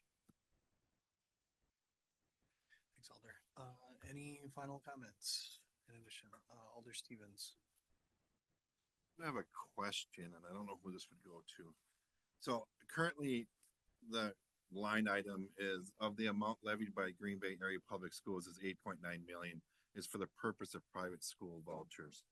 If we choose to change that language, which I have written something here, can we approve a change, or does that need to go back to the state? I don't know For the if Department of Director Revenue. Ellenbecker, if you wanted to. I think because it's in the informational section on the city tax bill, I think the council really has the say in what they want to put on it. Of course, you would have to work in in with this, school to make sure the information is correct. But I think it really would be, I would have to look at our attorney, but I think it's city's choice on what they put on that, in that informational section. That is the only section that the DOR will allow us to put any additional information on, because it's really our space. There's also just a physical limitation, right? Character limits, obviously, because you only Correct. have a certain amount of space. Okay, so I feel it's a little deceiving there, so I think we should change that language. And I'd like to make this amendment. It should be changed to, of the amount levied by the Green Bay Area Public Schools, the current 8.9 million, eventually that's gonna change. So it should read 8.9 million is to fund the gap in funding because of the private school vouchers. Right here, it says purpose. I would like to change that to fund the gap in funding. So it go as the amount levied by the Green Bay Area Public Schools, 8.9 million, is to fund the gap in funding because of private school vouchers. Okay. Is there a second for that? It's a little more clearer because we're keeping that money that we're leveling. With this statement here said that we're taking this 8.9 million to give to private school vouchers for the purpose of that. Well, we are funding that, but we're keeping that money. Right now, it seems like 8.9 million, we're giving it to the private school vouchers, but we're keeping that money. So what we're doing is we're funding a gap.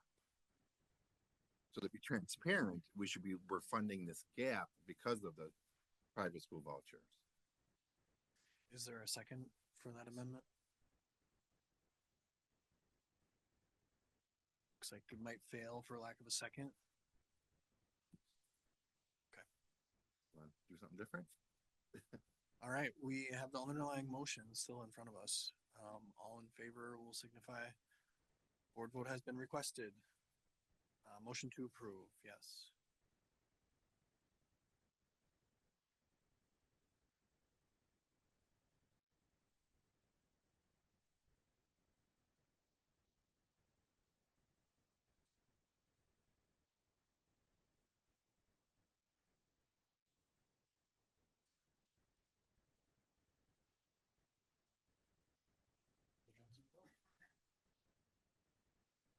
You know? Alder Johnson's no.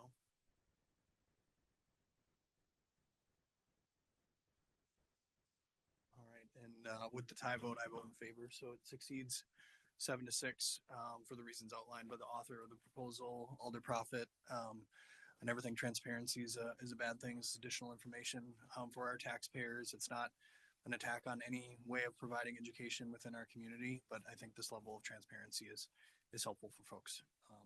So with that, we're on to the Park Committee. Motion to approve made by Alder Presley, seconded by Alder DeLee. Any items here to be handled separately? One. Any others? Hearing none others, all in favor of approving the remainder of that report will signify by saying aye. Opposed, nay. The ayes have it. The report has been approved with the exception of item 1. Your wishes here. Motion to approve. Motion to approve made by Alder Profit and seconded by Alder DeLee. This was another one that was, we had a request for a member of the public to speak, and I see they're still here, so I'll make a motion to open the floor. Okay. And very thank you for staying. Yes, motion has been made to open the floor by Alder Profit and seconded by Alder Eck. All in favor, say aye. Aye. Aye. Opposed, nay. The ayes have it. The floor is open. Sir, go ahead. Just state your name and address. Frank Torres, 1490 Capitol Drive. Thank you all for your hard work this evening. This agenda was absolutely stacked, and you guys handled it very well. I'll be very quick, all things considered. I believe this is the beginning of a conversation for St. John's Park. I believe it's kind of a battleground. I think this is only a removal of equipment, but if you listen to the committee hearing, there was a lot of other issues involved. And I think this is the beginning of a start. And I think a promising new start for that park would be to remove this equipment, which really isn't being used, and to just plan to move forward and have better things in the future for that very, very important piece of Green Bay. nothing else to add. I'll be available for any questions if there is anything else. Okay, I think we got a question for you right now, sir. Alder Galvin. No question, sir. No question, just I commend you for sticking it out. You are a soldier. But you know, it also helps that I'm kind of a development nerd and also a municipal policy nerd as well. And so I'd be lying if I didn't say I enjoyed it just a little bit. Thank you so much. Thank you. Anyone else? Emily Isabart, 1569 Proper Street. I went to the committee meeting as well, where many people expressed similar concerns to what I have. I don't support removing the playground equipment. What I heard at the committee meeting was the concern is the equipment is old. It doesn't have any issues at this point, but it's old. They're removing it because of the cost to put in wood chips around the playground equipment, which was about $3,000. My question to them was, how much is it going to cost to remove that equipment? Probably more than $3,000. This is a park. This is a city park. A park should have playground equipment for children to use. I understand they're saying that nobody's using it, but no one is answering the question why no one's using it. Take a look at the park. There is a definite problem in that park. I don't have an issue with homeless in the community. What I have an issue with is this is not being addressed by the city. Though the park is filthy. People are loitering in the park, they're sleeping in the park overnight. There's belongings in the shelter that aren't being cleaned up. No one is holding anyone accountable in that park. That's a problem. Maybe children would be using this equipment if they actually cleaned the park up. This park is in a low-income neighborhood. I have a problem with that. Why are you not concerned about providing parks and playground equipment for the low-income children? I realize House School has a playground. That's a school. If someone wants to go and play on that playground equipment, they're not going to go to House School during the day. This St. John's Park was where my daughter went to almost every day in the summer when she went to the YWCA day camp. They took the kids down to St. John's Park every day. They can't do that anymore. There's hypodermic needles. There's people doing lewd acts in the park. There's a lot of crime. Why isn't that being addressed? I don't support you removing equipment from a park. How about you remove the issues that are causing people not to use the equipment? Thank you. Any questions for our guest? Anyone else? Seeing none. Motion to close the floor made by Alder Johnson, seconded by Alder Prophet. All in favor say aye. Opposed nay. The ayes have it. The floor is closed. We have a motion and a second. Any discussion from our council? Alder Johnson, go ahead. Thank you, Mayor. Want to thank those that came to speak on this issue. I know Director Ditchite and I had been talking about this along with another potential user group. Recognizing that this was the oldest playground, it was scheduled in a rotation for replacement. So it's I've seen a lot of online chatter, right? And so I want to be clear that we're not removing this because necessarily, or I should say in lieu of addressing the challenges we have with unhoused. However, you make some very good points, which is how we're addressing some of that. Now, I know at a high level, there's been a lot of folks around this. We've had task force that's Chief Davis over there had convened, and a lot of people were part of that. So I want to be fair that there actually has been a lot of work and effort to try to address it. Unfortunately, it's not an easy problem, and the problem does persist. And there are probably some things that we really do need to address outside of this meeting around maybe more aggressively maintaining the park to deal with some of those other issues, whether it be trash or other issues, right, that are going on there. I think we all know the things. We don't have to necessarily list them all out, but there is an underlying issue that should be addressed. And so I'll admit I was all in on removing the park equipment, but now I feel like we are removing it because it's just easier to maybe do that than there's no imminent need to have to remove it other than wood chips. At least that's what I understand. If there's a bigger issue, I want to allow Director Ditchite to at least address that. or another motivation, if you will, to remove it. But if it's just a matter of leaving the park equipment there for another year or two and continue to get used, even though it's the oldest in the park or in the park system, I'd kind of be okay with that, I think. So there, additional discussion, or maybe go to Director Ditchite for comments there. Yeah, there's, obviously multiple reasons that we're proposing to remove it. I mean, the immediate issue right now is if we want to keep it as a playground, we have to invest $2,000 to $3,000 to place wood chips there to make it a safe playground. But there are issues above and beyond that. I mean, we have issues with some vandalism on it. Somebody mentioned at the last meeting that there's graffiti all over the slides.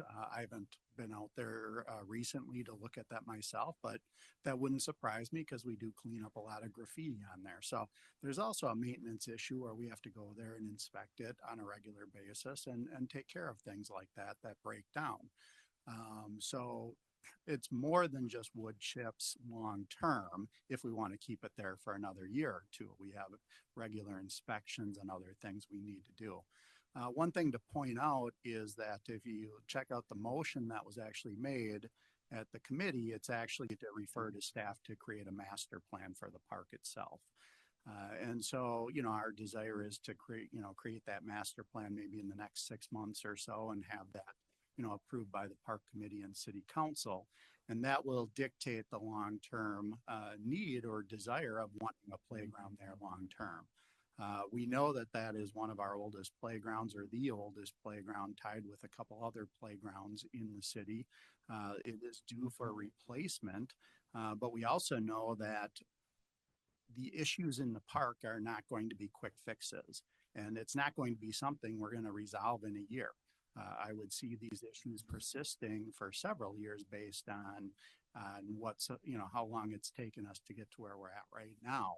And so keeping that playground there and maintaining it for several more years while we try to fix the issues in the park above and beyond just the playground age itself, I would recommend that we just remove it at this point. We create a master plan to determine if there is a need or a desire in the community to keep a playground at that park, or move it to a different park, or just have less playgrounds in the community altogether. And that will address in the next 6 months or so as part of the master planning process.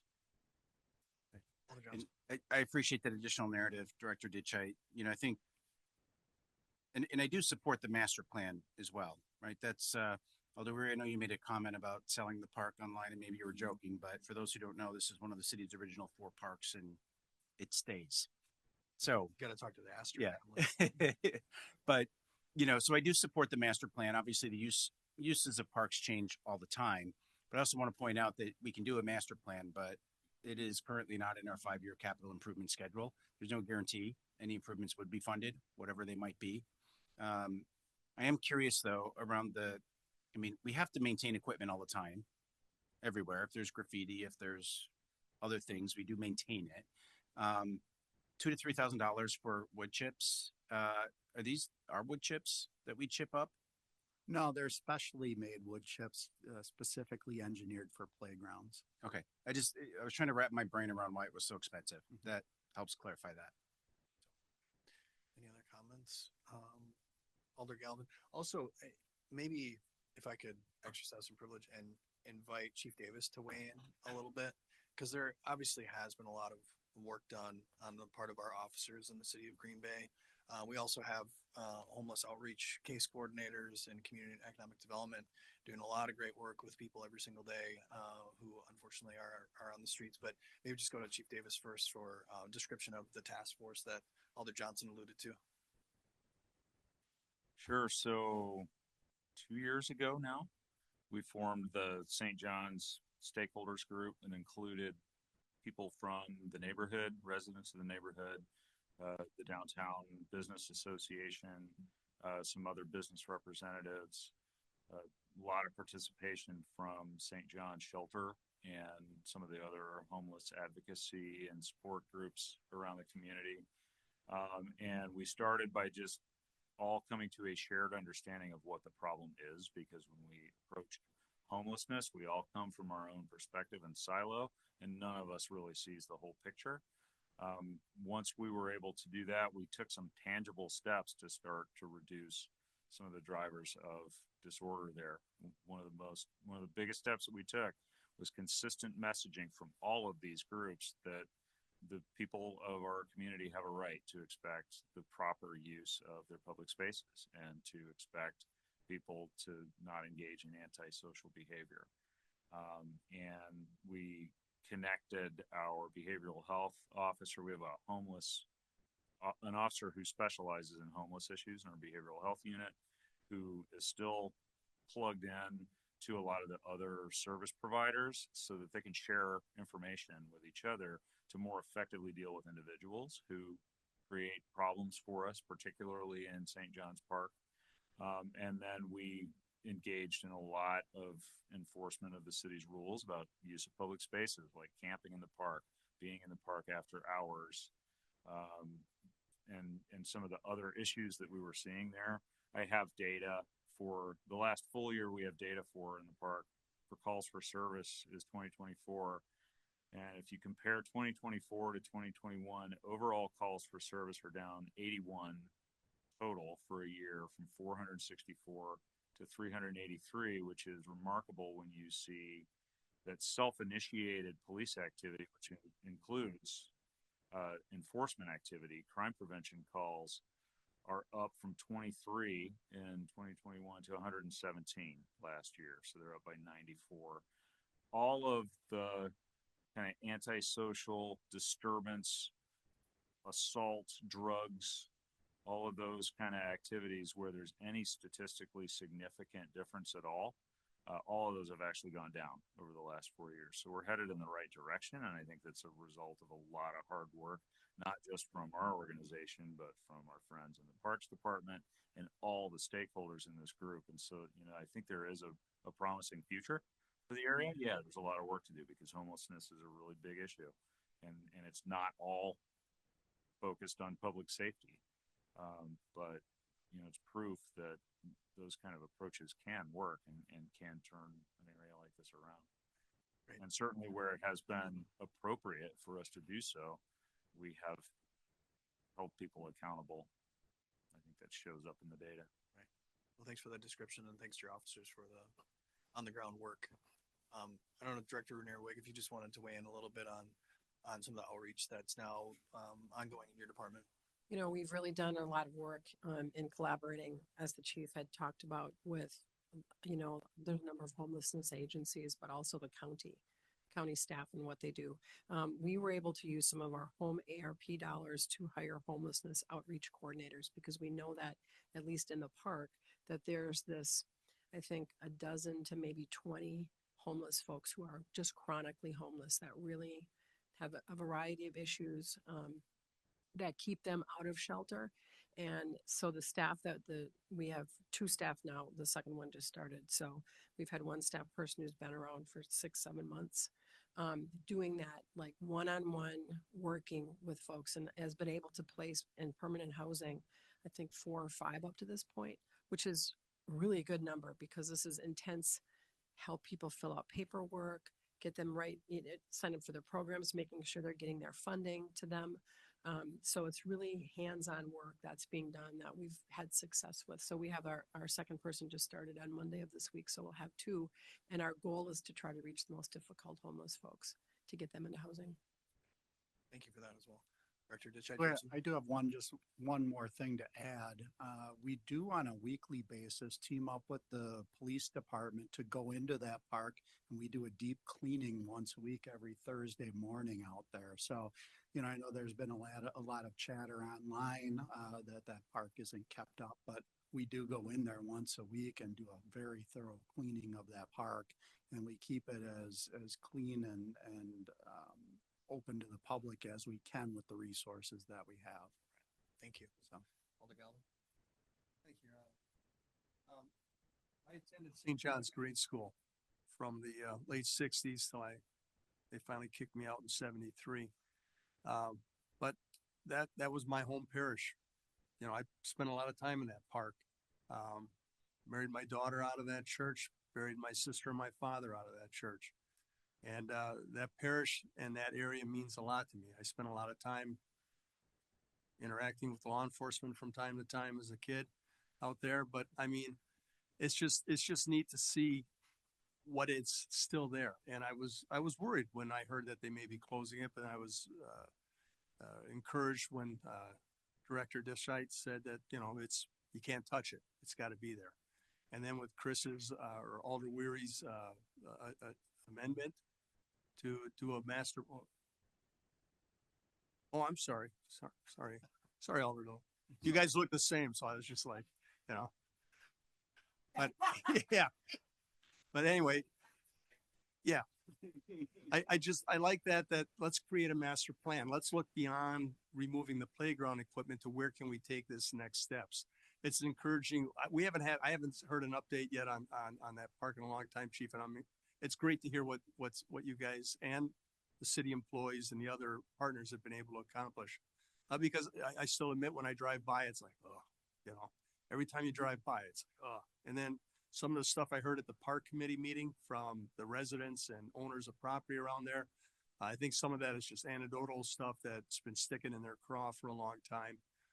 But I get it. And it's a problem and it's society's problem. And I'm encouraged though, that it looks like we're starting to make some headroads to this project we had for the NEW, you know, for the apartment complex is the end goal of where we want to try and be with our homeless people to get them back on their feet and get them back into society. So that's encouraging too, to see that we're still taking steps and it's like a puzzle and we're putting the pieces together. But, I do endorse removing the equipment at this time. I don't want anyone to be fooled into thinking that they should take their children there at this time. Granted, we're doing the cleanups, but that's once a week. And so there's a lot of stuff going on there yet it's still sketchy. The police can't always be there and you know, for a family to somebody say, oh, let's go to that park and then walk into the middle of that, they could be walking into a problem. And I don't want to see that happen, but I also want to see what we end up with this master plan to see what the possibilities are as we move forward with our other programs there. Thank you. Alder Presley and then Prophet. Thank you, Mr. Mayor. On the Parks Committee, we put this through unanimously. And I think the reason behind that was because it's a question of the use. Is the park equipment being used? And no, the equipment is not being used, so it doesn't look like we should justify more investment in that equipment. But as Alder Johnson said, you know, we can't put our blinders on and pretend that underuse is not because of a larger issue. I am very glad, and I'm going to continue to be in favor of removing this just because we have that amendment that we're going to look at a master plan for the park. You know, we can't. I know people were saying, well, we need to tell them to address homelessness before we do anything with this park. And I'm not going to tell the Parks Department to fix homelessness right now. But I do think that this is a community effort, and we've heard some of the efforts that are happening, and I'm very glad to, you know, have just voted for, as Alder Galpin said, 41 units of transitional housing. I think that's going to be very effective at helping solve this issue. But where am I going? I'm so tired. I'm in favor of it. I'm in favor of it because I think it is a symptom. It has become a lightning rod, a kind of quiet lightning rod right now because the lightning is tired. But it's become a lightning rod for a greater issue, and I'm glad that we are bringing attention to that issue, even if it's not really through the correct channels. But the Parks Department does play a role in cleaning up the park, in collaborating with the police department. And I hope this master plan can look at the use of the park and look at what we can do to serve the people who use it, because it is a public park. People deserve to exist in public parks. You know, they can't be antisocial, but they deserve to exist in these public parks. And we should make them for everybody. So rambling, but I support. Thanks, Alder. Any other comments on this? Alder Hinkfist or Alder Prophet then Hinkfist? Sorry, I'll try and stick to my list and I'll keep it really brief. So first, I thank you for calling on the department heads to kind of talk about how we're addressing this. I do think the city is doing what they can in collaboration with the county. I appreciate the police department's work with in conjunction with parks. And I'm really glad that Director Rainier Wig called out the homeless outreach coordinators. We all saw I got emotional early tonight. I'm easy to get emotional, but I actually got to meet one of the homeless outreach coordinators who was moving in a new neighbor to City East. So one of the 4 or 5 that has been helped, and it's a new neighbor of mine, and it was really a cool moment to see that live in front of me happening. So it's important that we have these conversations. And I apologize, Director Ditchite, you're going to get a question out of left field from me. Meyer Park. So this body removed the playground equipment in favor of a dog park at Meyer Park. But when, I talk about my 4 and 6-year-old now, all the time, we drive around, we go to different city parks, the equipment seems to be the same age. So is that equipment that was removed from Meyer Park around the same age of what we're looking at St. John's? Around the same age, but if you give me 1 minute, I can look it up and tell you what year that was put in, if you really want to know that. We could go to Alder Hinkfus. Okay. Back. Yeah, Alder Hinkfus. Thank you. Originally, when I saw this on the agenda, I was like, oh my God, we can't do another park. We cannot eliminate another park. But after listening, and looking back historically, because the one thing that I did hear is that people don't use that park. Well, there are childcare agencies down here that used to use that park all the time. The YWCA. I was so happy to hear you mention that, because the whole summer program, the young kids, we used to take them down there all the time. There was 2 churches. We used to take them down there all the time. And Compass. They've not been able to use that park since before COVID. So I'm inclined to support this, knowing that we're going to have, within 6 months, a plan to come back to say, where are we going to put them, whether it's at Jackson or it's, back at St. John's. But we do need a park with equipment downtown. And with the $70 million investment that we have, we need to make sure that or with the new development, we're sending the right message. Thanks, Alder. Director Ditchite, you have? The playground at East River Meyer Park was purchased and installed in 1999, and the playground at St. John's Park was 1994. So difference of 5 years. Okay. And I'll just say I asked that question because we've discussed this before. We look at individual parks, and I campaigned on this. I know Director Ditchite knows from my neighborhood association hat I still wear. I'm very passionate about our parks. But I think in the conversations I had with neighbors at Doors, they're vital for the framework of our community, but third spaces can be more than playground equipment. A park doesn't necessarily have to have the playground equipment. So I think it's important we look at the user groups that are utilizing it. I'm in favor of keeping the basketball court and just making that a third space that doesn't necessarily have to have that playground equipment. I apologize to the friends at the school district. We sneak onto House Playground in off hours because it's just better for a multitude of reasons, right? There's other newer equipment that kids are more drawn to visually when you drive by. We drove by that one and they weren't enticed by it.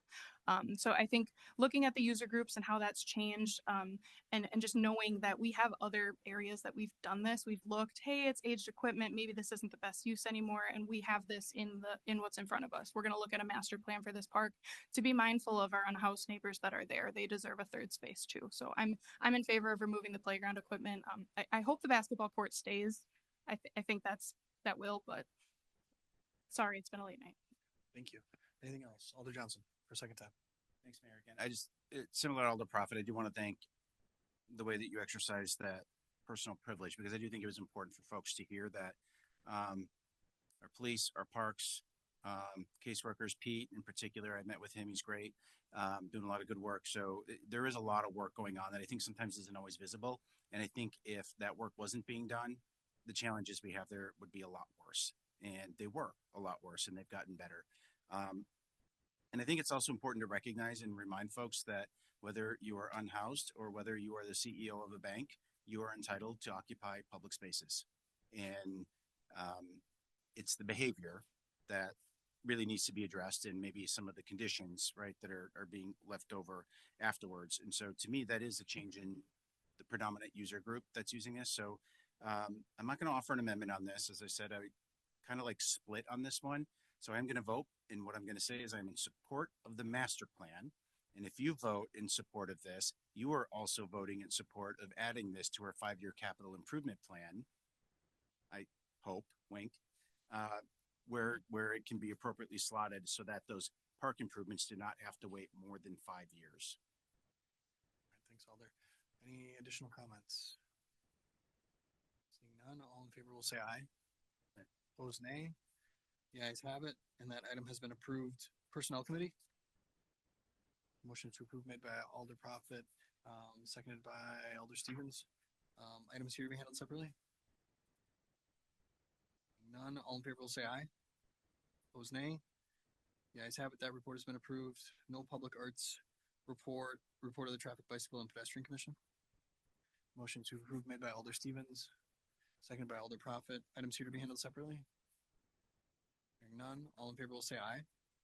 Opposed, nay. The ayes have it, that report has been approved. Sustainability Commission. Motion to approve made by Alder Stevens, seconded by Alder Prophet. Items here to be handled separately? Hearing none, all in favor will say aye. Opposed, nay. The ayes have it, that report has been approved. No Equal Rights Commission report. Couple of information, or just one informational item, building report for March 2025, resolutions. Motion to suspend the rules made by Alder Prophet, seconded by Alder Stevens, and let's take up all of these. Alder Johnson suggests 1 through 8. Take up 1 through 8 with one roll call vote. All in favor will say aye. Opposed, nay. The ayes have it. The rules are suspended. Motion to adopt made by Alder Prophet, seconded by Alder DeLee, and again, that's on resolutions 1 through 8. We will, Alder Johnson? Just noting the extension on number 2, which is tied to that same agenda item from Yep. earlier. Noted. Thanks, Alder. All right, so we'll use the board. Yeah, there they go. Those are approved unanimously. Now on to AA9. Entertain a motion there. Oh, that was the other vote. I was like, wow, that went fast. Yeah, I hadn't even voted yet. Right. Yeah. There it is. All right, those are approved unanimously. AA9. Motion there. Motion to adopt made by Alder Prophet, seconded by Alder Presley. Alder Johnson? I don't need to speak. I just Okay. want my vote here. Sounds good. All right, we'll use the board on that as well.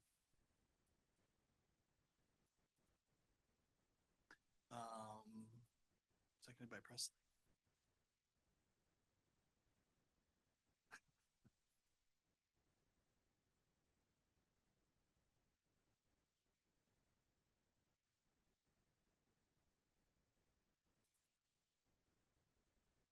All right, and that is adopted 10-2.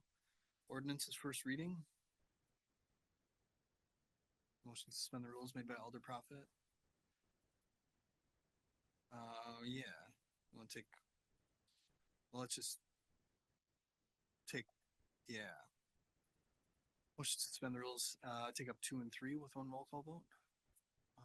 That was a motion made by Alder Prophet and seconded by Alder Eck.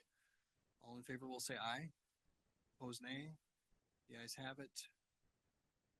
Motion to advance made by Alder Prophet and seconded by Alder Eck. Again, just on 2 and 3. All in favor will say aye. Opposed, nay. The ayes have it. Those 2 are advanced to second and final reading. Back to 1. Motion to adopt is amended made by Alder Grant, seconded by Alder Eck. All in favor will say aye. Opposed, nay. The ayes have it, and that is advanced to a second and final reading. Petitions and communications, adjournment. She adopted as amended. Or approved as amended. Yes. Motion adjourned made by Alder Eck. Seconded by Alder Hinkfist. All in favor say aye. Opposed, nay. The ayes have it. We're adjourned. Thanks, everyone.